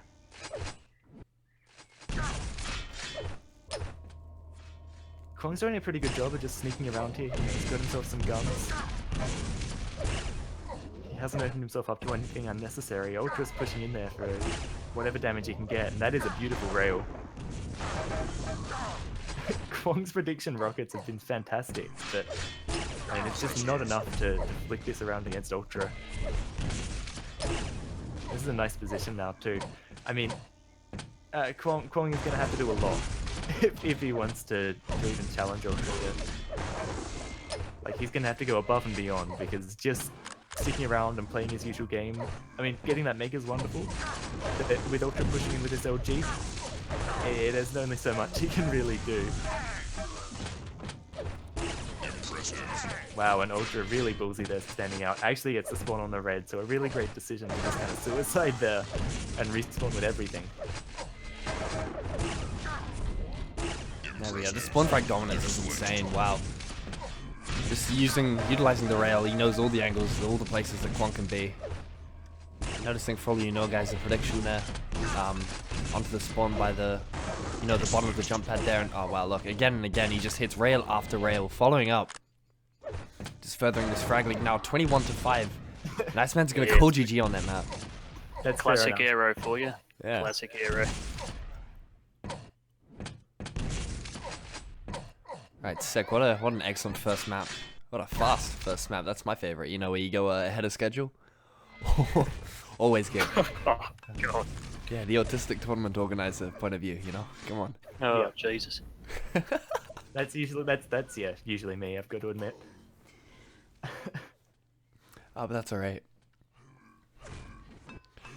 So, second map now, CPM 3A. The final will be... They haven't decided yet. Okay, I cool. think Kwon maybe doesn't have a lot of faith that he can win this. But so 3A, Profanum, you've got a fairly high ping. You've got this kind of disadvantage. What's your plan going into this? Sorry, I wasn't listening just then. Okay, well, do you want to take this with Ultra off the start? I've got that stupid bug where I can't change POV. Ah, shit. So That's alright, can you I'll just- get you. He's got the best frag spawn in the game. He grabs rockets and he's able to convert a frag very quickly within the first 10 seconds. He's able to land another direct rocket now. It's going to be some immense pressure now. Iceman with no armor to his name, no real weapon. He lacks Ion Cannon, LG, fuck. Oh my God. He lacks rail too, alright? Dude, I spent so long trying to get the names in my head and now it's really cucking me. So look, Iceman now, he's only picked up the first yellow here and it's going to be a relatively even split, So Ultra with the red, Iceman with the yellow. And each of them relatively kitted out in terms of weapon choice. So this is a pretty decent go of things actually for either player. Yeah, Ultra doesn't seem particularly intent to do anything crazy. He just wants to sit back and let Iceman come to him and make sure he's hitting his initial damage so that, he's in the best place he can be to win the fight when it comes. He does get up close and personal with Iceman there, and I mean, that's where you're asking for trouble against a high ping player, because as we saw, a bit of weird jitter comes out. Kwong's prediction rockets though, there's no ping advantage in a prediction rocket. That is just insane that Kwong's able to get what he does. Unfortunately, despite hitting a lot, I mean, Ultra's just going to hit harder. And there we go, he follows it up with 2 fast ones. I mean, it's admirable from Iceman to try and steal the red. I mean, I guess he knows that he needs any, stack advantage that he can to offset the ping and, have a couple of seconds more, maybe a second more to deal, additional damage that could, clutch him out of frag. It's not going to go his way this time. There's Ultra hops on the Mega, excuse me. And yeah, we're kind of faced with the scenario where Ultra's going to just keep chaining him down if Iceman decides to keep playing this as aggressively as he has been.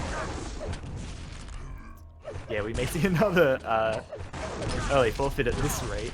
Ultra again gets close, and this is when Iceman's taking these frags. So Ultra really needs to notice that this is happening, that these close fights, and beautiful prediction. I mean, those shots always look nice anyway, but when you factor in that Kwong's an extra 200 milliseconds behind, a whole fifth of a second behind, that's crazy. Yeah, he was using the rockets better than I were.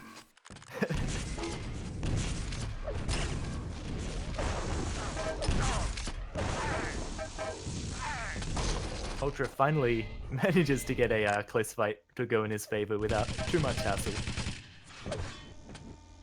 And yeah, Iceman's just opened himself up here. Beautiful drop down rail and another really clean frag for Ultra. He gets away with full red armor here. And now he can just put the pressure down. He has respect for Iceman's rockets, which is always nice. But Ultra can just sit here for as long as he wants, right? The lightning gun's going to keep respawning. Any damage he takes, he can just put off onto that yellow armor. There really isn't a lot of pressure here. And I think that was actually the bait. He went for the different bounce pad, so it sounds like he's going up that one, but he isn't really. And that's a fantastic rocket to hit. That means that, Kwong's going to be wanting to just hang around here, even longer.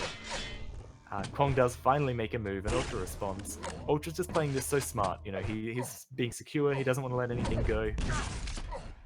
Well, he did just let Kwong go from 6 up to 100.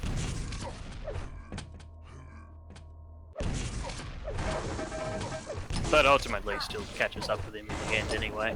Yeah, he's still got that full red armor, you know, I guess there was no risk of Kwong getting the red armor.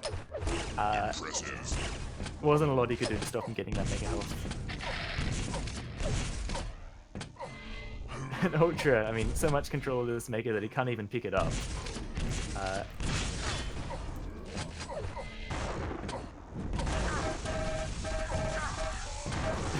Oh no, that fight hurt to watch. I mean, you just got to feel sorry for Iceman at that point. I mean, so honestly, much damage coming up from it's Ultra. like, I think it's the best fight that Ultra can take up close, right? Like just jumping around over the top and stuff, forcing some intense mouse movement to be going on. I think it's... I can tell you now, it's his battle plan from the start. Like in his mind he goes, that's what I have to do. Yep. He's got him out here again, you know. Kwong's rockets are so good. I can't believe it, you know, I mean, that's, yeah, definitely better rockets than I would hit in that situation.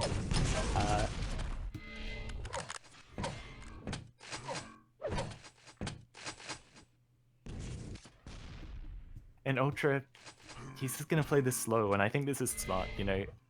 He hasn't had a lot of intensity, he knows he's got this big frag lead, and wow, just sneaks onto both those YAs here. If he can hit some good rockets, almost gets the big double mid-air. Or the big bounce mid-air, rather. But yeah, I mean, red armor's gonna come up. And Ultra doesn't even really go and challenge for it. Like, I think he definitely could have with how he hit those shots and how he had both YAs. But instead he just played it safe. He completely annihilates Iceman off of the board.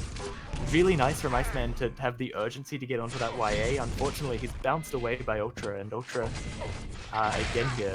Well, actually, I think Ultra got fairly unlucky to not get either of those YAs. I liked the way he played it. But yeah, I mean, ultimately it is still Ultra hitting these shots, hitting this great mid-air rocket, fantastic aggressive rocket jump, exactly what Profanum said we'd see. Just gets right up there.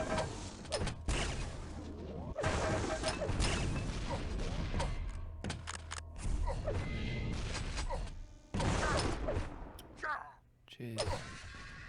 And yeah,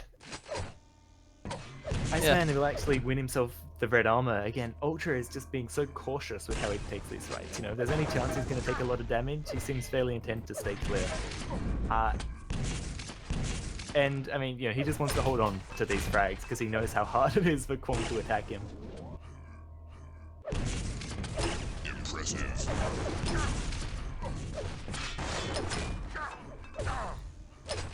Great rail from Kwong, holy crap.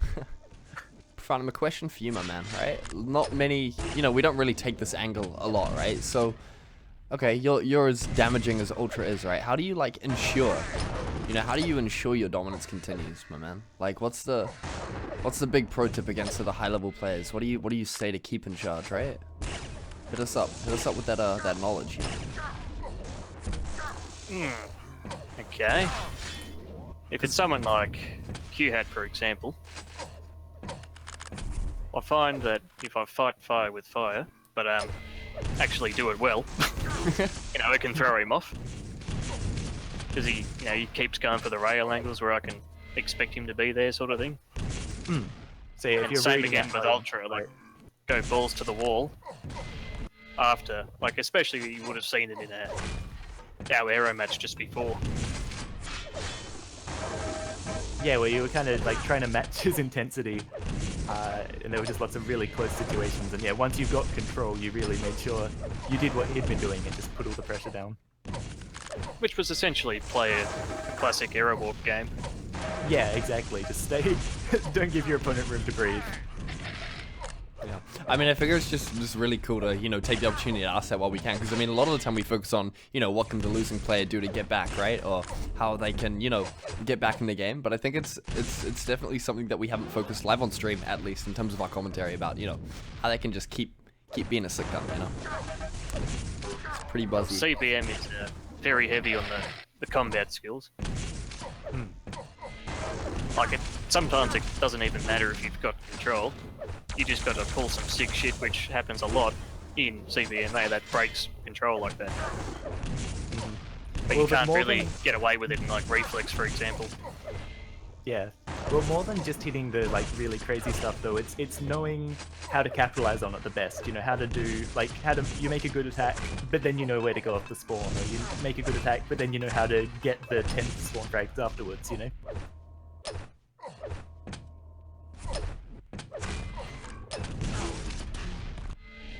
Just to give you a bit of awkward silence. I'm thinking a bit. Yeah. No, that's fine. It's like a lot of it for me is a bit like an automatic response. Like you hear the sound, you know where to go from that. Like so, you're doing a lot of listening, I suppose.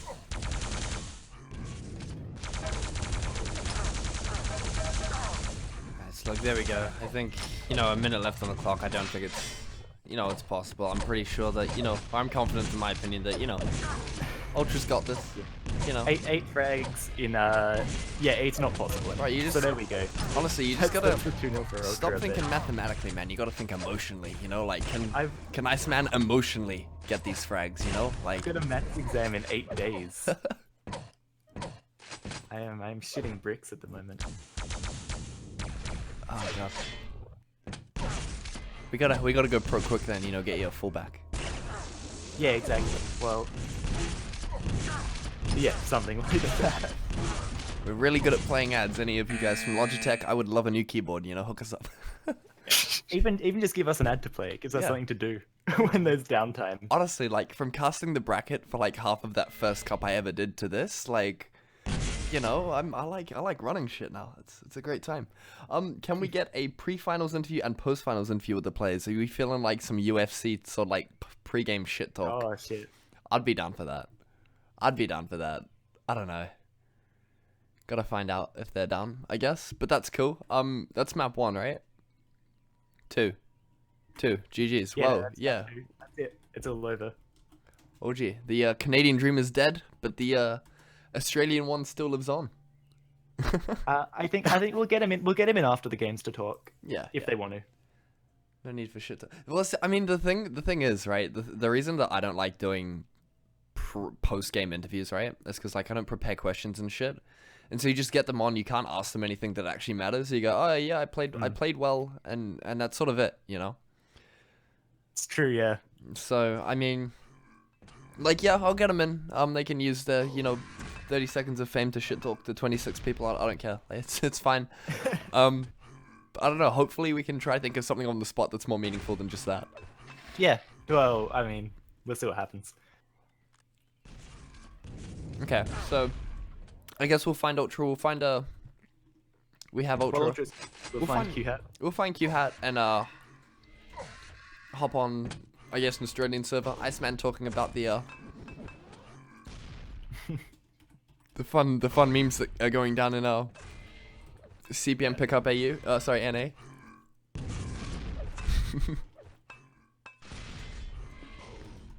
Just get a Vu versus Vorpal on YouTube.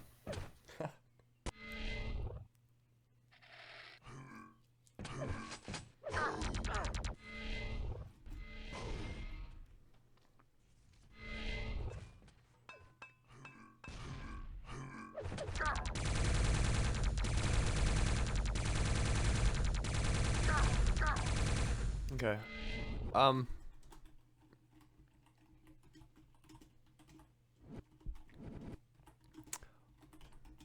We'll get everyone on Q-Hat Cup Serve 1. AFK. Oh, really? Yep. But yeah, we'll go to Cup Server 1. We could bring You up make the him review. do stuff. Yeah, man. But we're not gonna make him play on New Zealand, that's for sure. Oh, that's right. Yeah.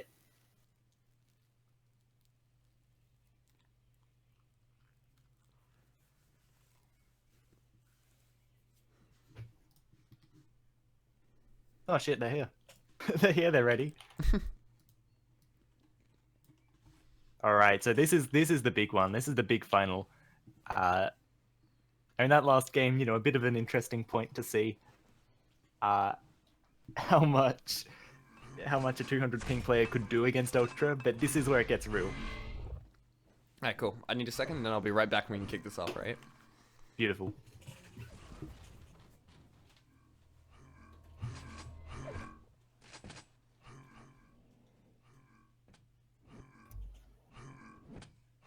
All right, so Profanum, what are your predictions that we're going to see here, other than Arrow Walk? Well, I'll see what they pick first, and I doubt they'll vote Tox. Yeah, we've only seen the one Tox game on stream at least. Between you and Newborn here. Ah, yeah, that was I'm a bit a sad. bit all over the place, that one. Yeah. Really Christ. interesting start. But yeah, I'm surprised we haven't seen more of it. I tend to like it in Cpma. Not so much in Quake Live. Real talk, real talk. What's up with that box? Straight up. I'm gonna just say it. What's up with the box, you know? Yep.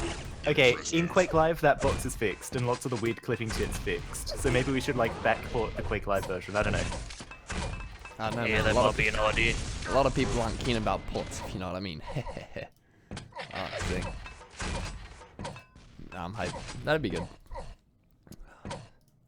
Sick. So, I mean, from the bracket you can see, Ultra took out Kwong. And yeah, Q-Hat and Ultra for the grand final. I'm ready. Yeah, just asking the map pool in the grand final. Yeah, sick.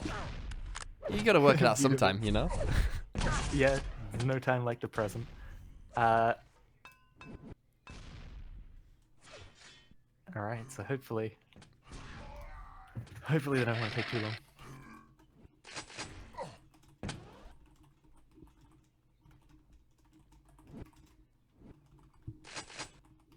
Oh, okay, they've already picked everything. Okay. Cool. 22 first, no surprise. 24. I was thinking that was going to be... Oh, this is best of 5, isn't it? Yeah, Yep. yeah. Get with the program, prof. Okay, I was expecting probably Tox to be the decider, but anyway. Yeah, someone was keen on it, I guess. Alright, so with this map order, I mean, CPM 22 we've already seen. Yeah, I mean, it could go either way, I guess, but Q-Hat was looking really strong there, and again, CPM 24 we've already seen. What do you think Ultra has to do to overcome Q-Hat here? Is it the fight fire with fire, like you said before, or...? Yes, but also, it can be very hard in this game, but just not plus forward into things you shouldn't. And there was a bit of that, and you can't really do a lot about it a lot of the time on CPM 24. It's an arsehole of a map, I agree, Newborn. It's a weird one. I think it's pretty cool, some of the fights. Oh, wow, okay. Shit. We've had a revised order. Oh, Someone disagreed with something.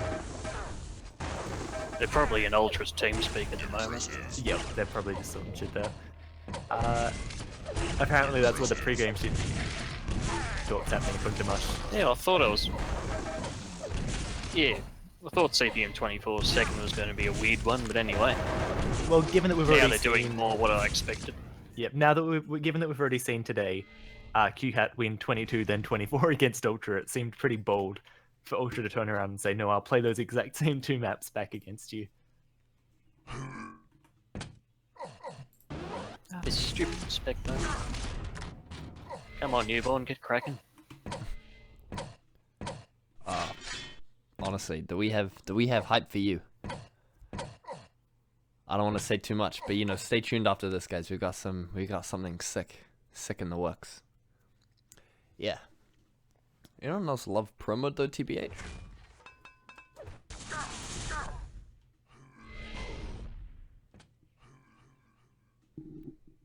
Yeah, I don't think I'll be able to stick around after this, sadly.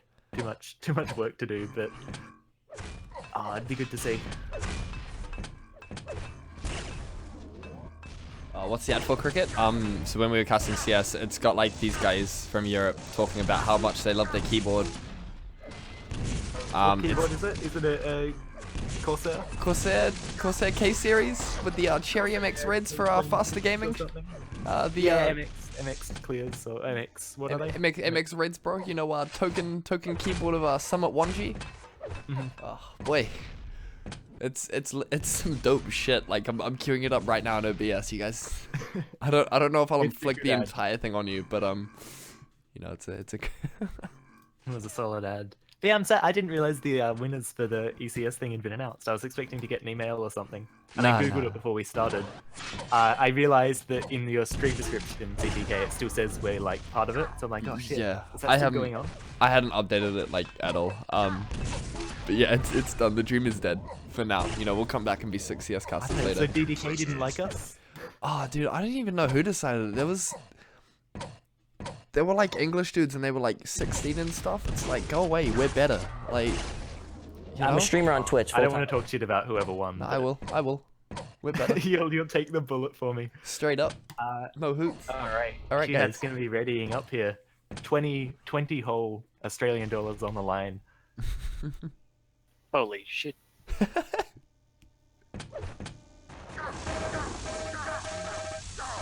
You could buy like 3.9 schooners with that. How many heinies, bro? Like at least 15, right? Heinies? Nah. Nah? Nah. 3, 2, Oh, good. Look, guys, this is the first map in the grand final of the Cpma Duel Cup. For Oh you, my god. following Q hat off the spawn, I guess. He's going sick. Yeah, he got a bit shafted there. Not getting the mega health. Nah, I mean, he's And literally getting shafted. So, Ultra doing the right thing here, pushing down with this lightning gun. Really bad start for Q-Hat, and I think that's, exciting for Ultra. Wow, okay. So the Nice right. movement there from Q-Hat. I kind of like the way he looked at that drop-down rocket. I think there's not a lot else he can do at the moment, so he's kind of like maximizing his potential. Sorry, who are we following? Q hat off the start, bro. But like, it's all good. Alright. Yeah, I mean, even with that bad start, Q-Hat seems to have, done a lot from nothing. It's still far from over. It's very Oh. typical of Vera Walk for this to happen. Yeah, and I mean, even though Q-Hat, flipped that around and got the frag, he has no health and is very much playing on the back foot. I mean, he deals so much, well, a fair amount of damage, more than you'd expect someone with 20 HP to be able to do, but... yeah, Ultra's still in the driving seat. He is going to be scared of Q-Hat's rail as Q-Hat pushes He in just here. ducked that rocket. Really. Always a Confirmed great ducked it. Yep.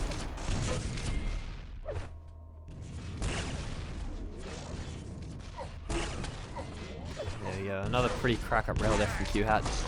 Doing God's work, but I mean, Ultra fighting the bounce, and look, this is good. Between these two players, they're just playing this game of like eternal punishment for the other, right? Like they're pushing in, they're doing solid damage, and no one is escaping with a decent advantage.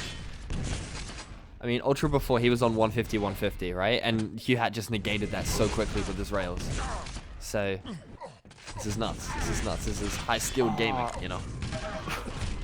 That was crazy. If Q-Hat didn't pick up the way that would have been a lot worse for him, but... I mean, just, managing to nudge that one unit closer to get it.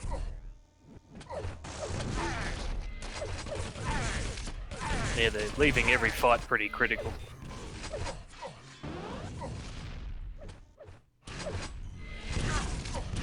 Oh, Q-Hat doesn't hit his rocket onto Ultra as he rocket jumps up into that rail. That is a fairly big, opportunity for Ultra there. 1 HP. Yeah, holy shit. Q-Hat actually missing, like, the most important rail. But, oh my god, okay. The, like, Wicked Rocket just, shuts that down entirely. He's now able to fight from the top of the stairs. He's got the yellow to back him up, and... Yeah. And, I mean, Ultra trying to push in there with the shotgun, maybe that's a bit of a tilt frag coming out already. But, I mean, keeping it even, keeping it tight. Really crazy. Ultra, he's stepped up his game, whatever's happened between their last game and now. Q-Hat keeps managing to get himself in his YAs in such clutch ways though.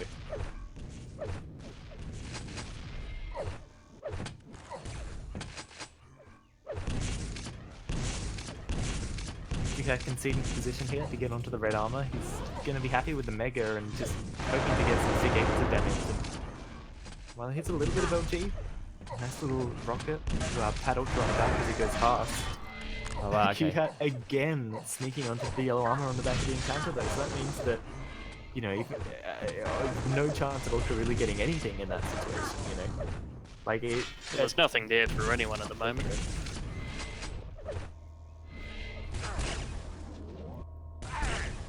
But yeah, nothing up, so it's just going to come down to who can hit their shots, and it is Ultra. Putting all of the pressure down on this red right now. Unfortunate to miss that rail. That was really nice to go for. You know, if he'd have hit that, he probably could have gotten the red armor, and there would have been a nice little gap to establish himself before the yellow. But well, instead, again, it's just coming down to this kind of aim fight. Some nice mid-air LG from Q-Hat, and the rail to finish it off.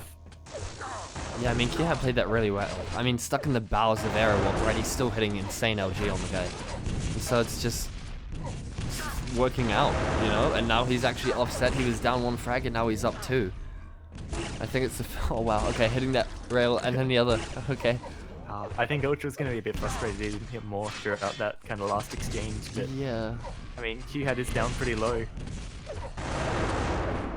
Missing that rail, though. He is railable. I know, Ultra. I mean, he's hit the rails when Q-Hat, you know, has kind of had red armor, but like the finishing rail, you know, that seems to be what Ultra's been struggling with.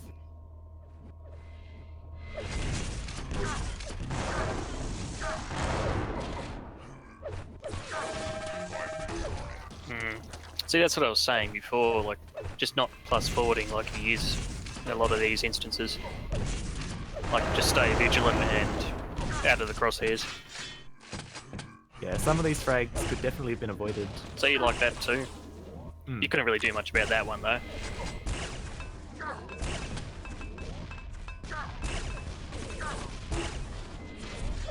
And yeah, Q-Hat going to town with these rails now.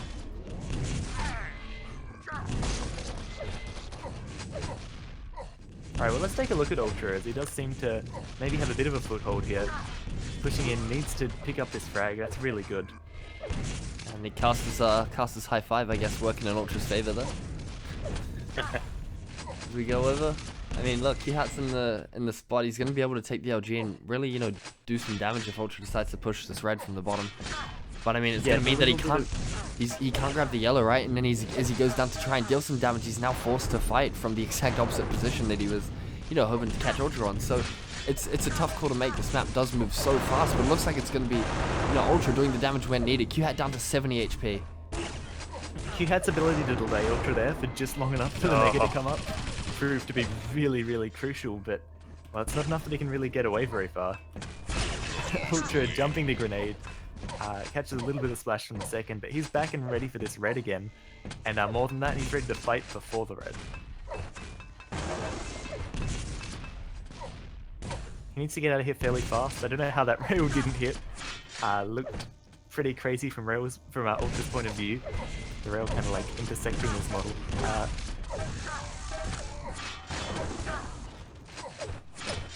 Alright, so a few frags now coming together for Ultra, and great spawn, great confidence standing into Q-Hat, just hitting those shots.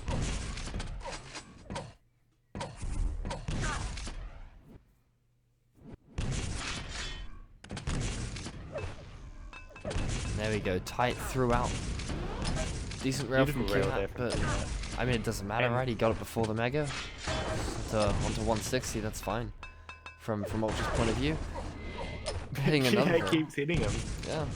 I mean, Ultra still has the advantage here, but Q-Hat's got the position. And, one more rail from Q-Hat. Just, you know, Ultra backing away. So weak. Oh my god, jumps onto the green just in time. But yeah. Yeah, he's letting Q-Hat play his game a little too much. Do you reckon more aggression is then in order, or what do you reckon, Madid? Not necessarily less aggression, but just at the right time. Yeah. Cooler. Mate, that's still the most relevant quote in Quake ever. Yeah, you can't go wrong with that one, really. Yeah, probably just ahead of This Is Rougher as just being relevant in the game. Ooh. Yeah. Yes, not happy with that one. Excellent. Impressive. Now we can play Q-Hat's game here. No, but for how long?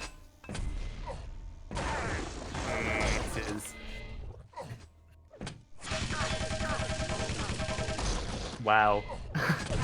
I mean, I don't know how Q-Hat's been doing these item steals with the, like, the microsecond, you know.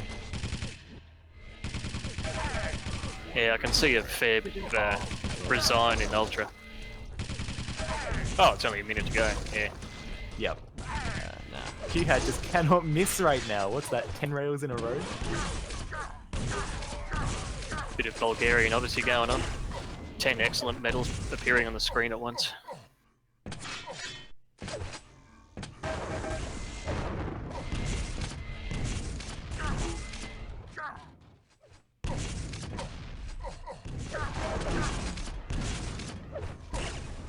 Look at that, 46 rails compared to 13. Yeah, I'll pull up the stats. Jeez.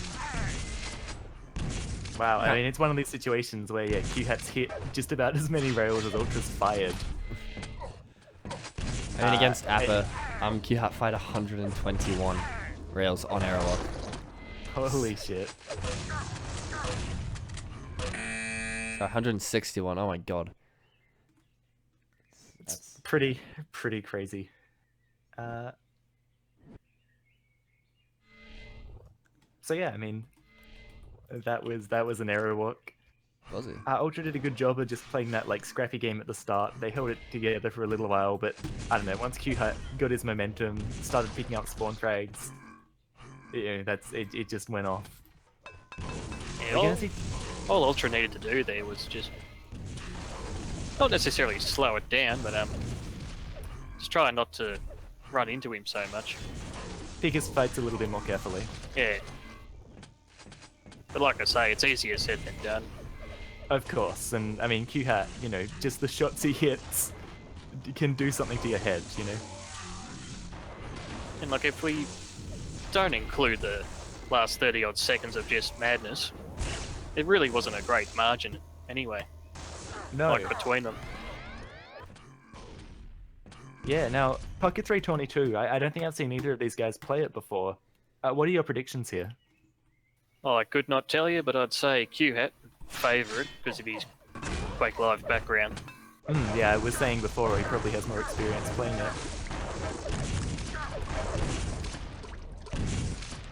But it still does suit an Ultra playstyle though. Like, fast and... like you could almost run around in circles like Arrow Walk here.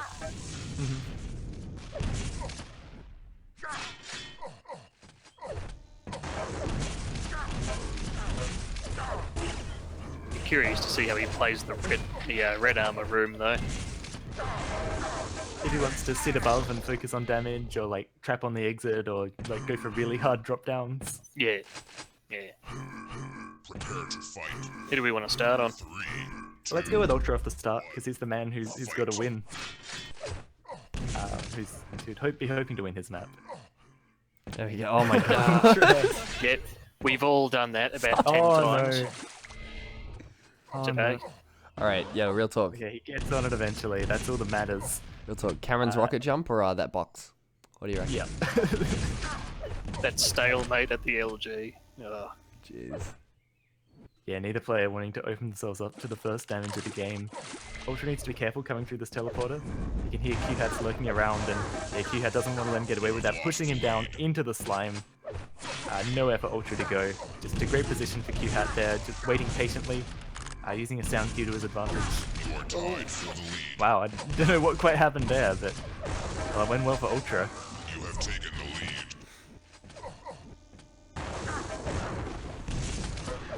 Yeah, they could hear each other being close, but they were just out of sight from each other. And until that last second. Oh man, Ultra actually missing a rail there. It's a bit unfortunate. He's missed a few close ones today. Yeah, I mean, It's that a was bit out of character. That was a pretty easy rail though, you know, come on, let's be real. But I mean, like, it's okay. He's still in the lead until now. But I mean, being able to get his hands on a rocket launcher very quickly, that's going to be okay. And look, Red's up too, so wow, okay, a decent bounce. Did he grab Red there? I think he missed it. Okay. Yeah, Ultra missed it. Yeah, it was a decent attempt. I mean, it seems like a bit of a desperate move so early in the game, but if it had worked out, it could have gone well.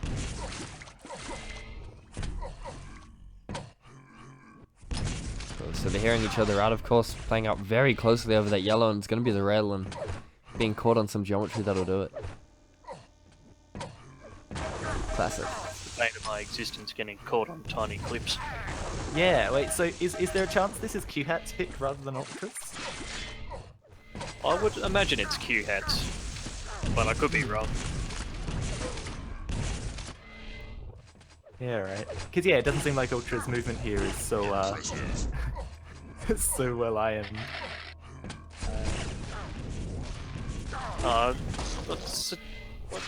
You might be winging it a bit here, actually. And just hoping for a bit of a wildcard map, I guess. Yeah. But yeah, I mean, he's down on score at the moment, but he isn't in... Well, actually, if Q-Hat gets this Mega Clean, then he's in a bit of an awkward spot. And Ultra looks intent to corner himself here on the red armor side of the map. Q-Hat ready to just rain down some rockets. Ultra, he probably won't even get the red with his life, and yeah, it doesn't seem to know the time at all, actually. When is it? 43.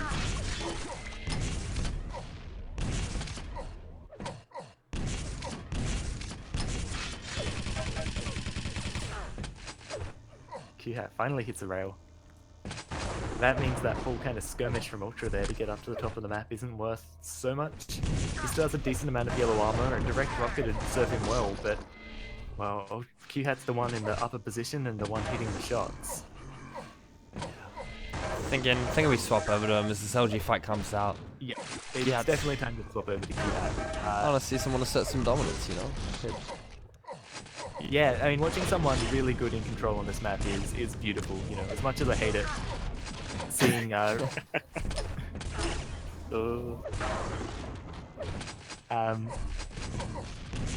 And you can rack up an ungodly amount of spawn frags on this too. yeah, like, even in Quake Live you can. On Cpma, it's just another level of insanity.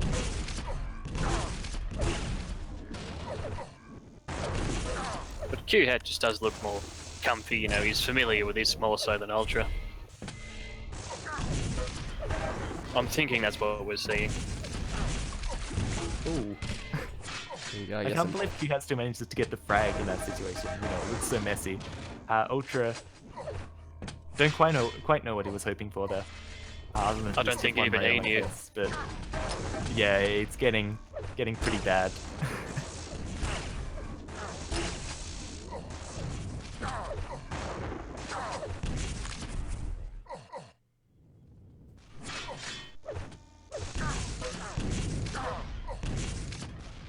Oh, right, okay. Q-Hat well in charge here. I don't know, there's not much more to say, like he's just gone off. Ultra hasn't met him. Just enjoy the Q-Hat practically. Pretty much. I'm down for that, dude. I've been casting. We've been casting for like 4 hours at this point. Yeah, it's pretty intense.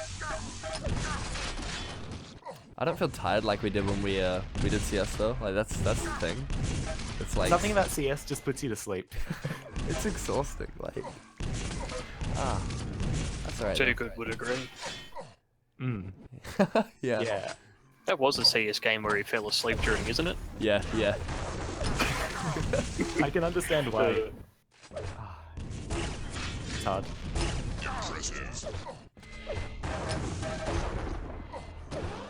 Alright. 20 frag score margin.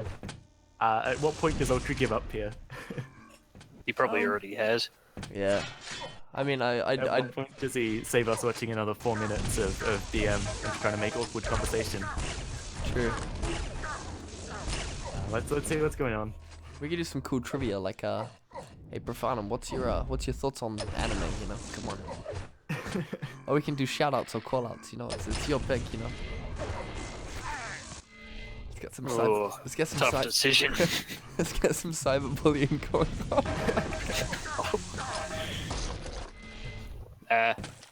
I think we'll let Dakar off the hook this time. Oh man. That was my shout out / thoughts on anime.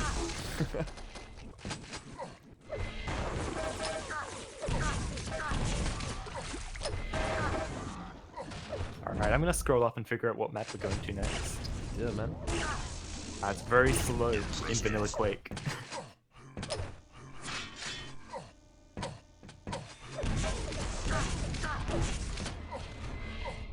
I can't scroll back that far. Okay, It's too far in the past. honestly, we'll kind of just play it by ear. I reckon these guys have forgotten too. Like, apparently they didn't do vetoes. Like, you had just suggested it, or whatever. Yeah. And so like, you don't reckon that's gonna happen again, right? Like, you had just gonna be like, fuck. How about error, or not error, like 24 or whatever. And they're just gonna be like, okay, cool. 24, You know. I think. Yeah. I actually think it is 24 is the third A. Yeah. Okay. Well, that'll be interesting. A good chance for both these guys to do some combat, do some fights. Yeah, geez, you can't scroll back that far. Really awkward rocket fight coming out there, as Kihat does break through into the 30s. Now, it is 24, CPM 3A, then 15. That was the order. Sick. Yeah, The only thing my brain's done today is remember that. These guys are not big on CPM 15. Yeah, they just probably haven't given it as much love. I mean, that's what you said, right? To all the new players, right? It was like learn 15, learn Tox, because that's maps that these old school guys haven't been playing much, right? And so. Well, yes, I did say that actually. Yeah. Yeah. Sorry, I didn't actually play, so I couldn't, put it to work. But. Yeah, I've tried to practice 15 a little bit. Played some games with Newborn last night. It's good fun. It's just more interesting, I think, than the other maps to play. I find, at least. Yeah, I'm actually impressed with how much I enjoy the map, or like any map in this game. To be honest, I have a pretty great time on playing this. Yeah, CPM 24 seems like a map I'd hate, but I really, really like playing it because it's just like such a weird challenge. I don't know. Maybe I'm weird about the way I like maps. Ravenous in the chat, he wants to see some CPM 22. Well, look, man, I'll PM you my YouTube. You can take a look when all the VODs are up because you just missed out. Yeah, you missed like Every at 22. least one really sick Aero Walk game. But yeah, the last one happened 20 minutes ago.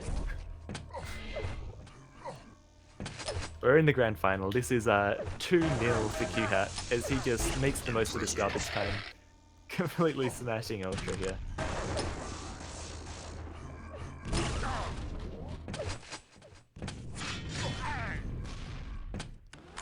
They really want to make us hang out, don't they? Yeah. Play it till the end. I guess Kihat's like, yo, shit, let me get this 40, Wow, okay, and there it goes. He hits the big 40 bomb. 55% rail. It was actually a lot lower before the BM started. It was like 30 or 40, I think. Ah, yeah. Ultra was makes actually sense. hitting more.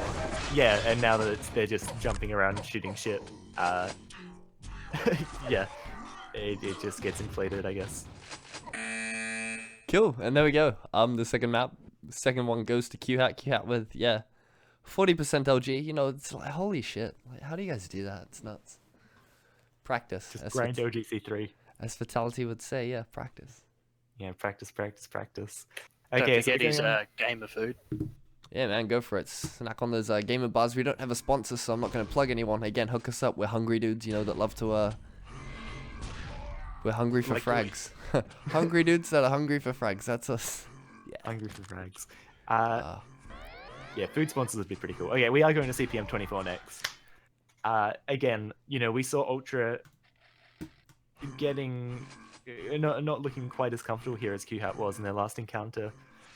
Yeah, QHat just seemed to be a step ahead in how he was like dealing damage and taking advantage of the item rotations. So we'll have to see what Ultra can do. I mean, this is his tournament life at stake. It's $20 on the line. Ultra will definitely have familiarity here. You could see it in Tox. He didn't really know how to get on the red or had trouble with that bloody mega health like everyone does.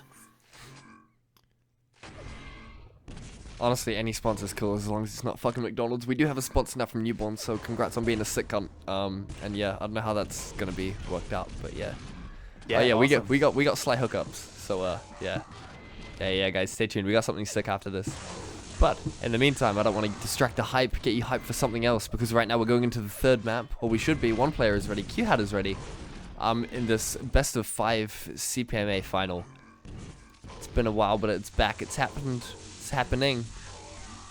And QHat versus Ultra. First map, of course, Airwalk. Second map, Puka 3.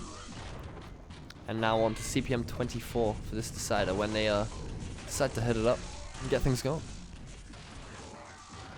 Now, I think Ultra definitely needs to take a minute. Definitely needs to make sure that he's like focused and, you know, actually hitting some LG.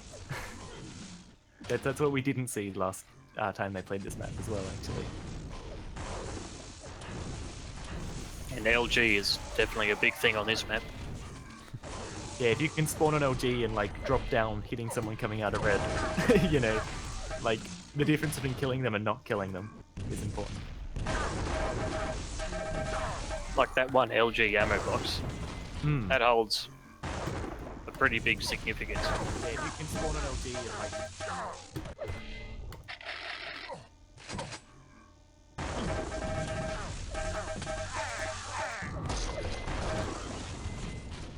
So for those of you who are just tuning in, you're wondering who the hell we are. I'm Ztkfps. You're hearing the voices of Phylum and Profanum with us. And basically we cast arena shooter games occasionally. And other times I get drunk on here and play like Overwatch with the boys. It's great. It's great. We do this all the time. It's a fun sort of hoon. Casting's not my first choice, I'll just let you know. Nah. Yeah, Profanum, resident game expert. Alright, The biggest gamer of them all. Who are we following? Spawns on LG. I'm sure he'll be happy with that, but he gets bullied away from the red. As long as he can get himself a YA, he shouldn't be too unhappy. And he's looking for the big trap on the expert. Determined here, it seems to not let QHat get himself on the LG, which is a smart move. And QHat's just basically, you know, he doesn't really want to go all out for the fight, so he's just kind of wasting off time, more or less. Now the yellow armor's respawned, and QHat goes for the pressure on it as Ultra tries to pick it up. The LG battle's going to be close. Lost the lead.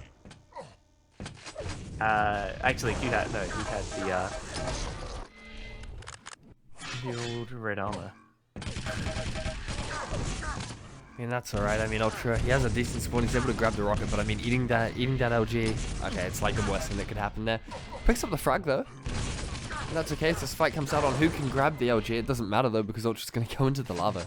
That was terribly unfortunate there. No, that was just QHat body blocking. It was disgusting, honestly. Like, That was purely intentional, yeah. yeah.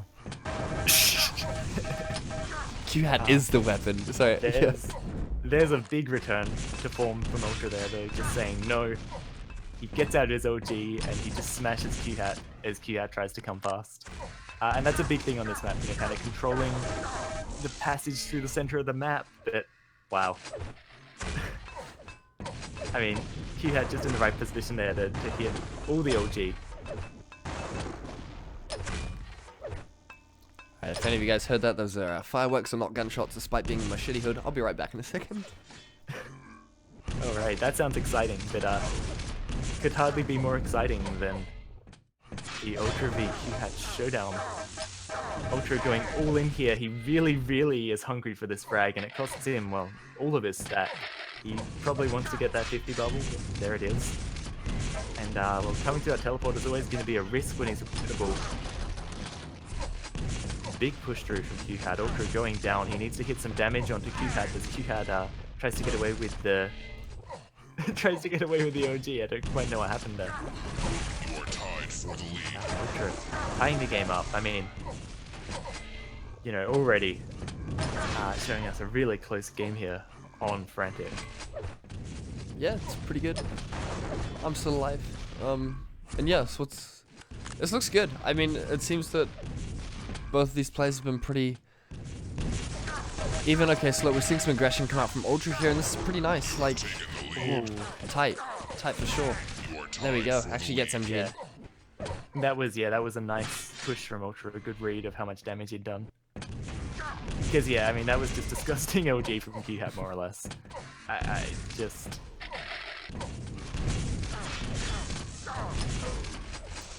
Jeez, QHat down now, only to 11 HP. It's going to be tough for him to try and recover decently as Ultra grabs that yellow.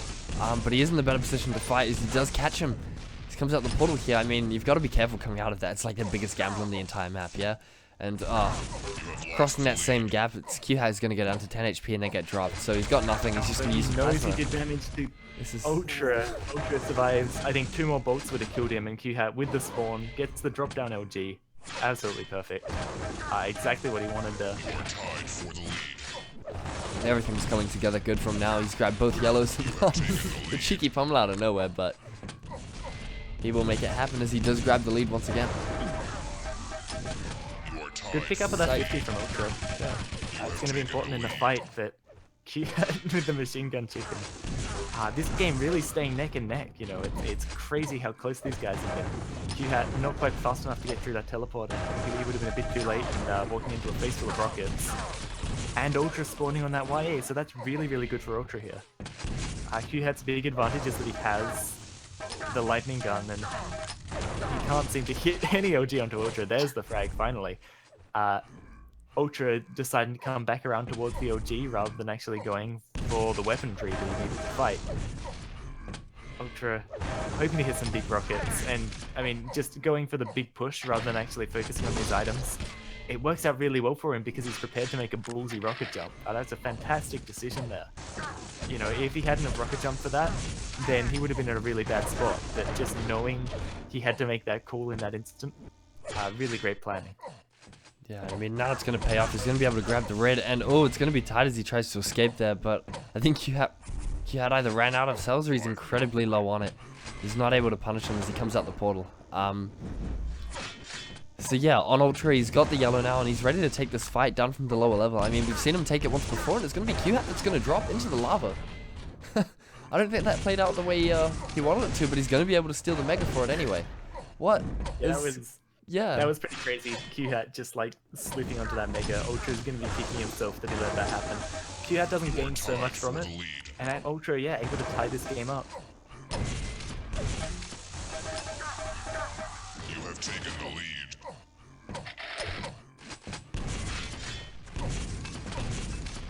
And there we go. Q-Hat fresh off the Too much spawn. aggression from Ultra now, though. Yeah, I mean, he's fresh off the spawn, right? But he landed on the LG, and so he's able to keep dealing damage again. It's just insane. Kicks it off his back. Ultra actually was able to capitalize on all that damage into like a conversion, but it doesn't work out for him, and that's when that kind of move really costs you big, when you don't convert on it. Nice forward from Ultra, nice plus forward. Gets himself right in there, kind of jams himself into the situation. And yeah, now Ultra starting to kind of aim his way to glory.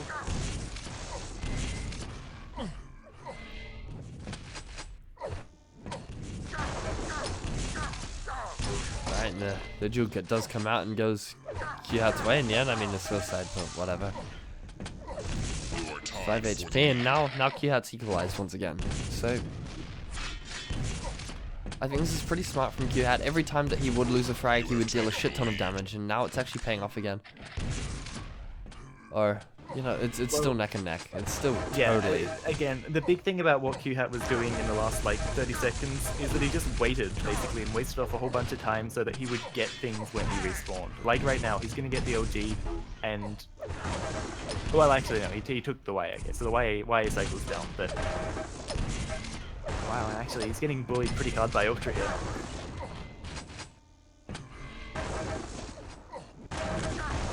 Ultra would have a crap ton of LG ammo here too. Yeah, he's consistently been stepping on that ammo box, right? So he's always got the cells. And just picking them up off Q-Hat too. Yeah, true.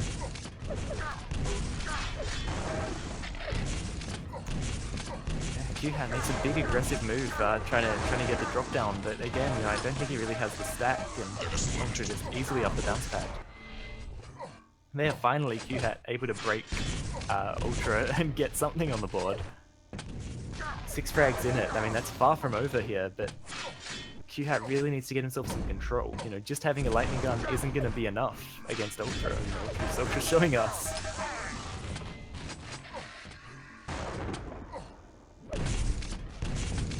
I think a key takeaway from this, though, is that, you know, Ultra's back, you know? He's back in some sort of form now. That's really sick to see, because it shows that, you know, maybe these maps won't be as one-sided. The coming ones, what, far out 15 and the like won't be as you know, one-sided as Arrow might have hinted at, you know. Yeah, no, for sure. As long as Ultra can win this one, of course. I mean, if Q-Hat is able to take it, then that's GG.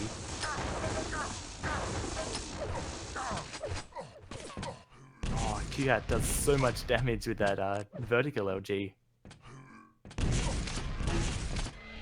And there, takes full advantage of it. He seems to have a time on this red armor. He does, he knows exactly when it's up. Wow, and actually going straight into Ultra here, even though Ultra has the OG out, you know, through the portal. This is a bit of a run for Q-Hat, and well, amazing defensive shot there from Ultra. Q-Hat seems completely unfazed, they're rushing straight back through the teleporter. Ultra seems fairly happy to just play this a bit defensively, you know, be a bit plus back.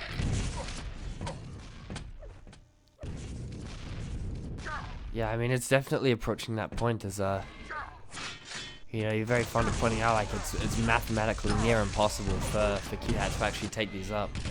Well, that was a great time to get a frag, Yeah. to make it possible again. Definitely, but now he's gotta like Q-Hat needs to be on the chase right now, and Ultra's just kind of playing it really well. Man, it's still very much alive. Yeah, for sure, right? 5 Like, frags can happen in 5 seconds here on this map. Mm-hmm. Well, if your opponent respawns, though, I mean, you can delay spawns for 5 seconds, I think. yeah, 5 seconds, and so. Like, Yeah, he's doing it. He's delaying. Yeah. So He's not even moving now. Yep. So wow, yeah, we're going to a 4th map. That was, I mean, right down to the wire.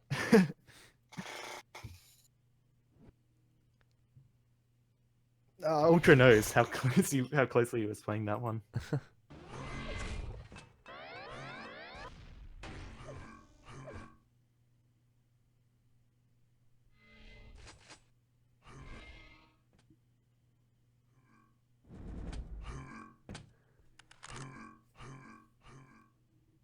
Cool. So back on 3A, of course, for the 4th map. Jeez, this is going the long haul. All right, I hope it does. Like, I really want to see 5 maps, honestly. Yeah, It'd be cool to see too. these guys play 15. So Ultra definitely needs to win this. Yeah, no, any loss from Ultra now loses the tournament.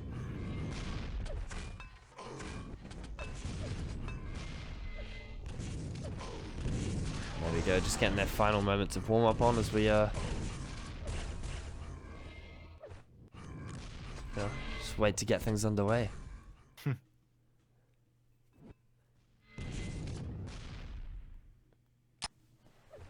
Alright, and here we go. Not waiting too long. Prepare to fight. Let's go with Q-Hat off the start here. See where he's gonna spawn. Fight. Down towards this red armor, I think.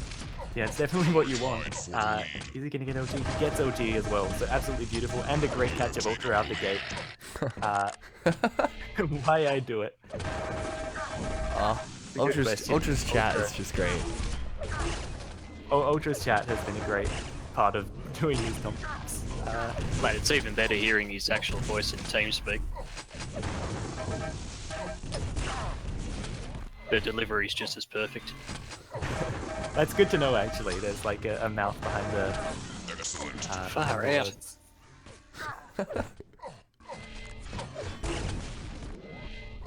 Wow, I mean, Right.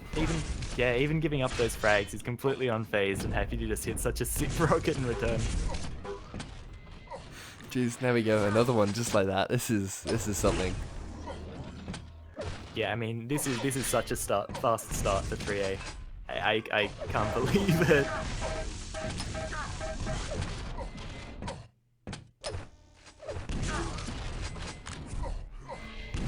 God, right. Okay, Ultra just getting straight up bullied. Not cyber bullied, but you know, a different kind, one inside the game. Yeah, whoa. This is outright cyber violence. Oh. He's definitely used and abused here. I think I already made that joke in a different game today, but I'll pay it. I wasn't here for that, so yeah. Yeah. Yeah, all good.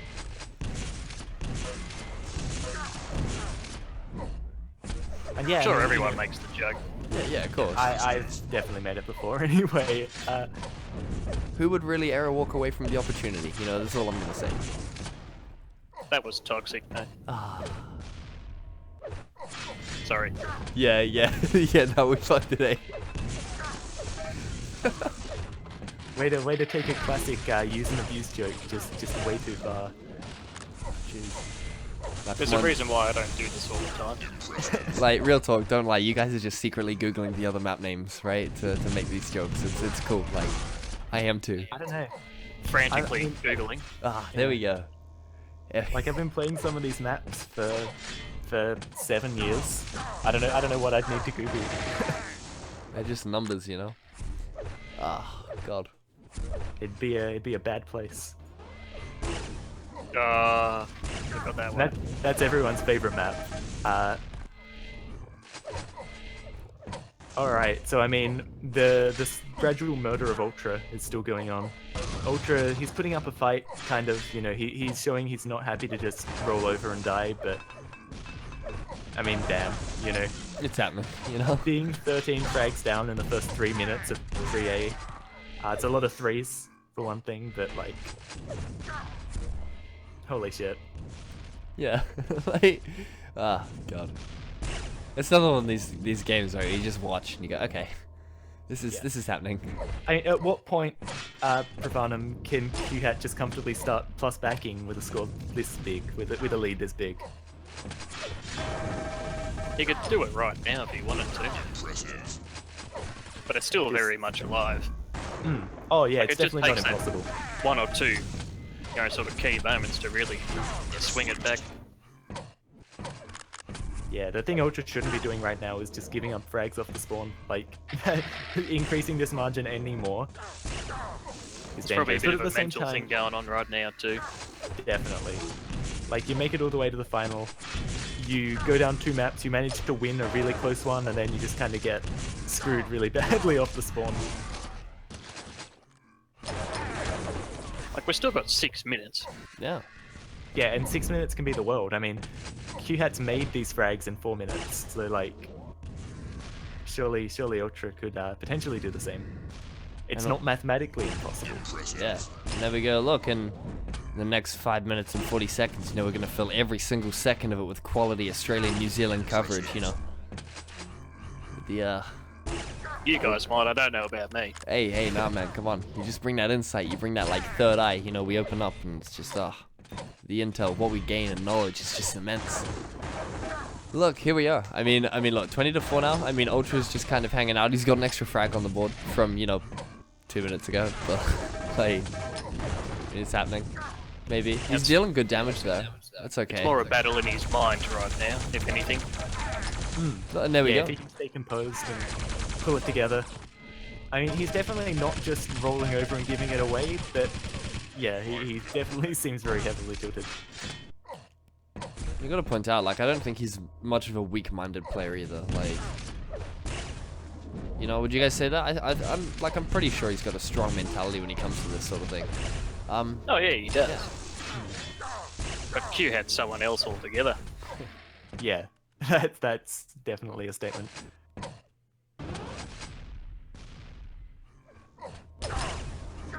Jeez, okay, well look, there's another start from, See, and that was a nice little yeah. move too. Like Ultra, you know, delayed coming through there, just to cause a bit of confusion, and it catches Q-Hat out and gets him a frag. So I mean, yeah, here comes some frags for Ultra. The thing is, and the thing Q-Hat seems to be very aware of in how he's been playing this, is that as long as he's in a situation where he can kind of like deal a lot of damage to Ultra, he can happily give up a frag or two as long as it brings it back to these close, scrappy encounters. You know, like if that continues to happen, he can still come out in front because he's got this gigantic lead.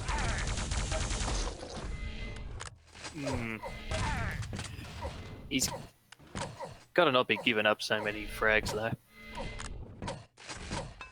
Yeah, this is going to be key. Like, whoever gives up the least frags.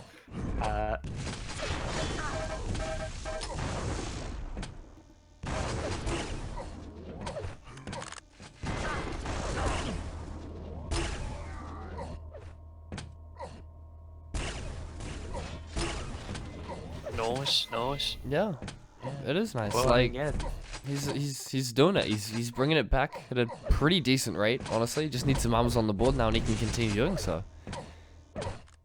yeah, Q-Hat seems to be fairly happy in these defensive positions. That's actually a great initial damage from Ultra, that rock. It's a great way to start a fight. Oh wow. That movement from Ultra. Yeah, I don't know how much it wins him though. I mean, he isn't very high on stack anyway, and you know, it's just more damage to himself. There is a frag. It's going to be very important. And he rocket jumps out of Mega this time. What a move. He can't get caught with the... Well, he can still get caught with the LG apparently, but he shouldn't have been able to get caught with the LG there, I guess, is the key thing. And yeah, Q-Hat doesn't even want the armor. He just wants to sit in this position where he's hard to kill. Make sure that he deals a lot anytime Ultra tries to frag him, and he's got this one more or less. It's going to be up to Ultra to really, you know, go next level to keep himself alive in the tournament. So let's watch Ultra closing out these last 2 minutes.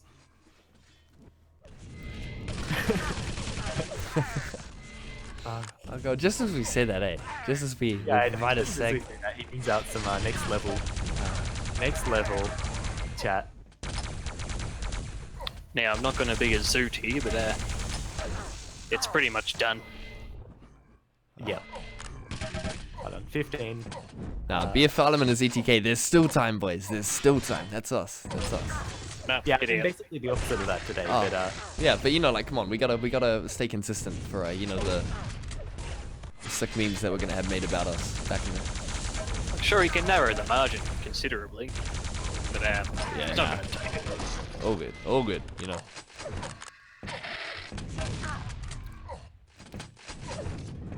yeah, well,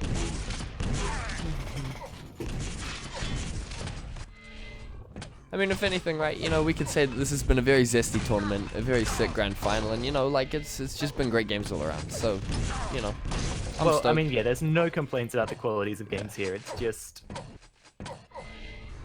It's unfortunate, sure, to see Ultra, you know, fall at the final hurdle, but I mean, someone has to. You know, someone has to lose. You know, it's competitive gaming, the esports. Jeez, God. Kieran's got 60% rail. Does he? Holy shit. Okay. Humiliation. So yeah, there we go. As we close out the last minute of this fantastic cup, I just want to say thank you to all the cool dudes who are still here watching, to everyone that played, to Profanum for coming on and taking some of the pressure off of the cast. It is a very long time to cast, like what, 5 hours of cup? Yeah, thereabouts. Yeah, it's hard. It's a hard. Sorry for getting you in for long haul then. You know. Yeah, I've got to now go and do like 5 extra hours of exam revision to make up for this. Just call this your off day. You know, like everyone needs a break and then you can go Yeah, on but these. yesterday was my off day, and so was Ooh. the day before. So like, got a lot to do. Got a lot to do. I don't know. I've been watching Star Trek. It's a bad time to start watching Star Trek when you've got exams coming up. But What series of Star Trek? a TNG. Oh, yeah, on here. All right, look, GG's, man. Q-Hat taking out that first place prize of $20. How lit is that? Holy shit. He's done it. He's beaten Ultra in a best of 5, 3-1. Excellent gameplay. All right, let's bring up the standings. Let's bring out the brackets one last time for the gang. You know, you guys can take a peek. I'm going to actually find the proper URL, and you can see the standings. All right, here we are. Hold up just a second, guys. Because this has been pretty buzzy. Profanum, do you have any closing thoughts, my dude? Mate, I don't. No, all right, sick, buzzy. That's all good. So yeah, guys, what an absolutely sick thing. Congrats to Q-Hat Ultra for second, and of course Kwong for third. Profanum, Old Mate coming in fourth. And Flea and Circus kind of rounding out that top 5, 6 area. Oh, I do have one now, actually. Yeah. Closing statement. You can no longer call me Forever Second. Amen. He's done it. He's